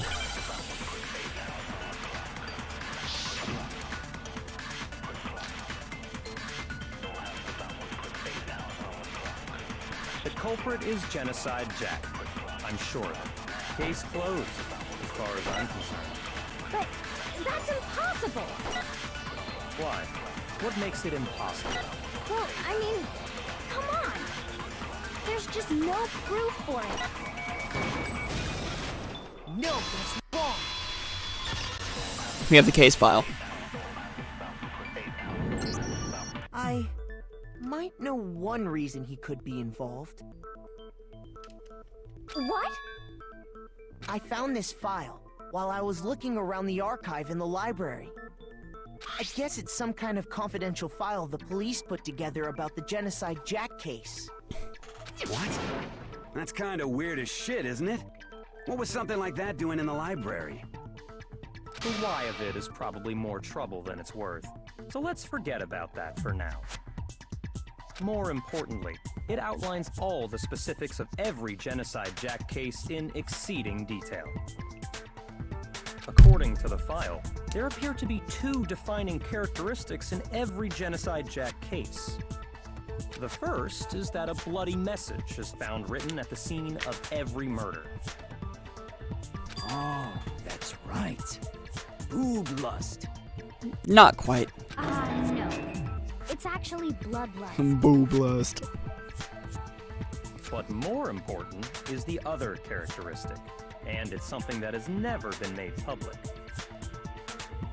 Never made public? What the hell is it? Why don't you tell them, Makoto? The other character of every Genocide Jack case, which the world at large doesn't know. How the victim was positioned. I got it! Apparently, in every Genocide Jack case, the killer suspends the body in a certain way. Other than the killer, the only people who know about this are the higher-ups in the police department.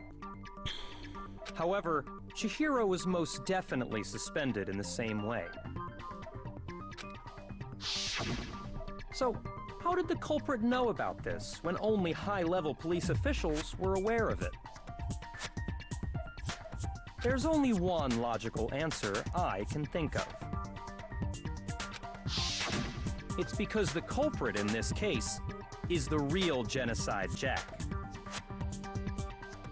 No fucking way! You're saying Genocide Jack? Yes?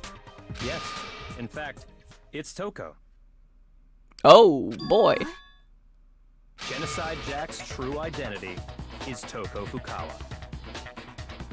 You lie! What?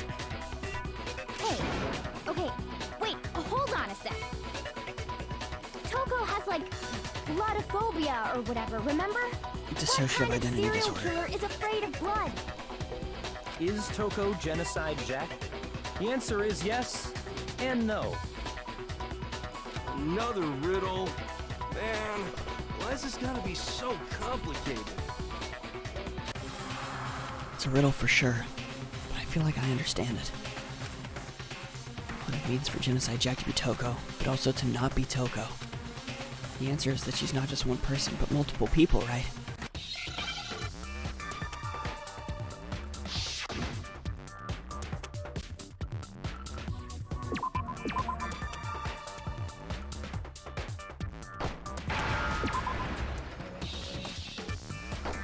Oh, schizo.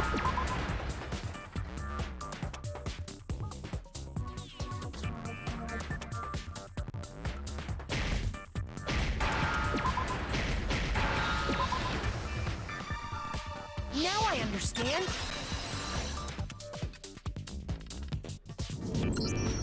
Is it because Genocide Jack has a split personality? Huh? I think I read that somewhere in the file, too.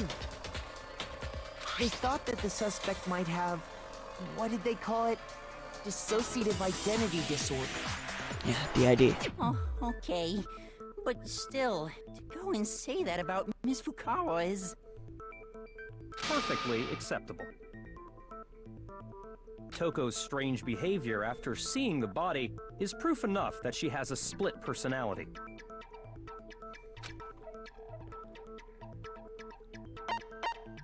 Her behavior changed. I got it! You're talking about how she started acting totally different than usual, right? That's right. Think back.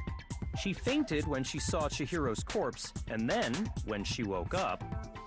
I don't want Toko to die, though. It's not her fault. It's split personality. She needs help, not... like a mental institution or something.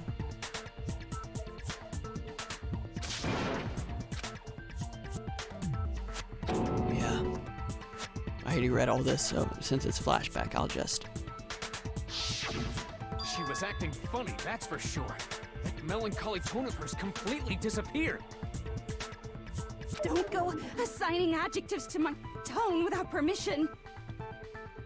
Not to mention, once she regained consciousness and saw Chihiro's body again, she was utterly calm. In other words, within her is one personality that can't handle blood, and one that obviously can. So when Toko trapped herself in her room, it's because she was scared of Genocide Jack?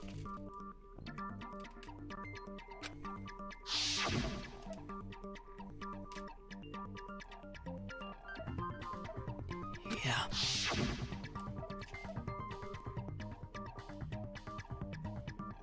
But it wasn't her who killed them, so...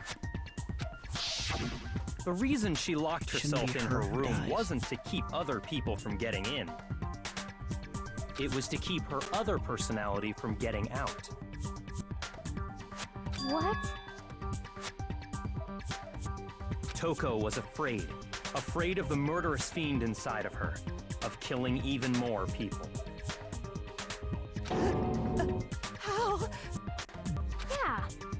can you know all this? I do believe you misunderstood her. What she's trying to say isn't, how can you know all this? No. What she wants to know is, how could you tell them? Huh? Last night, just before Monokuma gave his motive speech, Toko and I had a strange conversation. She told me a most interesting story. She said a murderous fiend lived within her, and she was afraid it could appear and attack at any time. And that trepidation is what's caused her to have such a weak attitude. Isn't that right, Toko? This is all a lie. Right, Toko? You said you wouldn't tell anyone. What? You promised! I can't believe you lied! It's a little too important for him to lie. You have only yourself to blame. You came to me with your tragic little story. I didn't ask you to. This is the real world, not some romantic fantasy fairy tale.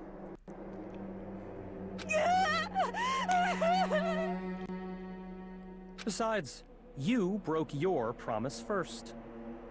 You said that as long as you were here, no matter what, you wouldn't let Genocide Jack kill anyone. He has a point. But in spite of that promise,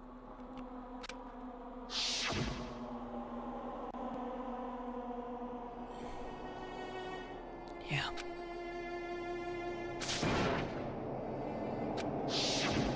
You said if I kept my promise, you would go out with me. But then why were the stuff in the boys and girls locker room switched? That's the only reason I promised. how many times do I have to tell you? I never said that. But you weren't able to do it. You just couldn't resist that rush you got from killing, could you? I tried! I swear I tried to control it, but... She's practically admitting to it. But your efforts were useless. What a disappointment. I hate you. Well, the opening act is nearly finished. All that's left is to hear from the person in question directly. The person? You don't mean... Toko's body suddenly lunged backwards. A huge thud echoes across the courtroom, but in the next second...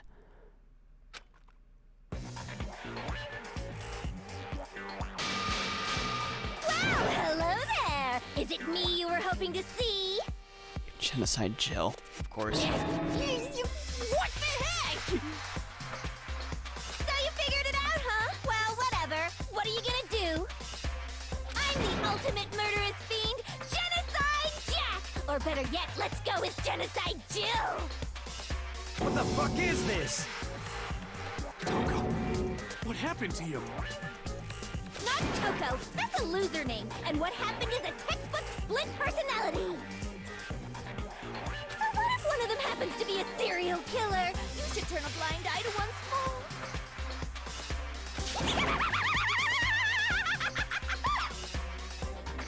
So intense.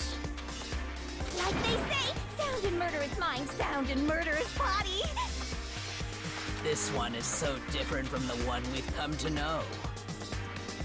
Yes, well, the world is composed of a front and a back, you know. Just like how every inning has a top and a bottom, or how in the depths of every truth lives a little lie. Behind every dark and gloomy soul lives another that shines as bright as the sun!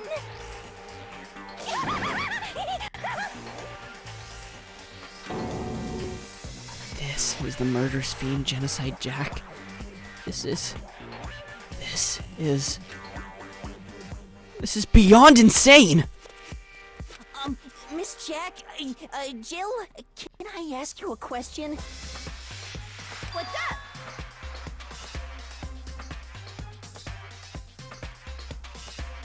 That was way too friendly. I didn't like that. Some of us think you might be the mastermind behind our entire situation. What are your thoughts on that? Well, I'll tell you, I am the mastermind of all masterminds! I don't think that's correct. Just kidding! Then it's not true? Of course it's not true! How dare you try to link me to that creepazoid! And another thing, the police and government and society in the outside world are totally powerless! I mean, they just let this idiotic, bloodthirsty maniac go buck wild all over town! Sure, I'm a bloodthirsty maniac, but life is pain, right? To live is to hurt other people. That's the point of this game, isn't it? It's a necessary evil if you want to survive. The act of living itself causes pain for everyone. Just kidding again! This should be enough to convince you. This murderous fiend is responsible for Chihiro's death. There's clearly a motive, so there should be no doubt. A motive? Remember what Monokuma told us? If someone didn't murder and graduate within 24 hours, an embarrassing memory or secret would be revealed. Well, let's assume that Toko's secret was about Genocide Jack. If a secret like that came to light, Toko's life would have undoubtedly been forever ruined. So she had a very clear motive to never have that side of herself exposed.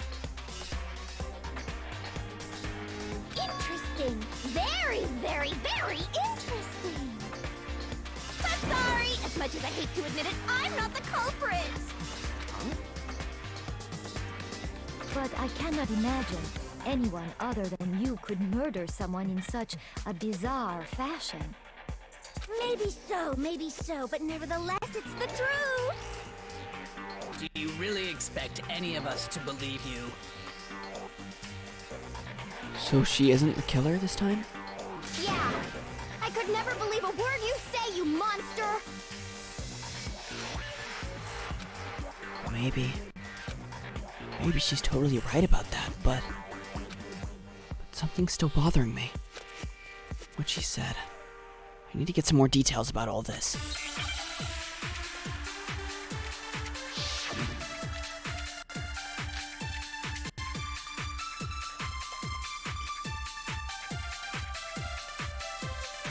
Sorry, but I didn't kill anyone.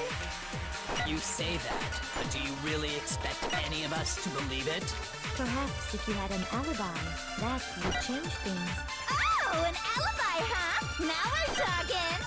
When you compare your past murders to this incident, the modus operandi matches completely.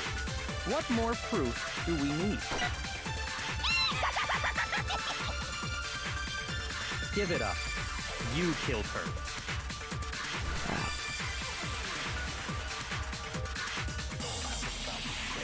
Yeah, so... You say that, but Perhaps if you had an alibi. Oh, an alibi, huh? Now we're talking. When you compare your past murders to this incident, the modus operandi matches. No, it's wrong. It doesn't match completely. Are the methods of murder really exactly the same? I'm not so sure about that. I think there's a slight difference between the Genocide Jack cases and this one.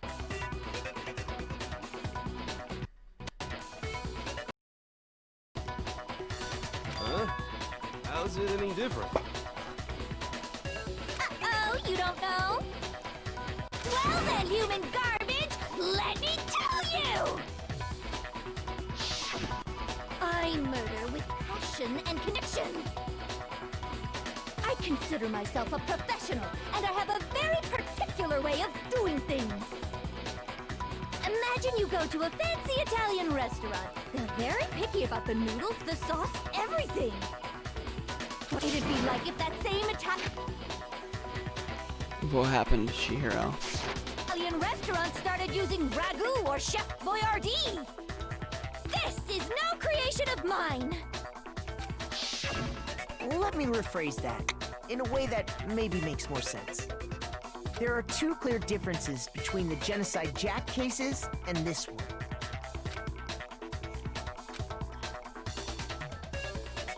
The neck and stomach. The victim's fatal injury. For one, the cause of death is different. In the Genocide Jack murders, all the victims were killed the same way. According to the case file, they were all apparently killed with a pair of scissors. But Chihiro died from a blow to the head, right? Ah, yes. That is remarkably different from the other murders. Wouldn't it be strange for someone who kills the same way without fail to suddenly change their method? And there's more. One more conflicting detail. That's right. In my recipe of murder, if the bloody message is the tortellini, then the arrangement of the body would be the pesto sauce. Could you please stop comparing killing people to cooking? So, are you saying the other difference has to do with how the body was arranged? Photos of their genocide jet. Yeah, stabbed through their hands. Well, what was used to suspend her? Do you remember what the killer used to suspend her? They used some kind of rope to hang her up by her wrists. What is your point? Well, in all the previous Genocide Jack cases, something else was used to suspend them. Specifically, pairs of razor-sharp scissors. And guess what? I used my own specially designed scissors for the murders and the arrangement. Like I said, I'm a professional, so naturally I'm very picky about the tools I use. And you know what else? Big Mac said there's two differences, but he's wrong. Big Mac? Are you referring to me? Big Mac. Ah! Listen up, Big Mac. There's actually one more difference. Huh? My word, you really didn't notice? Take a look at who the victims were in each Genocide Jack case. Men. There's a pattern there, just waiting to be discovered. A pattern? Figure that out, and it'll be plain as death why I couldn't have possibly killed that little lolly girl. Bruh.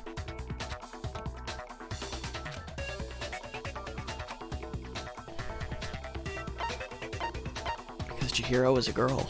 I got it! Is it because Chihiro was a girl? Bingo! Bullseye! Right on the money! What are you talking about? In all the Genocide Jack cases, all the victims had something in common. Yeah, they were all guys.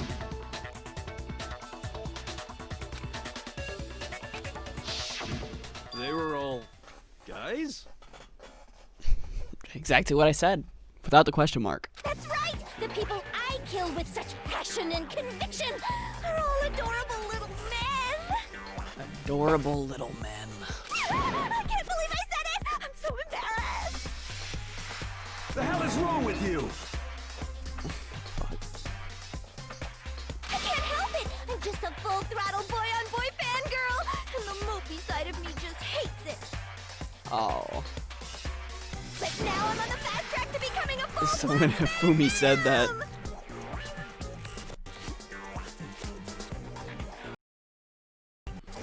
So, since Chihiro was a girl and not an adorable little man, you wouldn't kill her? Would an Italian chef suddenly start making ramen just because they're both noodles? Don't be stupid. I have too much passion and conviction to cross that line. That's the absolute reality of the one and only. We get it. You've clearly explained your hobby and your philosophy. But that's not all there is to it. It's a different matter entirely, when you're forced to kill in order to survive. Quiet, lolly car! her? I would never kill for a reason as petty as mere survival. And if by some fluke I did kill to survive, why would I bother with the message and arrangement? It'd make me the obvious suspect! That does make some amount of sense. Plus, whatever reason I have for killing, I would never leave out my prized scissors. Who would go out of their way to use a big, stupid, heavy dumbbell? Maybe you used the dumbbell because you couldn't find any scissors in the school? Any scissors? I don't just use any scissors. I only use my own set of high-class, envy of the entire world scissors! Are you sure? Okay, whatever, there still aren't any in the school. About that?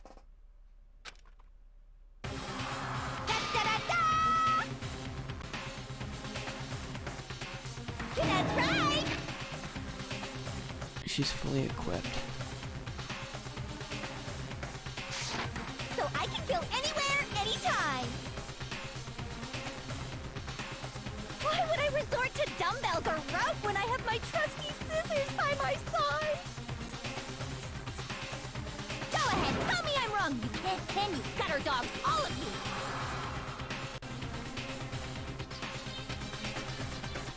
Not to mention, I have no clue how to tie a good knot. The rope's totally out of the question anyway.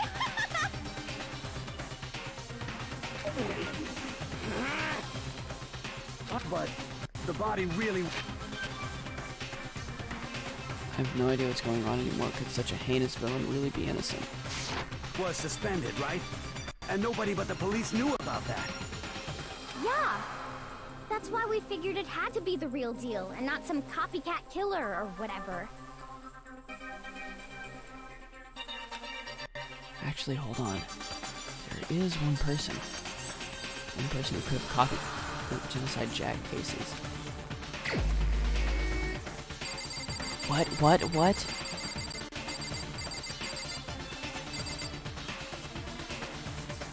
He's the only one who knew. As far as I know. Here's my answer.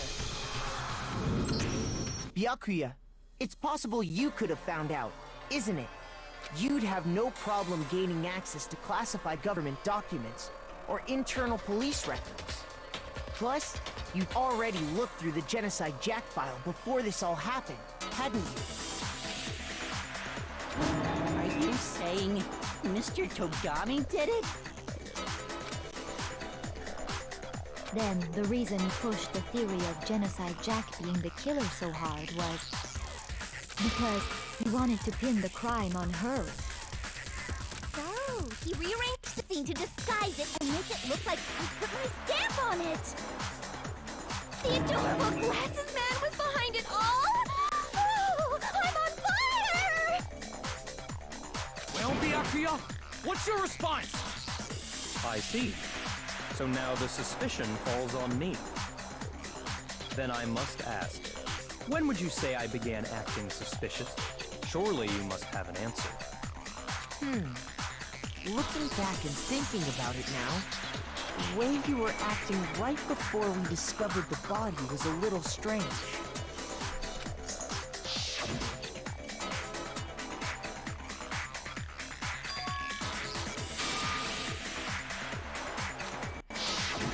You wanted to go to the girls' locker room right away, right?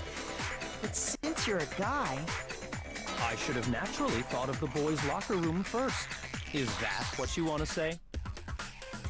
The victim was Chihiro, a girl. Hence why I said we should check the girls' locker room. On the contrary. Nothing strange about that, I'd say, is what his memory said. There's something very strange.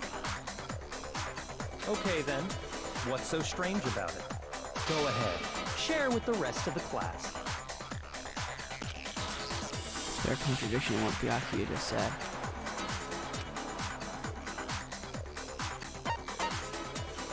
And what's the new element? A truth flashback. If you aim at a weak spot and hold down the triangle button, then you'll memorize that weak spot. This memorized phrase can only be shot once as a single truth bullet. If you shoot or change the truth bullet, it will disappear from your truth cylinder. However, you can use this flashback feature as many times as you want. Once you now have the answer to a lie or contradiction in your loaded truth bullets, and otherwise to memorize a different weak spot, you use that to make your case. It's best time to use a flashback below. You'll have to use your key that's going to. But if you don't use a flashback, you won't be refuting anything. God.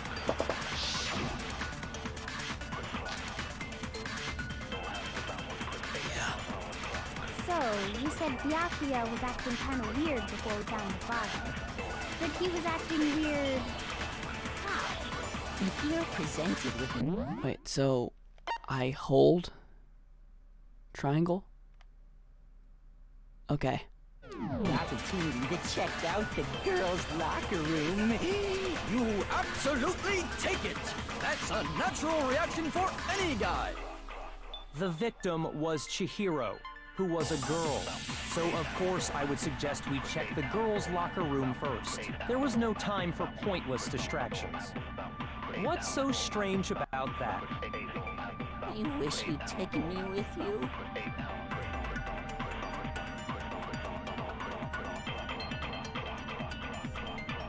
Hearing Byakuya's comment about Chihiro being a girl, I realized there's a clear contradiction there.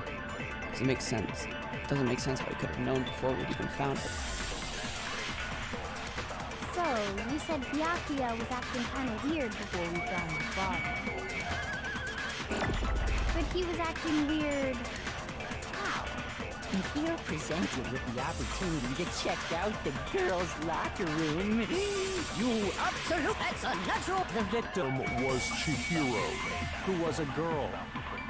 So of course I would suggest we check the girls' locker room first. There was no time for pointless distractions. What's so strange about that?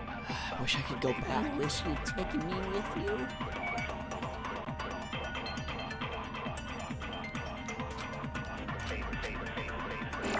So, you said Byakuya was acting... but he was acting... If you're presented with the opportunity, that's a natural... The victim was Chihiro, who... No, that's wrong! I mean, it's not really wrong, but he didn't know that yet. I'll tell you what's so strange about that. Because up until we actually discovered the body, we couldn't have known who the victim was. So your claim that you went to the girls' locker room first because Chihiro was the victim doesn't hold up. I see. That's a good answer, I must admit. Interesting.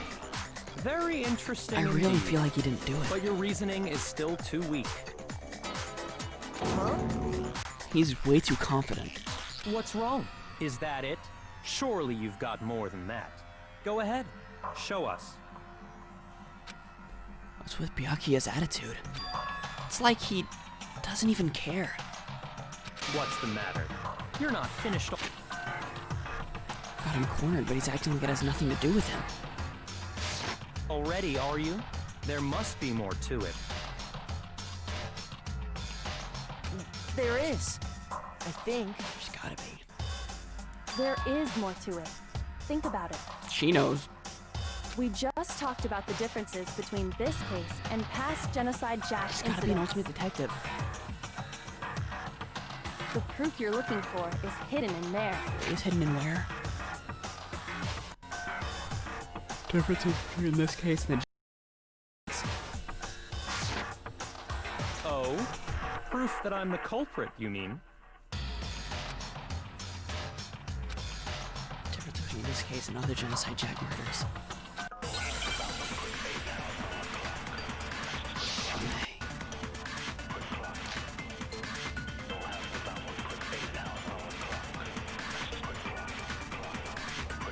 What? The difference between the cases? You want me to explain it again? When I want to kill, I use my very own special scissors. And I use those same scissors to arrange the bodies. But Chihiro was suspended with... it was some kind of rope. Was it not? That's right! It absolutely was! Then there must be something very fishy indeed about that rope. Hey, Byakuya, where'd you get it from, huh? I'd never seen that rope before in my life. Desk lamp. It's the extension cord. Actually, I'm pretty sure you have seen it before. So I guess it must have been Byakuya. Because, you see, that rope, or should I say, that extension cord? What? An extension cord? Byakuya, you've used the extension cord in the library more than once, haven't you? And God damn it. went missing. And that extension cord that was in the library all this time.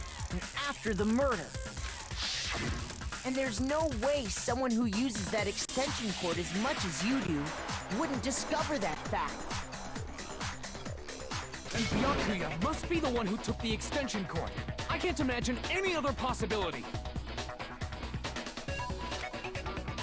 That's really what you think? Then your conclusion is something like this? I killed Chihiro in the girls' locker room, then hung her up and wrote that bloody message. I intentionally made it look like Genocide Jack was behind it. Is that about right? He's doing it again. He's totally calm, totally unconcerned. As if he's not even involved. Wait, not even involved. What's wrong? I asked you if you think that's what happened. Hell yes, that's what happened. So that's it, right? Byakuya's the killer. This one has so many turns. Now I doubt that it's Byakuya again. I don't disagree with not disagreeing. He kept calling this a game, right? So he'd be totally willing to do something like this to win. Sorry, but could we hold on just a second? I think we need to talk about this a little more. Yeah, definitely. Huh? Do we really need to? We've already decided who did it. But that might not be the case.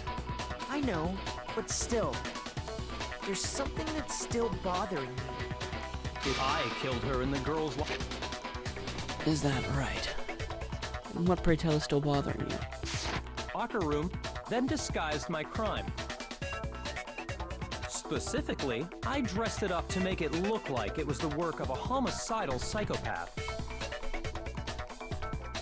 What about all that bothers you? Wait. What was that just now? Something's not right. Jiro's body was definitely found in the girls' locker room, but does that mean... Can I really just accept what Byakuya said as the truth? No, I don't think so. I got it! You say you killed Chihiro in the girls' locker room, right? But are you sure about that? Isn't it possible that the murder took place somewhere else? How disappointing. She was found dead in the What kind of question is that? Even in the world of disappointments, this is a true letdown. girls' locker room. There is absolutely no question about that. How could the scene of the crime have been anywhere else? Well, I think it's entirely possible that she was killed somewhere else, then carried there later, along with the rest of the murder scene. The rest of the murder scene?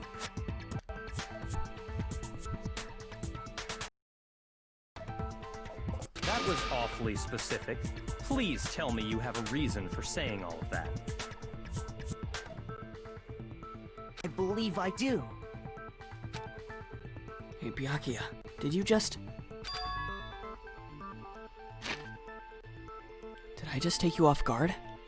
And the story suddenly moved to the crime scene, Byakuya, who had been so confident up till now.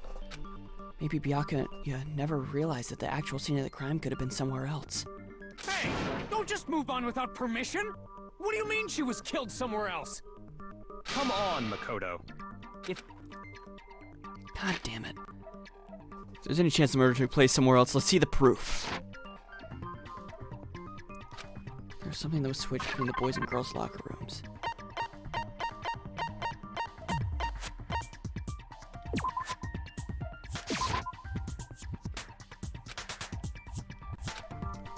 Okay, so it's the...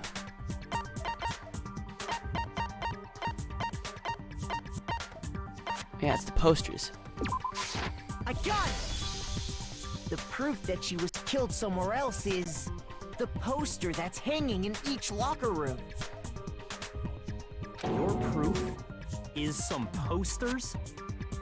The poster in the girls' locker room was a picture of a big boobed supermodel. But don't you think that's kind of strange? Why would the girls' locker room have a poster like that? I bet those massive jugs of hers were totally fake! Meanwhile, the boys' locker room had a poster of the super popular boy band Tornado. Again, that doesn't really seem to belong in a boys' locker room. So you're saying that maybe the posters were switched? And there's one other thing I noticed about the locker rooms. You're referring to my You know what I'm talking about, right, Sakura? protein coffee, aren't you? Protein coffee? While I was in the girls' locker room earlier, I spilled some protein coffee on the carpet. But I noticed that after the murder, the stain had been totally scrubbed away. Yeah, it was moved. I got it! The stain on the girls' locker room carpet wasn't scrubbed away. In fact, I found it on the boys' locker room carpet. That's definitely the stain from my protein coffee. Then, does that mean that the carpets were switched too? But to move the murder scene from one locker Why would anyone do that? room to the other? It's certainly plausible, don't you think? What? In other words, in order to completely swap the scene of the crime, the blood-stained poster and carpet were moved along with the dead body. By doing this, the killer was able to change the entire room where the murder took place. I can certainly follow your reasoning, but why would the culprit bother doing that? Huh? Why would they go through all that trouble of switching the scene of the crime? Actually, an even bigger question. If the murder did take place in the boys' locker room, Then how did Chihiro get the boys' locker room in the first place? to get into the locker rooms, you have to swipe your e-handbook across the card reader device. But Chihiro's handbook should have only allowed her access to the girls' locker room. She had no way to get into the boys' locker room to begin with. No, she did have a way, and I can tell you what it was. I highly doubt that. Shut up! I'm telling you, I know how she could have done it. Is he right? Could Chihiro have really gotten into the boys' locker room somehow?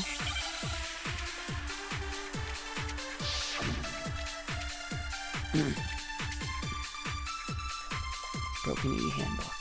Is it really possible? Could Chihiro really have gotten into the boys' locker room somehow? Ah! I got it! She must have hacked her e-handbook. She was the ultimate programmer, after all. I'm sure that would have been no problem for her. No, I don't think that's it. She used the thing that was in the main hall. Huh? What thing? I'm talking about Leon's handbook, of course. But it's broken. No, that's wrong!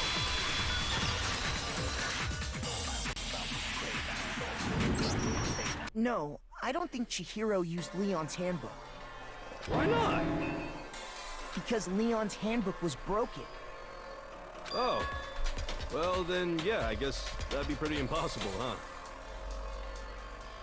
I am struck silent by how quickly you gave up. Plus, isn't there a regulation against using someone else's handbook? You can borrow it, you can't loan it. Actually, the rule states that loaning your handbook is prohibited. It says nothing about borrowing one. In other words, you could borrow a dead person's handbook all you want, and you'd be safe. Yup, yup, yup! Hit the nail square on the noggin! Of course, if it were broken, that wouldn't make any sense anyway. So then, she must have hacked hers, like I said. She used her ultimate programmer skills and... Psst! You can't fix an e-handbook! The instant you open one up, a security buzzer starts blaring! So, if she didn't use Leon's handbook, and she didn't modify her own handbook... Maybe Mr. Naegi's initial assumption is just... wrong? It seems like there's no way she could have got into the boys' locker room. So I guess so. Okay then, I vote for Byakuya! I don't know. Is that it then? Chihiro was killed in the girls' locker room, and Byakuya's the one who did it? Really? But still, I don't know what else I can do. Hold on a second. I agree with you, though. I think you're on the right track. What the? You finally decide to open your mouth and that's what you've got to say? Dude, she's smart. Listen. There's no way she could get in the boys' locker room, right? So... Why are you so sure she couldn't get in? There's still one other way she could have gained access. What? What are you talking about? What other way is there? Well, to explain that, why don't we take a little break from the trial? I'd like you all to come see something. What? Wait! Just what do you think you're doing? Don't worry. This'll make the whole trial more exciting. I'm sure that thought must please you. Huh? It'll make things more exciting? Well, all right then. I declare an official class trial recess. Okay. For real? Now then, what is it you want to show us? It better not be boring or I'll be very unhappy. Oh, I have no doubt it'll meet your lofty expectations. So, shall we go? What is it? So before I even knew what was happening, the class trial had been put on hold. We headed off, with Kyoko in the lead. Where she took us was... The girls' locker room? We've already searched this place top to bottom! What are you trying to pull, Missy? Maybe there's something above top or below bottom. I'd like you to examine the victim's body one more time. Be sure to examine the entire... You want me to check it again? entire body very carefully. Take your time. Examine her carefully? Like using our hands? No way! It's probably best if I don't run my hands all over a girl's dead body. It's not that I'm creeped out or anything, it's just... based on religious grounds, you know? Very well. I'll do it. But you're a girl. You shouldn't have to touch a dead body. Just let one of the boys do it. Bruh. No, it's okay. I think Chihiro would rather have a girl examine her. So just leave this to me. Sakura. What is this? Some kind of secret girl-on-girl action? Is that what you two are about? That's not it at all. Stop screwing around. Okay, here I go. I'm sorry, Chihiro. Please excuse the intrusion. Be sure to check her entire body. Putting her hands together in a brief prayer, Sakura then began quietly examining her body. and I believe we will solve this particular mystery. Her entire body? I know you say that, but... What? This is... What is this... Not possible. It's not possible. Sakura's eyes were staring wildly at Chihiro's lifeless form. Her massive frame trembled. Oh my god. Oh, she's a guy, isn't she? She's a guy, isn't she? The amount of times I've called her cute. This girl is what? Is a boy!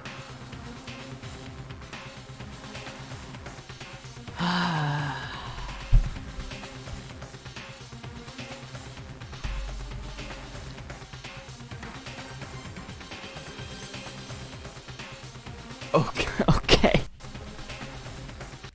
Ah, I see. So she was actually a he. Interesting. Thank you for confirming this fact. What? You're joking, right? I wouldn't joke about this. Then it's really true? Chihiro was a guy? Oh, what? You guys didn't know? Heck, I knew that right off the bat. Chihiro Fujisaki was totally a guy. He was a cross-dresser? Oh, I'm really on fire! I wish I had killed him! So that's what Kyoko wanted to show everyone, huh? Interesting.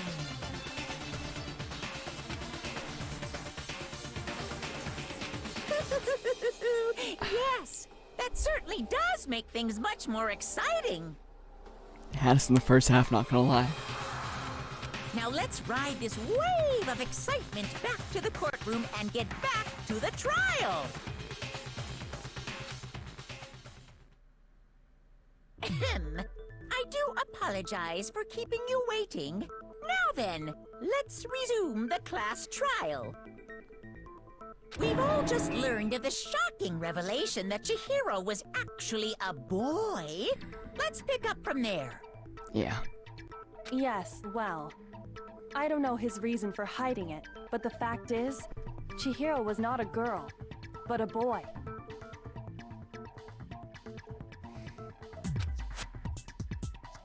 To think that Chihiro was actually a guy. The thought had never even crossed my mind. And because the victim was male, he would have had no problem gaining access to the boys' locker room. Assuming his handbook did, in fact, list his gender as male, then yes, that would be true. Well, then that throws a whole bunch of question on whether or not Byakuya did it, because he was saying, like, even when he was going along with them saying he did it, he was like, yeah, I did it in the girls' locker room, yeah. So, I really don't think he did it. Of course his handbook said he was a boy. He dressed like a girl, but he was a boy through and through. So then, there should be no issue with Makoto's initial assertion. Then the killer could have easily used Sayaka or Junko's handbook to get into the girls' locker room.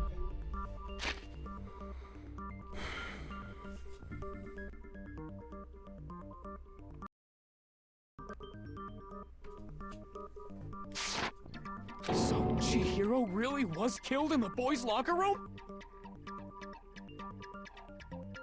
I still don't understand the motive for moving the body, but yes, that does seem plausible.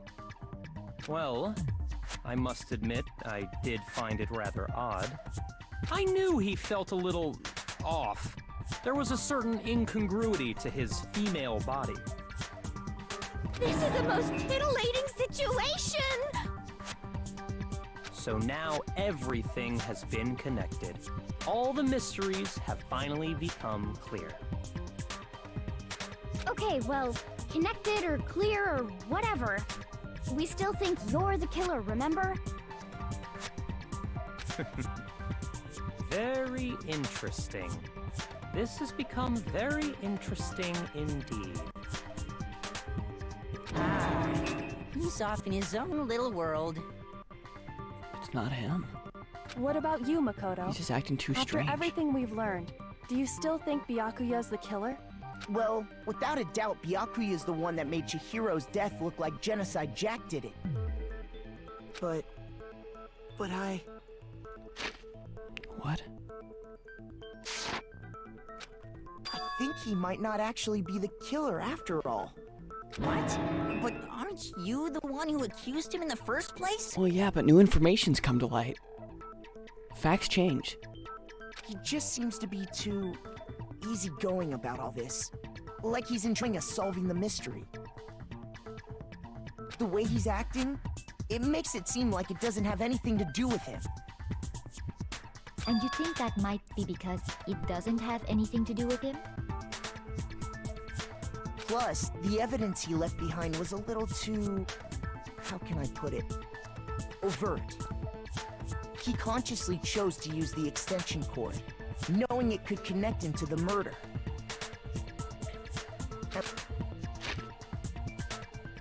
At least that's how I see it. And Byakuya, when you found out the murder took place in the boys' locker room, it seemed to rattle you. He seemed to want everybody to think it was him. And then again, when you found out Chihiro was actually a guy. I think. If you really were the killer, that stuff wouldn't have had any effect on you. So that's your thinking, huh? Well, it bothers me that you don't have more concrete reasons, but it's fine. I guess I'll mark it as correct for the time being. Mark it as correct? Or maybe he doesn't want us to think it's him? He's right. I am not the culprit. I just happened to come across the corpse in the girls' locker room and decided to alter it. Well, that's kind of fucked. You might not have been the guy to kill her, but you messed with the corpse. Are you fucking with us right now? No, I am not effing with you right now. Effing, I'm telling what you a the pussy. truth. Well, I find it very hard to believe. Go ahead. Find it very hard to believe. You're free to be executed along with the rest of us. If you're really telling the truth, then why? Why do you do that to his body? My reasons hardly matter right now. Uncovering the culprit is much more important, wouldn't you say? Now then, if it wasn't me, who was it?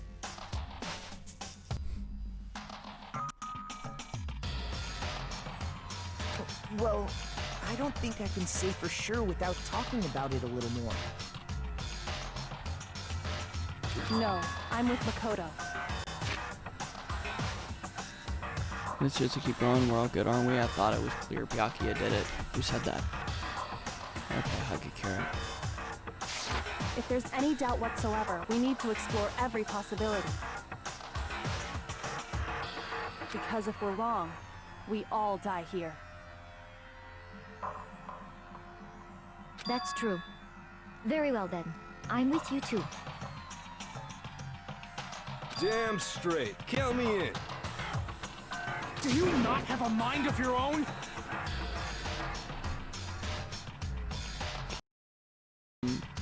Why are you so worried about this? Of course I do. What am I, an ant or something? Anyway, let's discuss this all as a group one more time. We still have time to make our decision. That's very true. Our lives are all on the line. Excellent. Then shall we resume our game of hide and seek?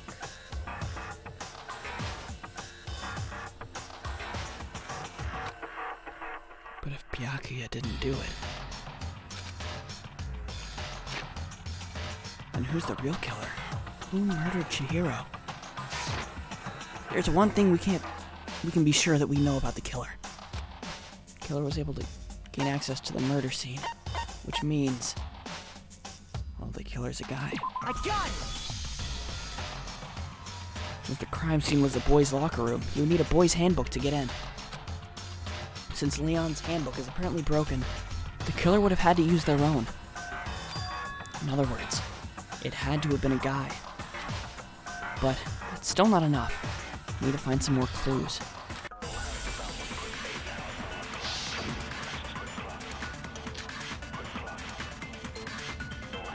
Oh, that's right, Celeste did see her the night before. See him the night before. Isn't there a single clue that might lead us to who did it? Well, clues are one thing, but did nobody get a look at the killer? I'm sure if someone saw the killer, they would have said something by now. Perhaps someone saw the victim at some point. Even that might be enough for now. Yeah. Yeah. All we need right now is any kind of new info.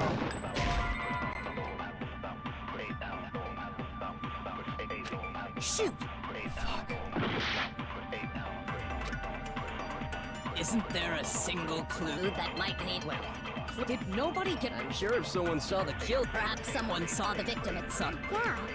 All we need right now is any kind of new info. There we go. What? Shoot! Isn't there a single clue that might lead us to... Did nobody get a look? I thought that I just hit a... Perhaps someone saw the victim at some... It's over. You want to know who saw the killer? And only the killer. There we go. No, it's wrong.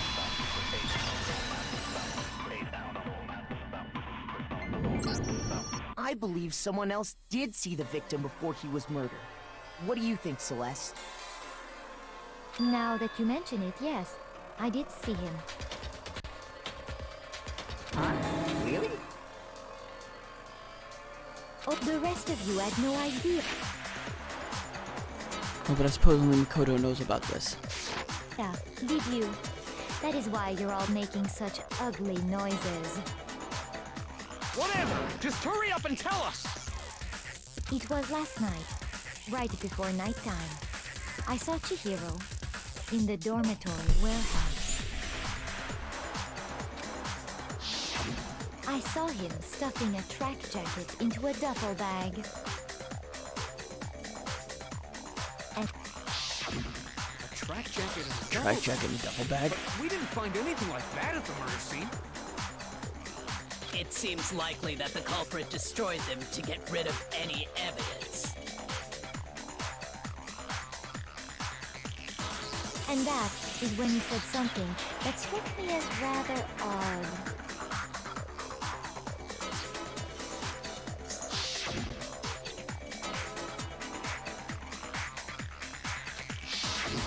Chihiro told me he was in a hurry. But why would he be in a hurry? Only if someone were waiting for him, I should think. So, Mr. Fujisaki was on his way to meet with someone, and then they were going to work out together? But Hina and I had invited him to exercise with us plenty of times, and he always declined. Probably because he was afraid you'd find out the secret he was hiding, right? Which means that conversely, he must have trusted whoever he was meeting with very much. Enough, so he was willing to risk his secret being revealed. Oh, a marvelous friendship! The point is, whoever he met up with is the culprit, right? So we just gotta figure out who it was. But knowing what we know, I can't even guess. No. You already have what you need to make the connection. What? Huh? You know who the killer is. Seriously? Who is it? Who's the killer? Think back to the track jacket and duffel bag the killer disposed of. Are you sure? Focus on the details of these items and it should become obvious who is waiting for it. About that. You really think we can figure out who did it based on 2 pieces of evidence that we don't have? What? You want to track down some fingerprints or something?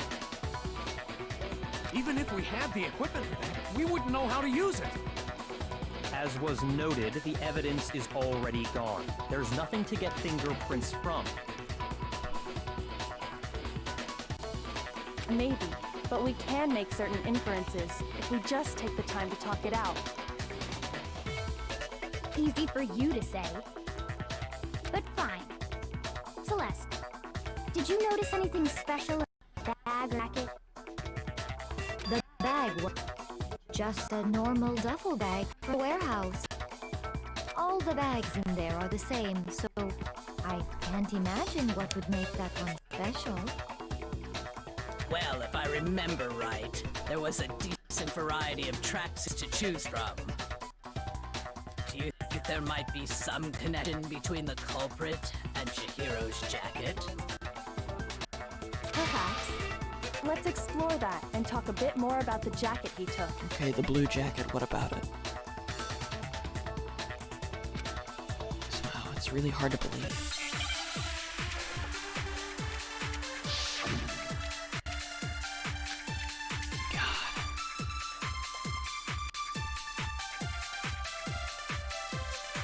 First of all, we know where Chihiro was headed.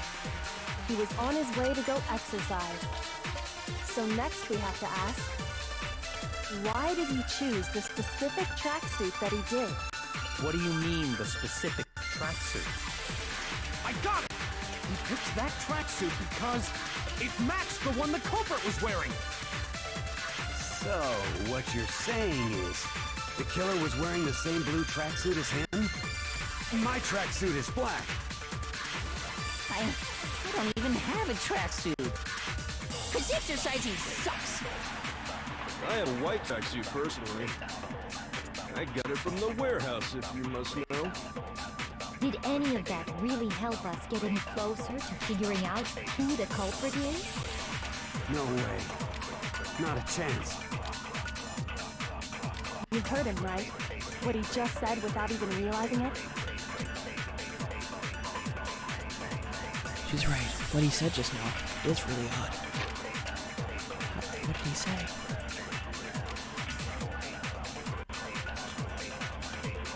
No way, not a chance.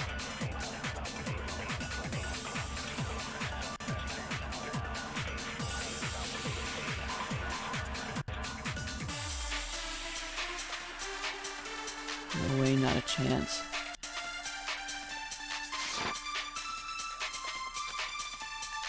First of all, we know where Chihiro was headed.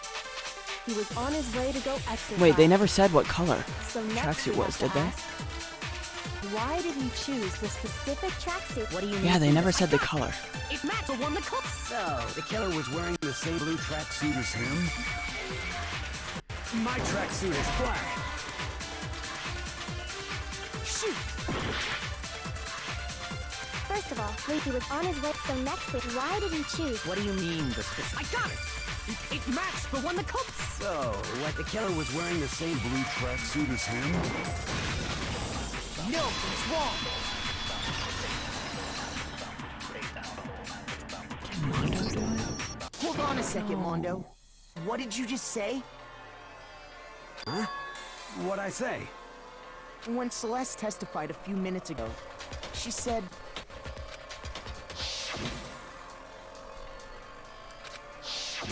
She never said anything about its color. So why did you say Chihiro's blue tracksuit? What are you? You just... Hey, Celeste, what color was Chihiro's tracksuit? As a matter of fact, it was blue. And before we began the trial, did you tell anyone that? No, I liked Mondo. Fuck. The only one I told about any of this was you. Mono, how did you know what color Chihiro's tracksuit was?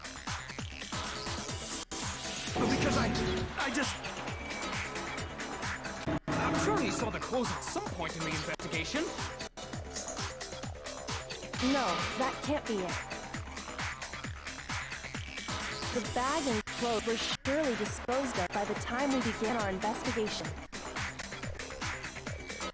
Then the only reason he could have known what color the tracksuit was is if he saw Cherry with it before he died! That's the only possibility! Cherry? Are you talking about Chihiro? So, how about it? Did you see the tracksuit or didn't you? Just by chance. I just happened to see it last night. He walked past me, and he was carrying the tracksuit in his hands. No, that can't be it either. According to Celeste's testimony,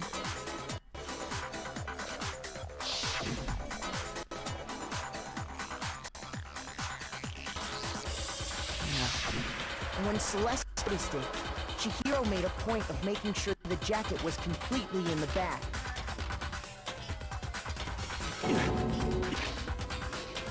If he defended him briefly, he couldn't possibly have seen what color the tracksuit was. Yeah. It would appear you've dug your own grave.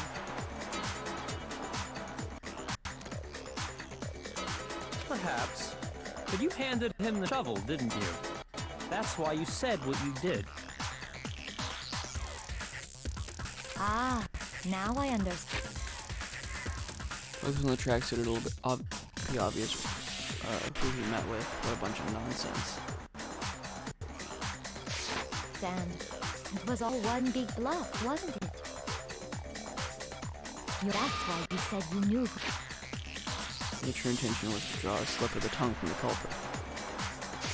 You did it to put them on edge. Mondo was my target all along. Come on, that's right, however. I had my suspicions about him from the very beginning. But why? What made you so suspicious?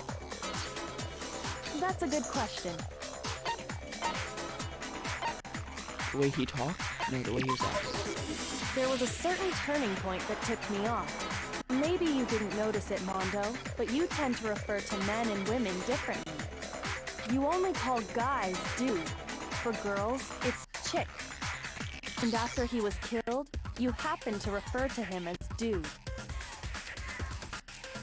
Once I picked up on that, it occurred to me that Mondo knew something we didn't. You noticed such a tiny detail? Are you a witch? She's a witch! You're positive frightful! No, I'm not the frightful one. Not nearly as frightful as someone capable of murdering a friend.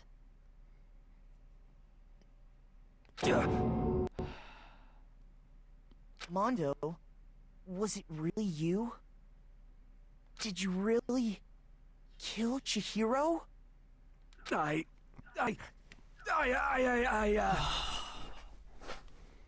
didn't kill anyone! You've been all over me, judging everything I say, putting words in my mouth. He didn't put any words in your mouth. What gives you the right to treat me like a goddamn criminal?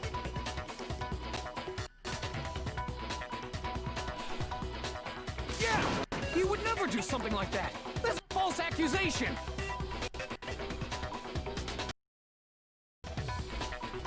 It's true.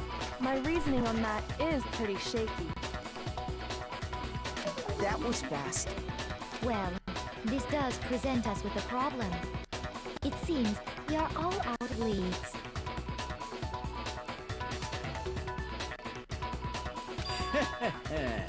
My time has nearly come.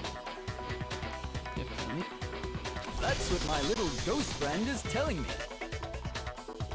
Oh yeah, that reminds me. Hifumi, weren't you telling me you'd found some evidence? Really? What kind of evidence?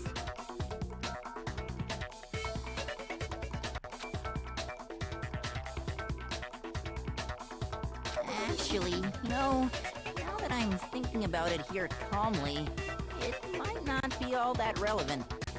Just say it. Jeez, does your confidence just get up and walk away? It's fine, man. Just tell us. If you really insist, then... Here it is. What do you have there? It happens to be an e-handbook. I found it laying on the ground, so I scooped it up. Found it on the ground, right? And it must belong to... I got it! We know Chihiro's handbook was missing from the scene of the crime, right? For a fact.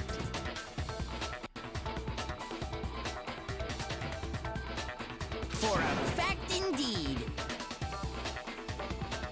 I was totally sure I'd found it. Then it must hold some clue about the culprit, right? Well, that's what I was hoping. But it's busted. It won't even turn on. No? I imagine the culprit broke it to get rid of any evidence after the murder. No, there's no way. Because they can't break. That's odd. I didn't think the handbooks were quite so fragile. They aren't. According to Monokuma, they can't break. You're right. They're not. Yeah. They're totally waterproof and shock resistant. It would take an awful lot to break one. And yet, this one does appear to be broken, as is Lon's, sitting useless in the main hall. For all your confidence, that is a remarkably high failure rate. Do you think there might be some kind of mystery in there somewhere? By hitting its weak point. I got it! You already told us before that the handbook has one weak point, didn't you? You remember that? Sure, maybe I let that slip. But I never told anyone what weak point actually was. But if the handbook is supposed to never break, and two of them broke in quick succession, then we can only assume that someone's figured out its weakness.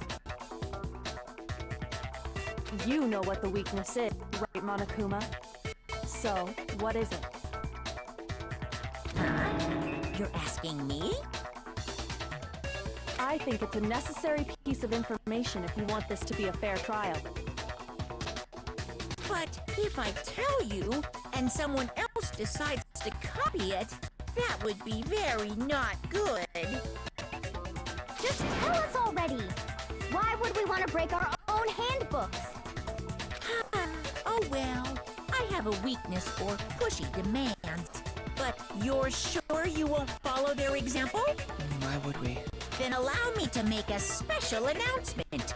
The weak point of my cutting-edge e-handbook is... when it's exposed to high temperatures for too long, it will suffer a meltdown and totally break! Like a sauna. I flippin' knew it! You knew? Yeah, because I found the handbook laying on the floor of the sauna. The temperature in the sauna can reach over 200 degrees. Strange how you get burnt, huh?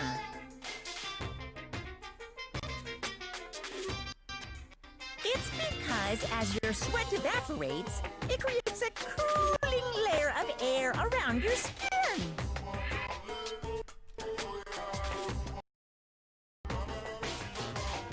If that layer of air would get blown away, that's why you may feel a burning when you move around.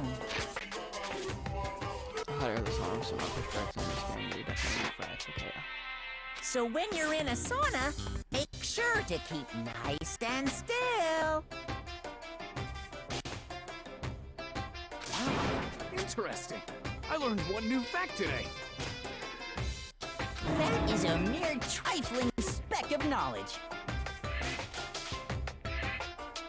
Anyway, if you found the victim's handbook in the sauna, then the killer must have purposely trying to raise its temperature in order to break it. Meaning the culprit somehow knew its weakness. But how'd they find out? Monokuma said he didn't tell anyone, right? Maybe theirs broke when they were in the sauna for too long. Indeed. Quite the mystery. What if they found out by accident? What do you mean by accident? They'd realize it was broken, of course. They could took their handbook in the sauna not knowing its weakness and it broke. And it wouldn't be hard to figure out why. And once they had Chihiro's handbook, they knew they had an easy way to dispose of it.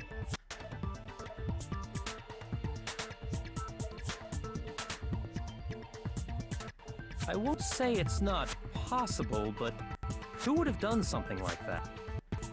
I don't know of anyone who took their handbook into sauna. I might know someone who did. Whoa! Seriously? I think the one who may have taken their handbook into the sauna was...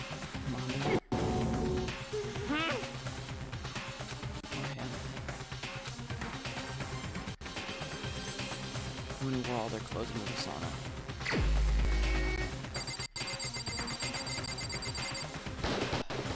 Here's my answer! Mondo, your handbook got broken in the sauna, didn't it? What? What? Why do you keep accusing him? Mondo and Taka had an endurance contest in the sauna not too long ago, remember? And for the contest, Mondo just so happened to keep his school uniform on.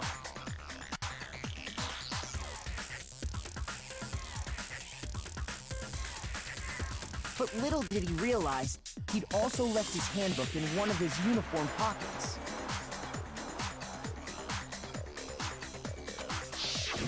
And when it was all over, Mondo discovered that taking your handbook into the sauna easily destroyed it.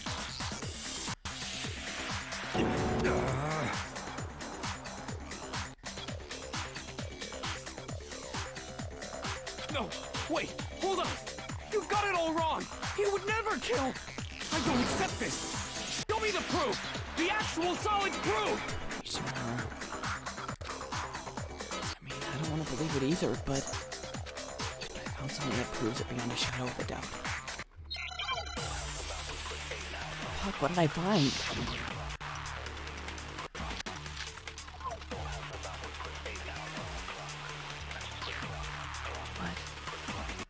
Let's test Makoto's assertion. If what he says is correct, then Mondo, you broke your own handbook. In other words, if Mondo's handbook is actually broken, then that proves that what Makoto said is right. Well, my goddamn handbook works just fine! See? Look! Makoto was wrong after all! Mondo wouldn't hurt a fly!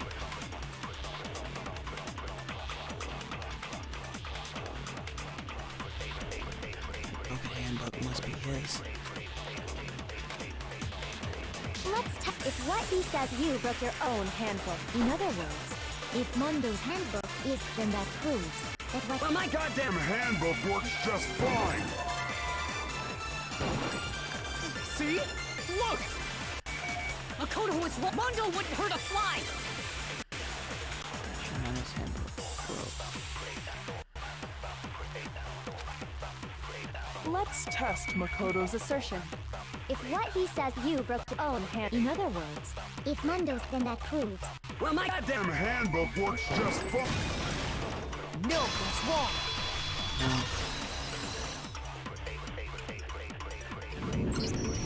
Mondo, the handbook you have right now, is it really yours? The fuck is that supposed to mean? The broken handbook that was in the main hall.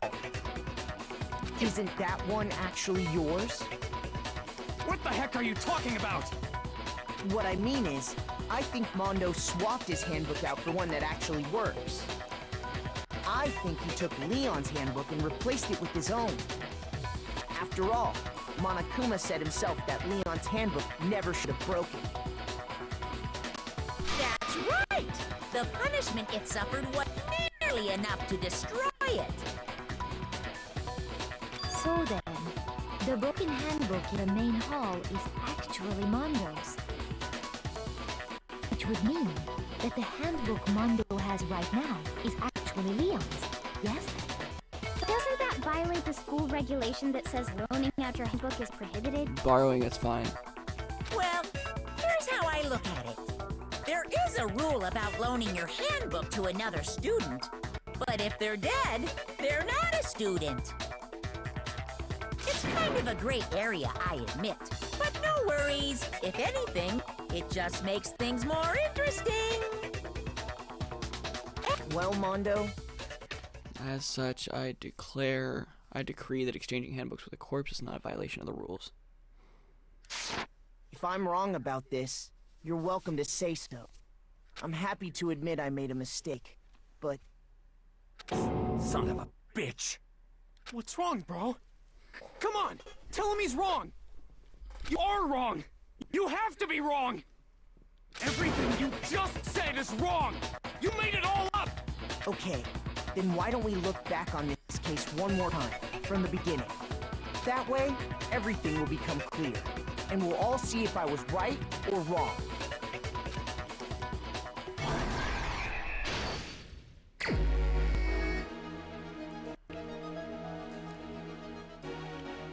The duffel bag and...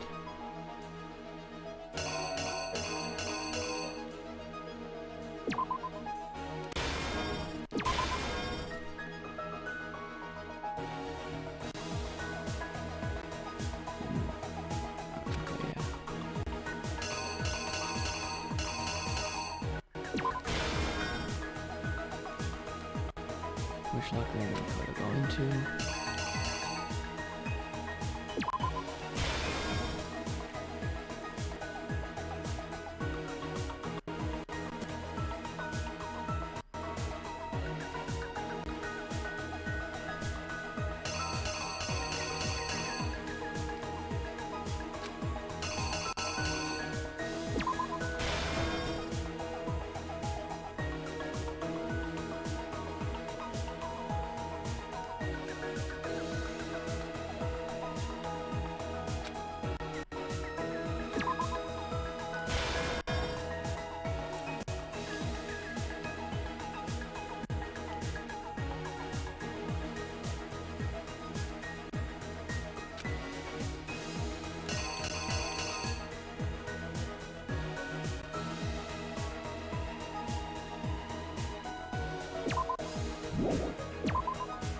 Blood splattered onto that.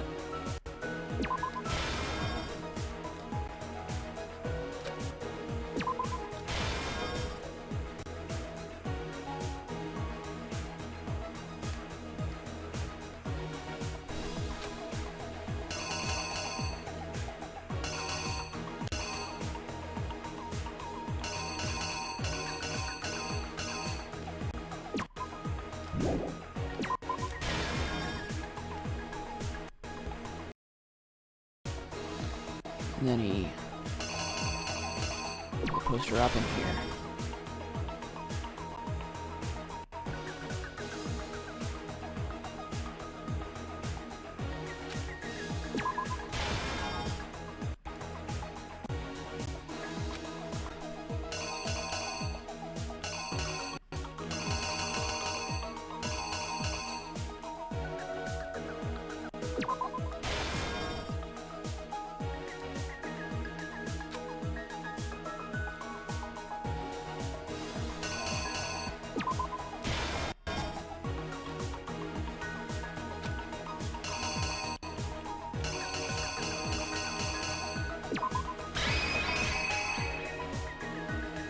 The killer is you! First, let's take a look back to before the incident.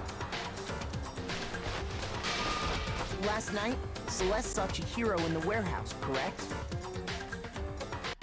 At the time, she was apparently stuffing something into a duffel bag.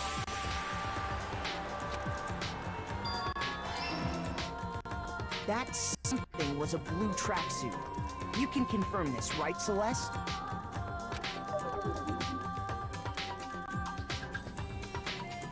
With bag in hand, Chihiro headed out, even though it was officially nighttime. She made her way to the locker room, specifically the boys' locker room. But how could the victim, who was apparently a girl, access the boys' locker room? She wasn't. I mean, he wasn't. Simple. Because she was really a he. Which is why he was able to use his own handbook to gain entrance to the boys' locker room.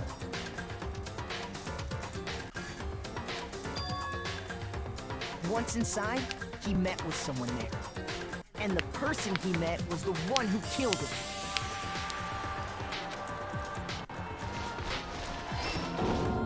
It seems likely that the killer grabbed the nearby dumbbell, approached the unsuspecting Chihiro,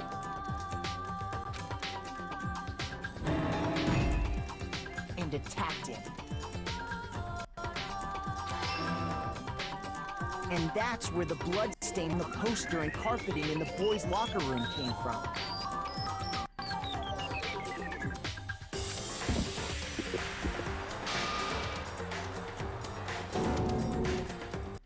It was likely in the heat of the moment.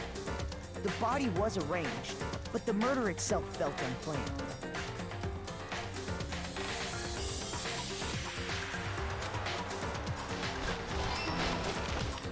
Which is why the killer hurried to try and hide the act. First, pulling the bloodstained carpet.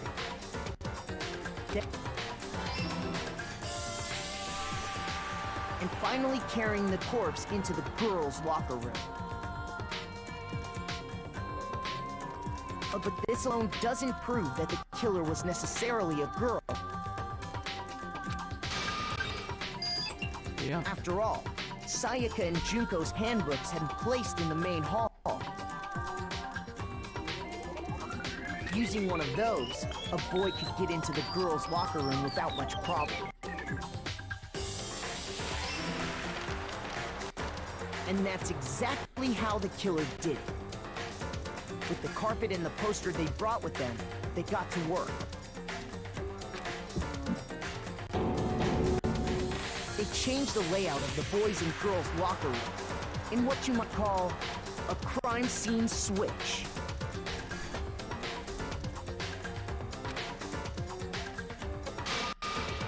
That could have been the end of things, but no. Byakuya discovered the body and decided to intervene in the situation, making things even more complicated.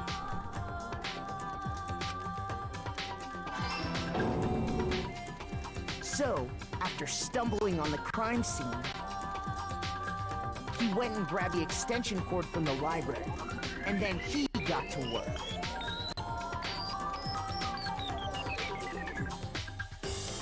He used the cord to string up Chihiro's lifeless body.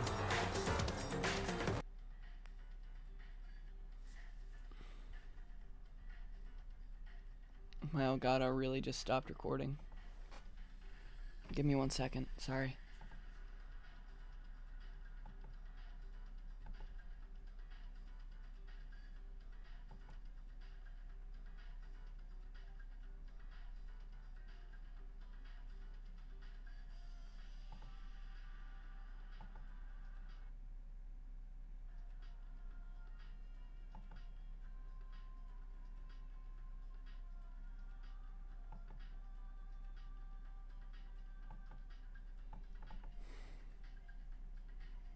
Be nice if the game would start recording.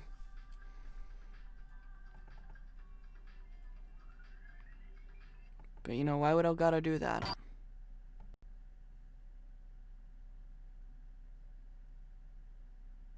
That'd be silly.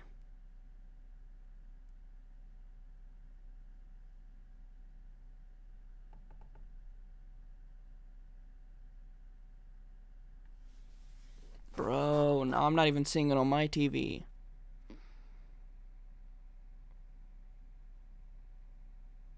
Now everything's just pooped out. Hey, Elgato. Work.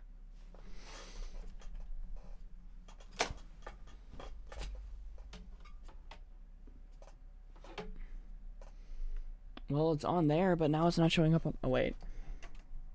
No, it should be showing up on my TV. Fuck.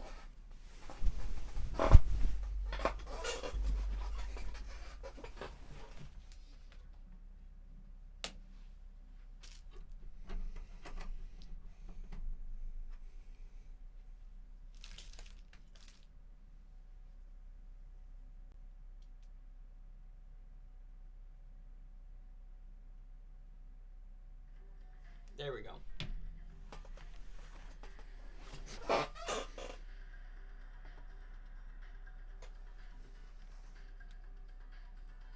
Now it's stuck on that.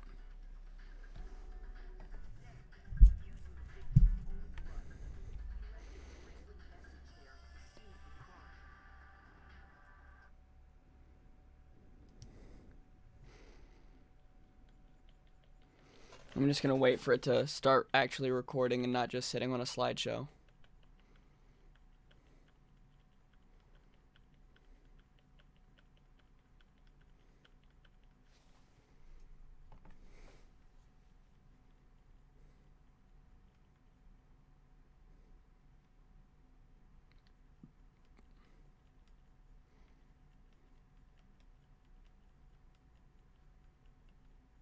Come on.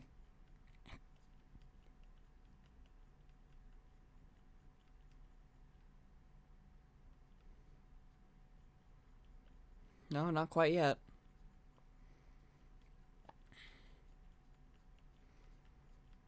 My Elgato really decided to poop out right when it was getting, like, to the end of the trial. That's not very cash money. That was almost. I mean, it changed the image a little bit. Slightly.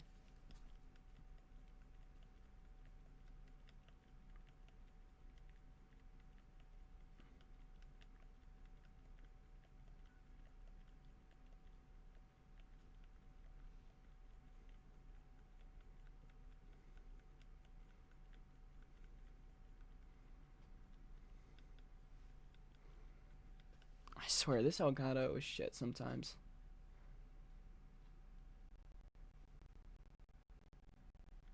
There we go. I just had to call it shit. Then using the victim's own blood. He left a grisly message there at the scene of the crime.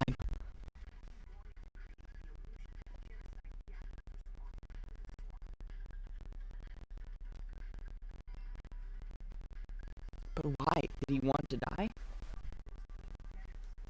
Because they were the wrong person?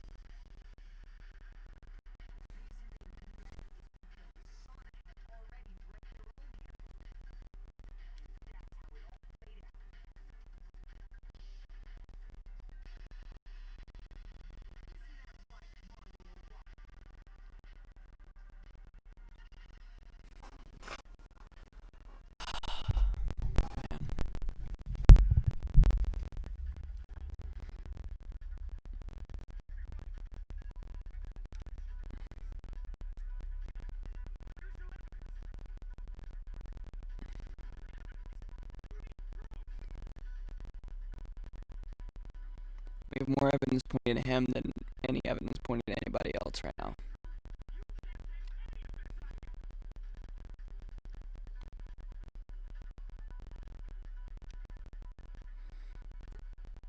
Evidence that Mondo is the killer. That already revealed itself earlier in the trial. I can somehow show where Mondo's handbook is right now. So do that, everything will become clear. A new element? Fever time and nega time? Beaver time will activate and the tempo will be forced to its max. At this point, even if you push the buttons at random, you won't miss. So you can push X square, however you want to destroy the opponent's verbal assault.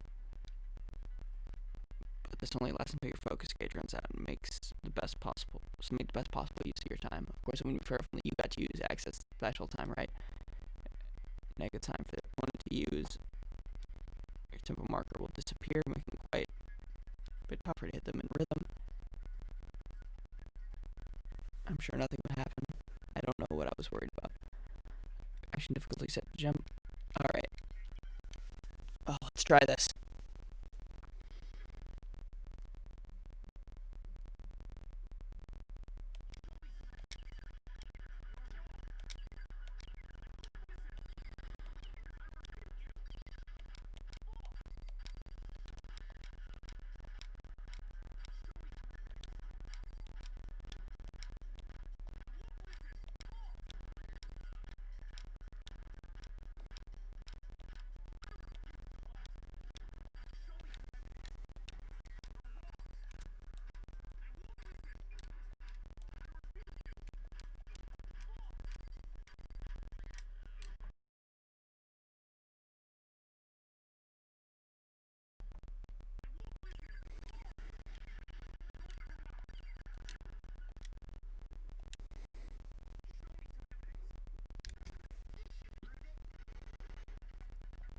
Gotcha.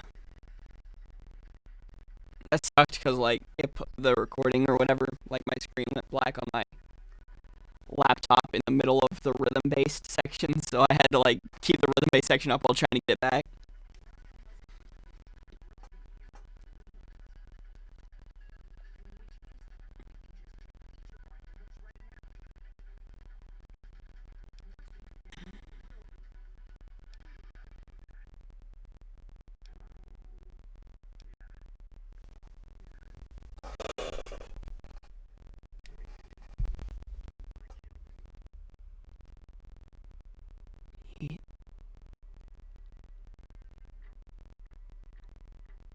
Dude, he admitted it.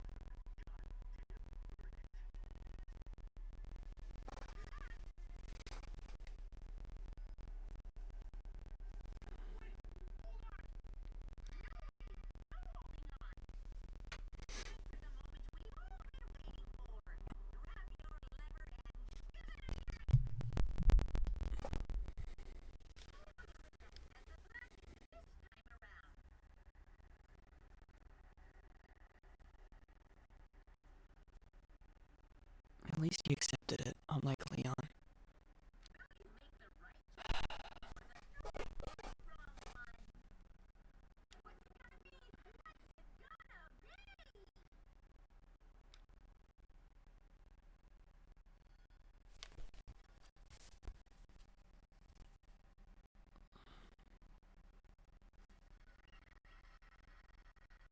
Man.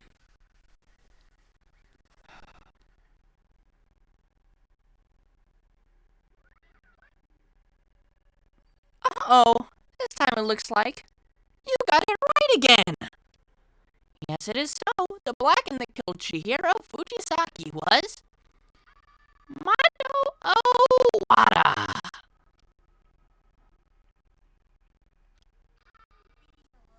In case you're wondering, the vote was not unanimous. Kayotaka chose the wrong answer. You're treading very close to the danger zone, Mr. Ishimaru. You need to be more careful. I refuse to believe it. There's no way. No way he would kill someone. Sorry. Why are you apologizing? Why? Why? Why? Why did you do it? Well, looks like Mondo's taken a vow of silence, so allow me to explain on his behalf. The story of the murder this time is the sad story of two men. Oh, but for anyone who doesn't really want to hear it, you can hit the circle button to fast forward the text. Bruh. Anyway, there was once a young boy, and his name was Chihiro Fujisaki. He had an extreme inferiority complex regarding his own lack of strength.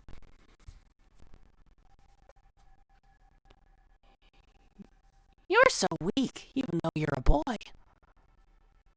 He had heard things like that as long as he could remember, and he couldn't overcome his weakness. On the contrary, he tried to hide and buried himself further and further into that weakness, to take on the fragile form of a petite young girl. He had chosen that as his way out. Now nobody will be able to say anything about even though you're a boy. But no matter how tightly he wrapped himself up in that shell, the inferiority complex had already taken root deep inside of him and was not so easily weeded out. As it turned out, the shell was completely empty. The complex didn't disappear. Instead, it only grew stronger and stronger. I'm weak.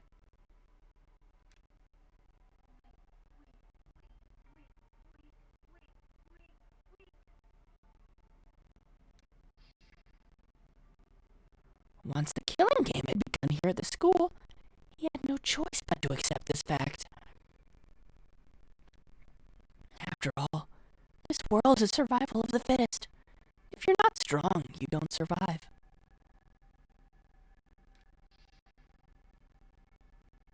And then the lovely and hateful Monokuma announced the revealing of the embarrassing secrets.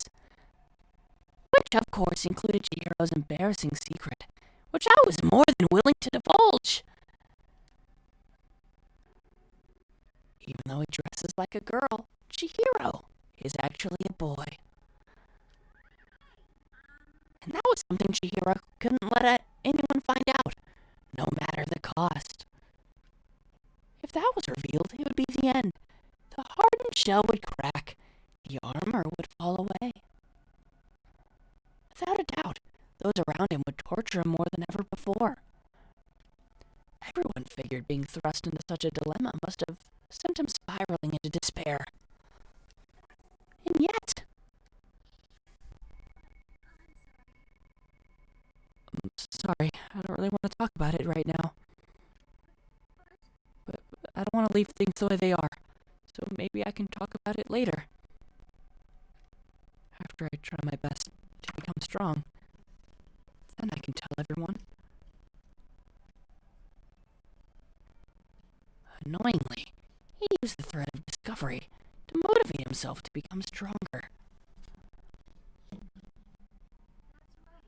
Now's my chance. I'm going to get stronger and accept who I am. Strong enough so that when someone says, even though you're a boy, I'll be okay. I'll get better. With that thought at the front of his mind, he resolved to take immediate action. And so, that day, he made the commitment to begin exercising. He was prepared to retrain his mind and body. But sadly, that would be his first and only chance he would get at it. When he decided to start exercising, he thought it would be good to ask for someone's help. But he wanted to tell that person his secret first, and then ask them to help him from there. And that person he went to, it was me. Yup, it sure was. The biker gang fella had been painfully clear about how important his manly promises were. So Chihiro probably figured that even if he confided in Mondo, his honor would make him keep the secret. Plus, Mr. Macho Mondo was the very symbol of a strong man that Chihiro had always aspired to. Maybe talking to Mondo about it will help give me some courage. So, he went and asked Mondo to help him become strong. That was his aspiration. And he thought that only with Mondo's support would he ever be able to come close to that. So then, that must be why Mondo did what he did. To keep the promise he made to Chihiro. Huh? Did what he did? You mean, that's why Mondo carried Chihiro from the boys' locker room into the girls' locker room? Yes, that's exactly what I mean. Wasn't that to cover up what he'd done? That could have been part of it, but I don't think it was the main reason. The real purpose was to keep the promise between men he'd made to Chihiro.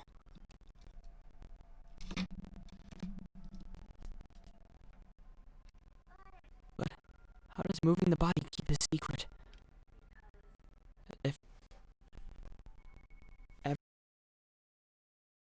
Because if everyone knew he'd been killed in the boys' locker room, then everyone would have been arguing about how she got into the boys' locker room, right? Once that started up, at least a few of us would immediately begun to suspect his identity, so he tried to protect Chihiro's secret by putting him in the girls' locker room and stealing his handbook, see?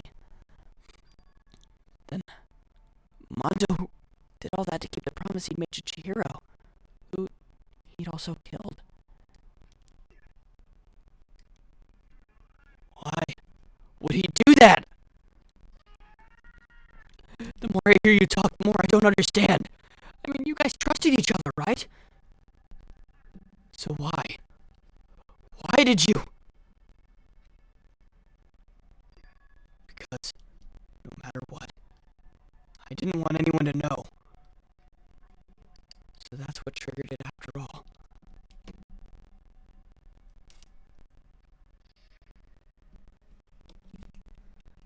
Possibility of having your embarrassing memories and secrets exposed.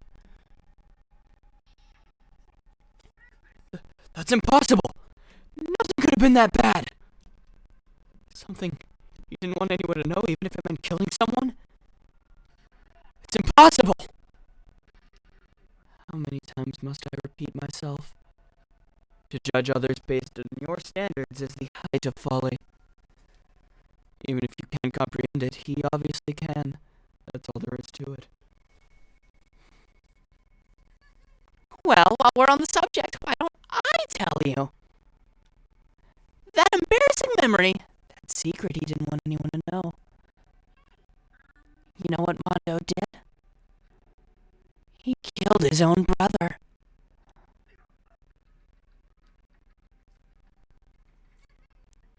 Mondo, the ultimate biker gang leader, makes all the hoodlums and riffraff across the country tremble. But the only reason he had a chance to join the gang in the first place was because of a certain someone. Mondo's older brother's name was Daya Owada.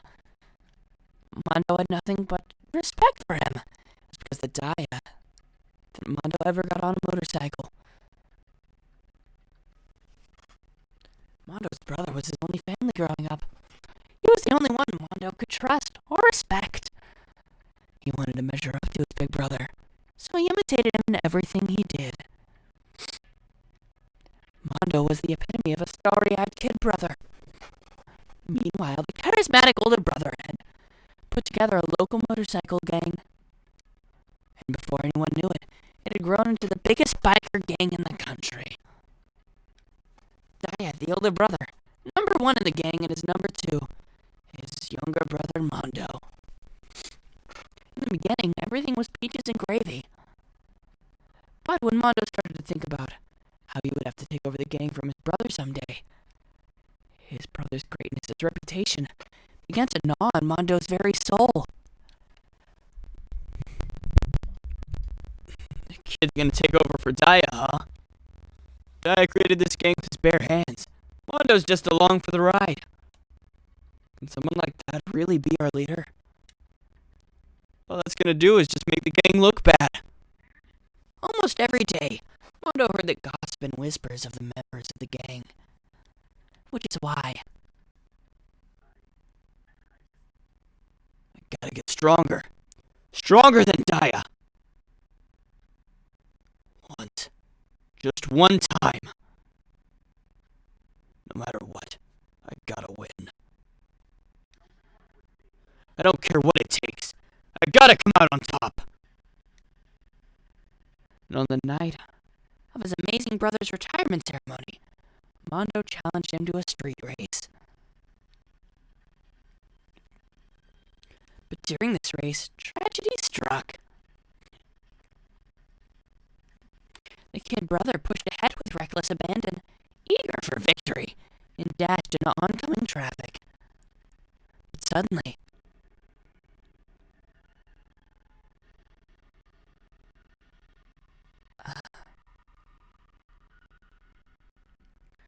laying in his kid brother's arms, the older brother delivered his final words. My bad, kid.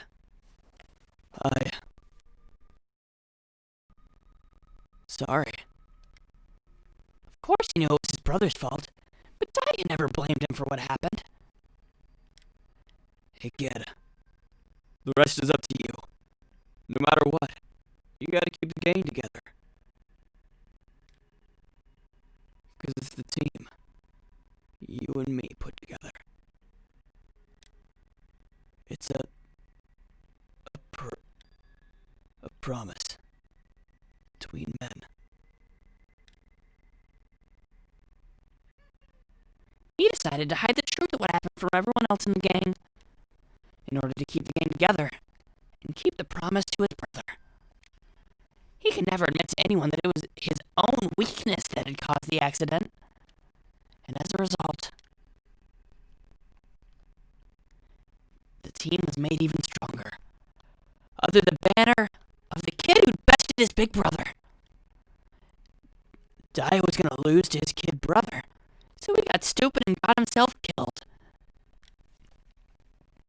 That became the explanation for what happened. Mondo's lie became the truth. He wanted to lead the team so bad. He was willing to tell all kinds of lies about his brother. I'm strong.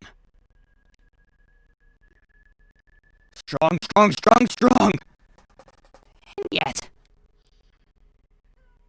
as soon as our killing game began, he realized,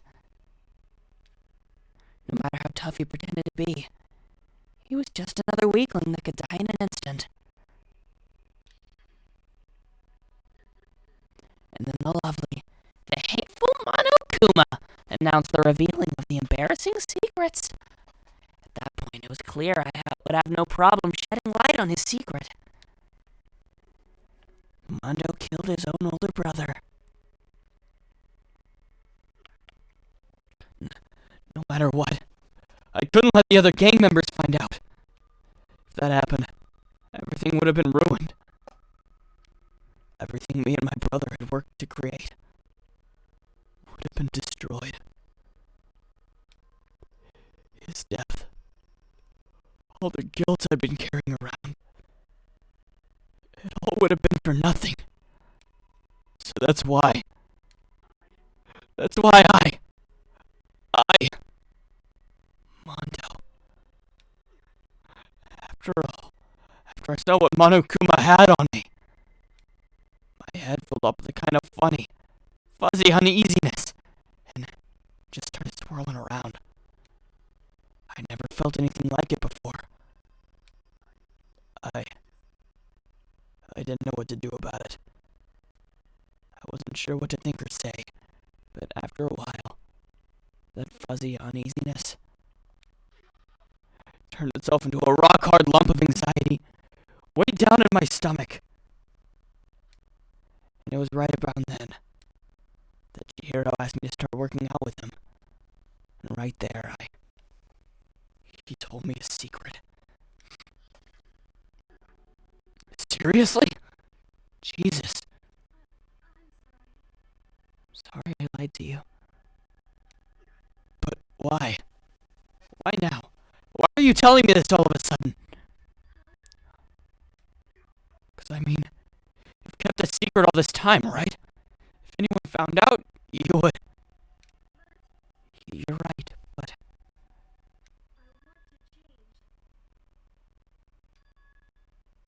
I wrap myself in lies.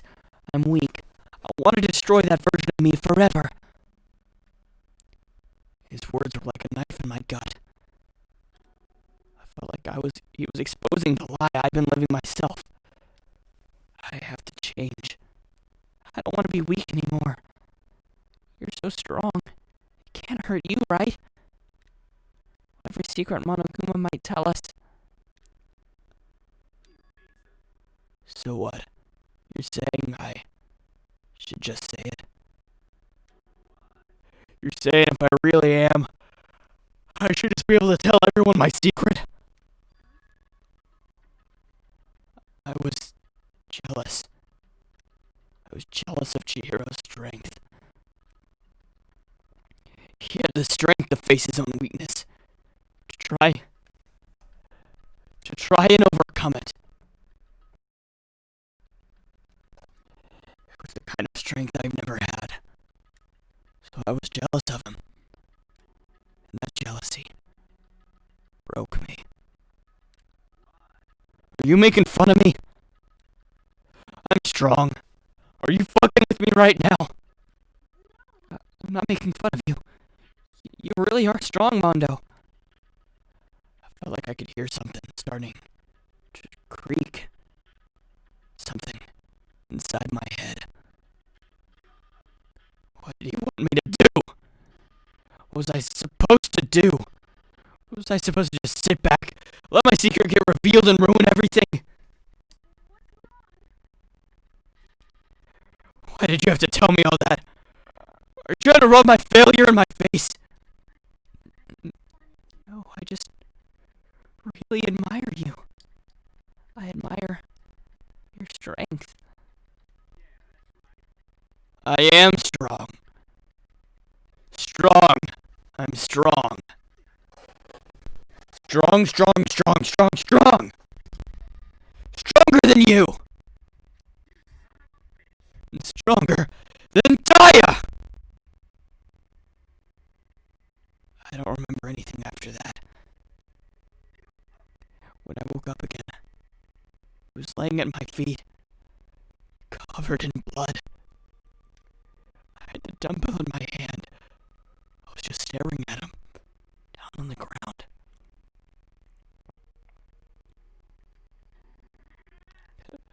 Hey!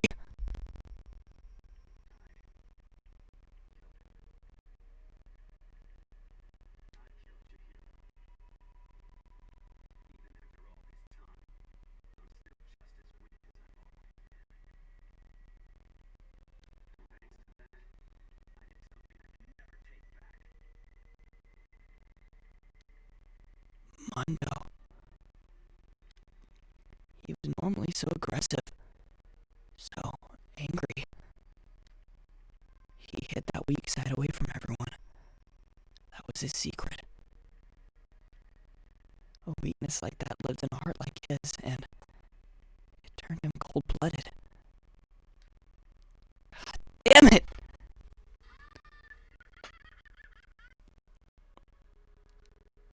Look at him! You see? You're all just like him. For a secret from the past, for a memory. For that, he killed another living human in cold blood. He couldn't cut free of his regrets from the outside world. He doesn't know what true strength is. Do you see hope anywhere in there? 'Cause I sure don't. You bastard! Just shut up, you son of a bitch! Go ahead, say that again! I dare you!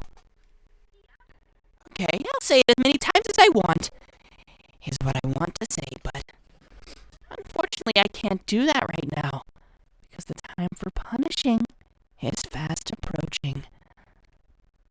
Punishing? You mean execution? That's what I promised you, right? The Blackened that disturbs the peace will be punished.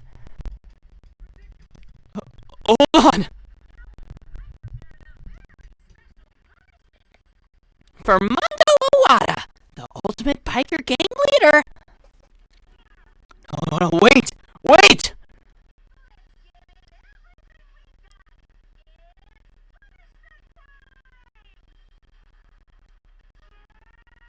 I said wait!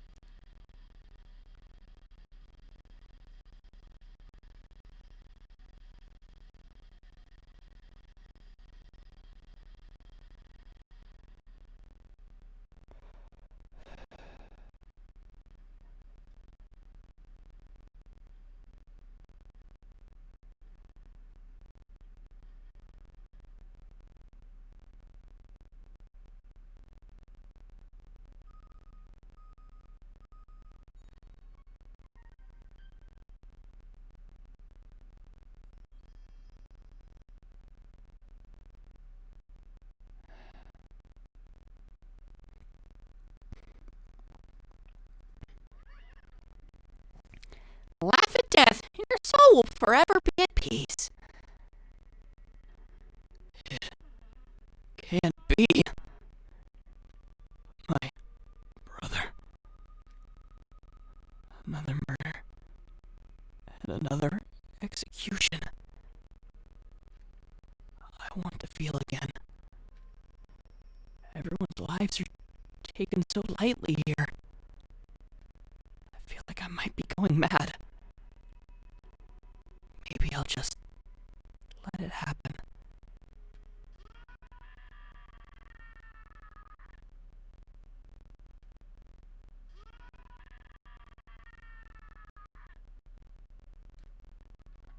As Taka's sad screams invaded our skulls, we were each forced to realize once again. But of course he had to. What a disappointment. This is the end of the game. But, Byakuya, you're completely insane, you know that? A game? One of our friends is dead, do you realize that? Of course I do. Because this game is life or death. I don't have anything to say to you. I don't have a response, except that I just don't understand why. Why did you go out of your way to disguise Mondo's crime? Why? Isn't it obvious? Because it made things more interesting. His voice was so calm, emotionless, like the voice of death. It chilled me to the bone. Last night, when the murder took place, I was in the library, as usual. So you ignored the nighttime rule, too. That rule never mattered to me. I don't recall agreeing to it. Well, I don't particularly care. Please continue. The night grew late, and I decided to return to my room, which is when I stumbled upon him. I spotted Mondo coming out of the girls' locker room. After he'd gone, I looked inside and saw the corpse. You mean you actually witnessed the murder? He was such a fool. He didn't have the slightest idea that I'd seen him. So, you're saying you knew who the culprit was from the very beginning? Indeed. But if that had been the end of it, how boring would that have been? I mean, fuck my Elgato. Now I have to wait for it to fucking work again.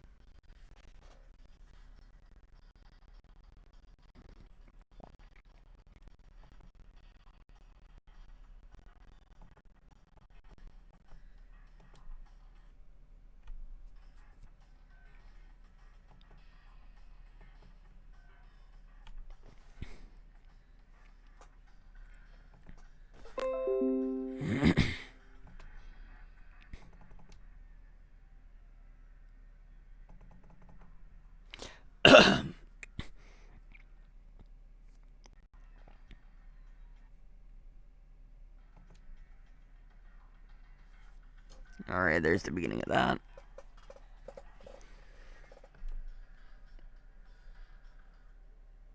Now I just gotta wait for it to actually start recording the fucking gameplay.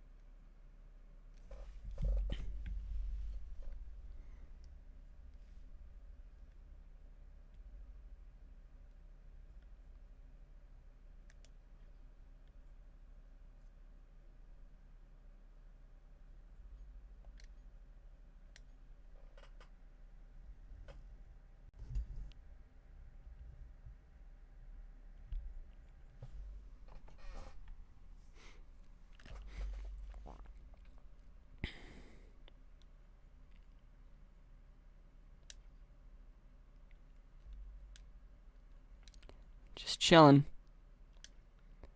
Waiting for the gameplay to be recorded.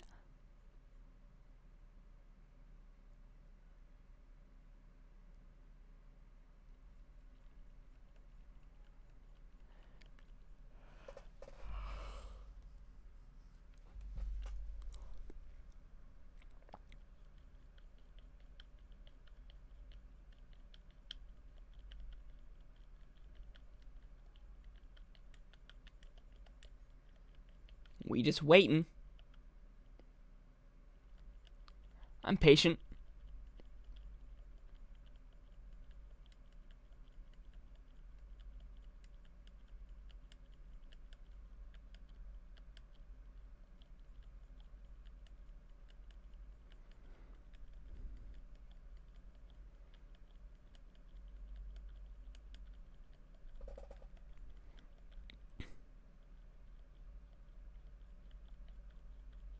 Come on, it'll start recording soon. Record, please. I'm trying to play some Danganronpa. Now? How about now? No? Fuck, man.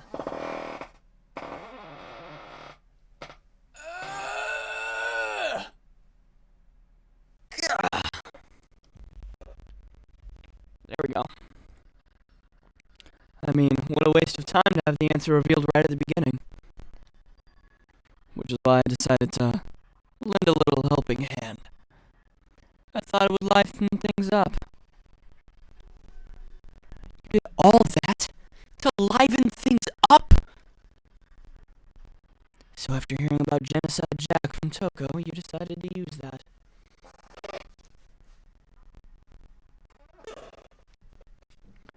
To create a fake murder scene. Damn, man. If we hadn't figured out who really done it, you would have been dead too, right? Well, obviously, I would have revealed the truth before I reached that point. Of course. Byakuya turned and looked me in the eye. I could feel his sharp eyes piercing into me. Thanks to a certain remarkable someone, it never did, and I was able to perform an interesting experiment. Once I do decide to become blackened, I now know who I'll have to watch out for. Once I do, so he plans on doing it? What? So that was your reason. Are you satisfied? Yes, we're done listening to your story. Moving on. There's something I'd like to ask Monokuma. Oh, I'm up next? I'd like to perform these elaborate executions each time, correct? My question is, why? Do you like 'em? But you know, this punishment, this despair. It's not just for you. All this punishment, all this despair, it's my gift to mankind itself. You're over-exaggerating. I am not over-exaggerating. These punishments are meant to transform all hope into despair. What do you mean? Mean? Mean? Mean. Mean.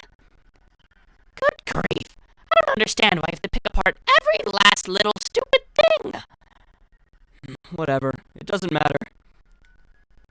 In the end, I'm gonna stand alone as the victor, and then everything will be revealed to me. Oh, the noble son of a noble family. Truly, you understand me.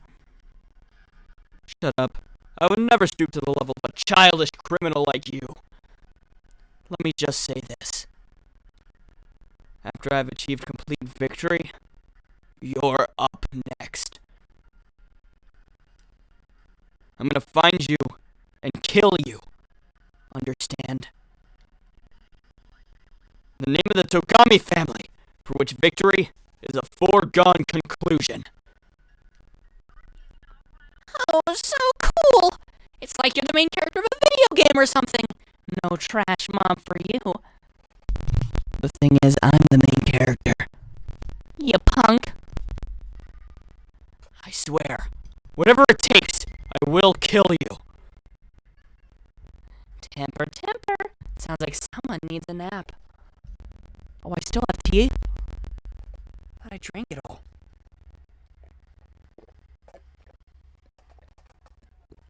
Dude, bet. I thought I ran out. That's some good tea.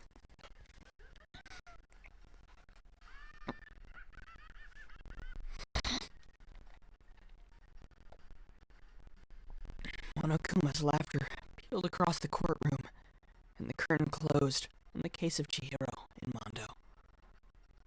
But I knew that wasn't the end. The killing game would still continue, because the mastermind wouldn't let it end. For those of us who were still alive, our worst fear and despair kept on multiplying. It was the kind of despair that felt like a blind puppy in hell had more of a future than us. All of our courage, our effort, our friendship, it felt like it amounted to nothing at all. It was the worst kind of despair.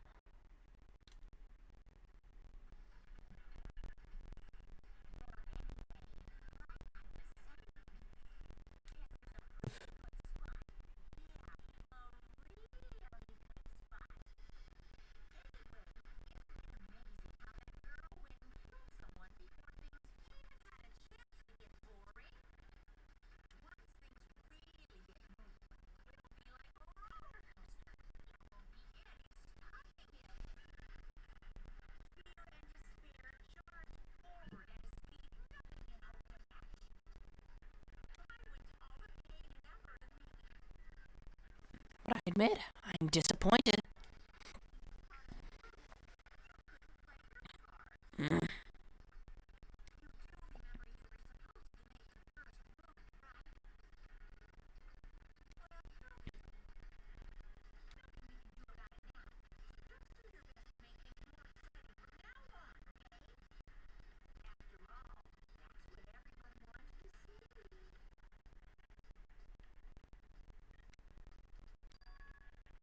There's one thing I'd like to ask you.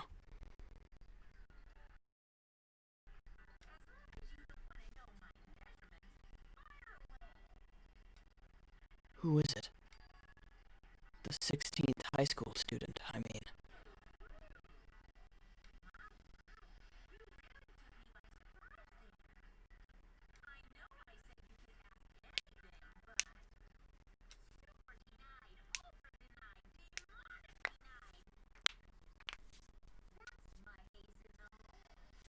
What? So there is a 16th.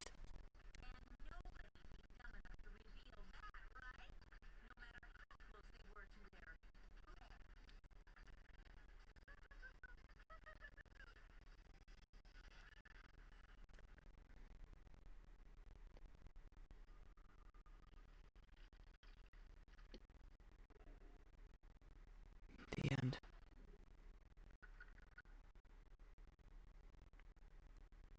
So there's 10 of us left. So if 2 people were to die every chapter, there'd be 5 chapters left. Crazy Diamond. That's...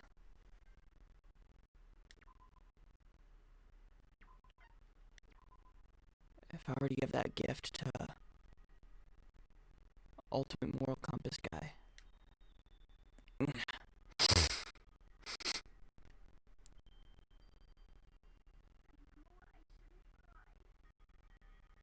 Well, this looks like some fan service, not gonna lie.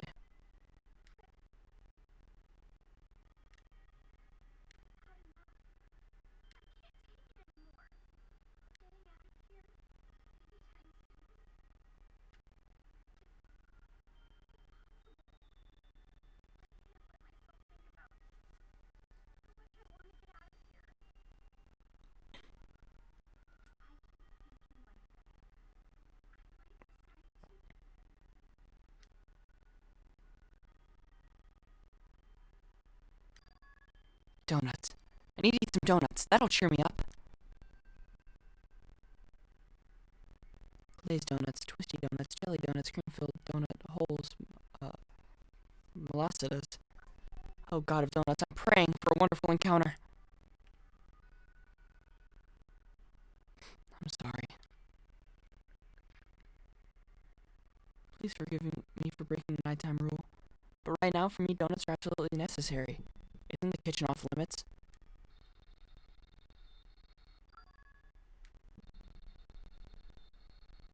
No.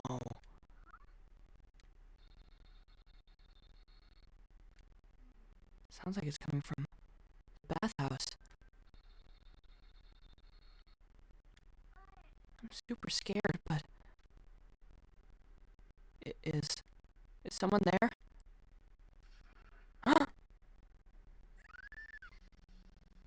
What the fuck?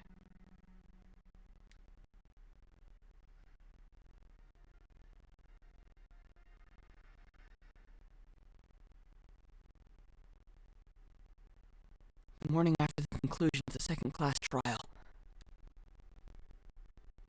Everyone met up in the dining hall, just like always. As I expected it to start like any other day. That's what I expected, but... Today's count kinda sucked, huh? Toko and Byakuya still refuse to show up. And I haven't seen Miss Asahina anywhere. She said her stomach was hurting, so she's taking it easier in her room for the day. That is rather unusual for her. Normally she's so full of energy. Which is exactly what makes me worry. So it's just the 7 of us then? It looks that way. It's times like these where the committee chairman needs to get things going with a bang. Or not. He He's probably pretty shaken up. I mean, he was pretty close to Mondo. Taka hasn't said a word since everything that happened yesterday. One look at his face showed he hadn't slept a wink last night.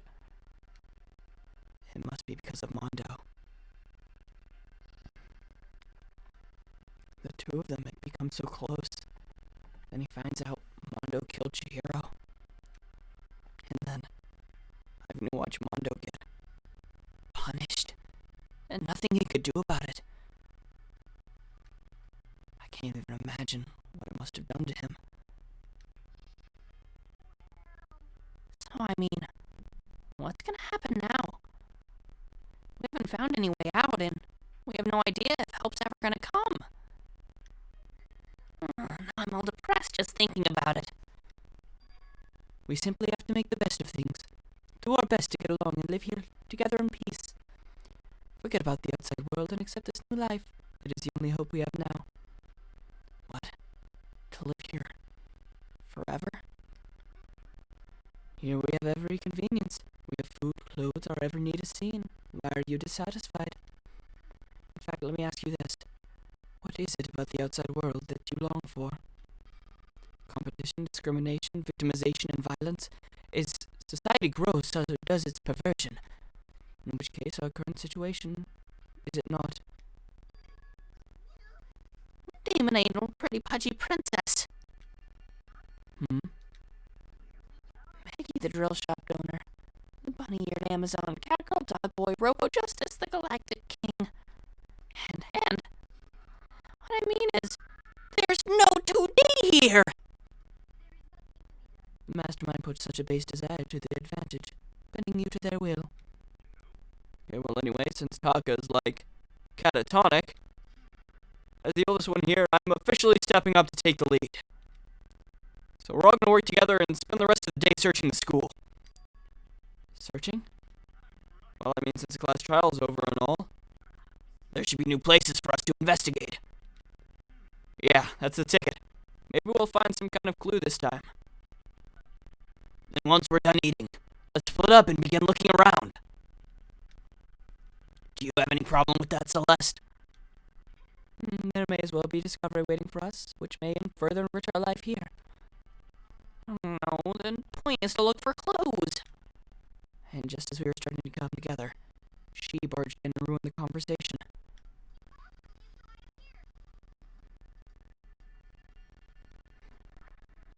Nobody called for you!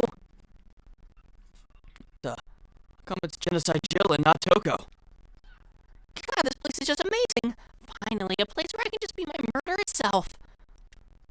Which is why I've decided to stop holding back and spread my wings. No more hiding in a cave for me. Plus, I have another battle to fight. The whole killer with a split personality thing is so overdone. I gotta destroy that stereotype.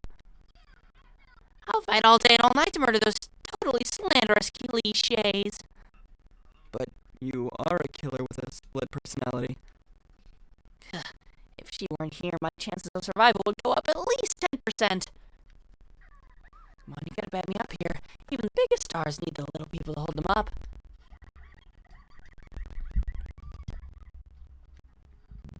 Well, whatever else we do today, first we should eat.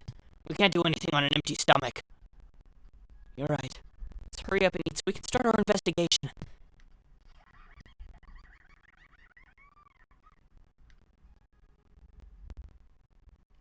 So we were forced to eat breakfast with a murderer.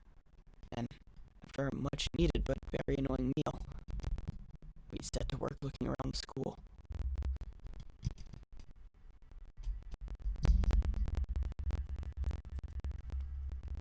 Well, seems like a good spot for me to save and continue next time.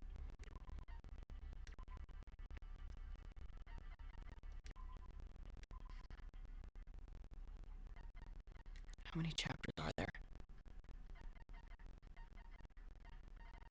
1, 2, 3, 4, 5, 6, 7, 8. 8 chapters. And it seems like at least 2 people die each chapter. Well, no one died in the prologue. So 1, 1, 2, 3, 4, 5, 6, 7. So 7 chapters. 7 chapters, and at least 2 people die in every chapter. And there were 15 of us.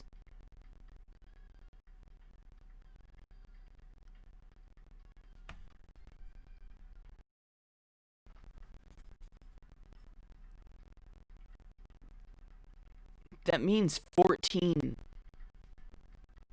of the 15 will die if it keeps going at that rate. And in chapter 1, 3 died.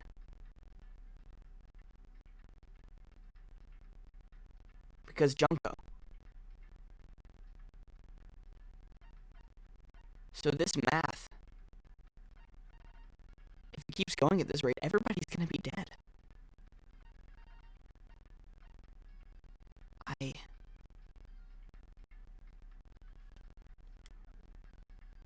We'll continue this next time.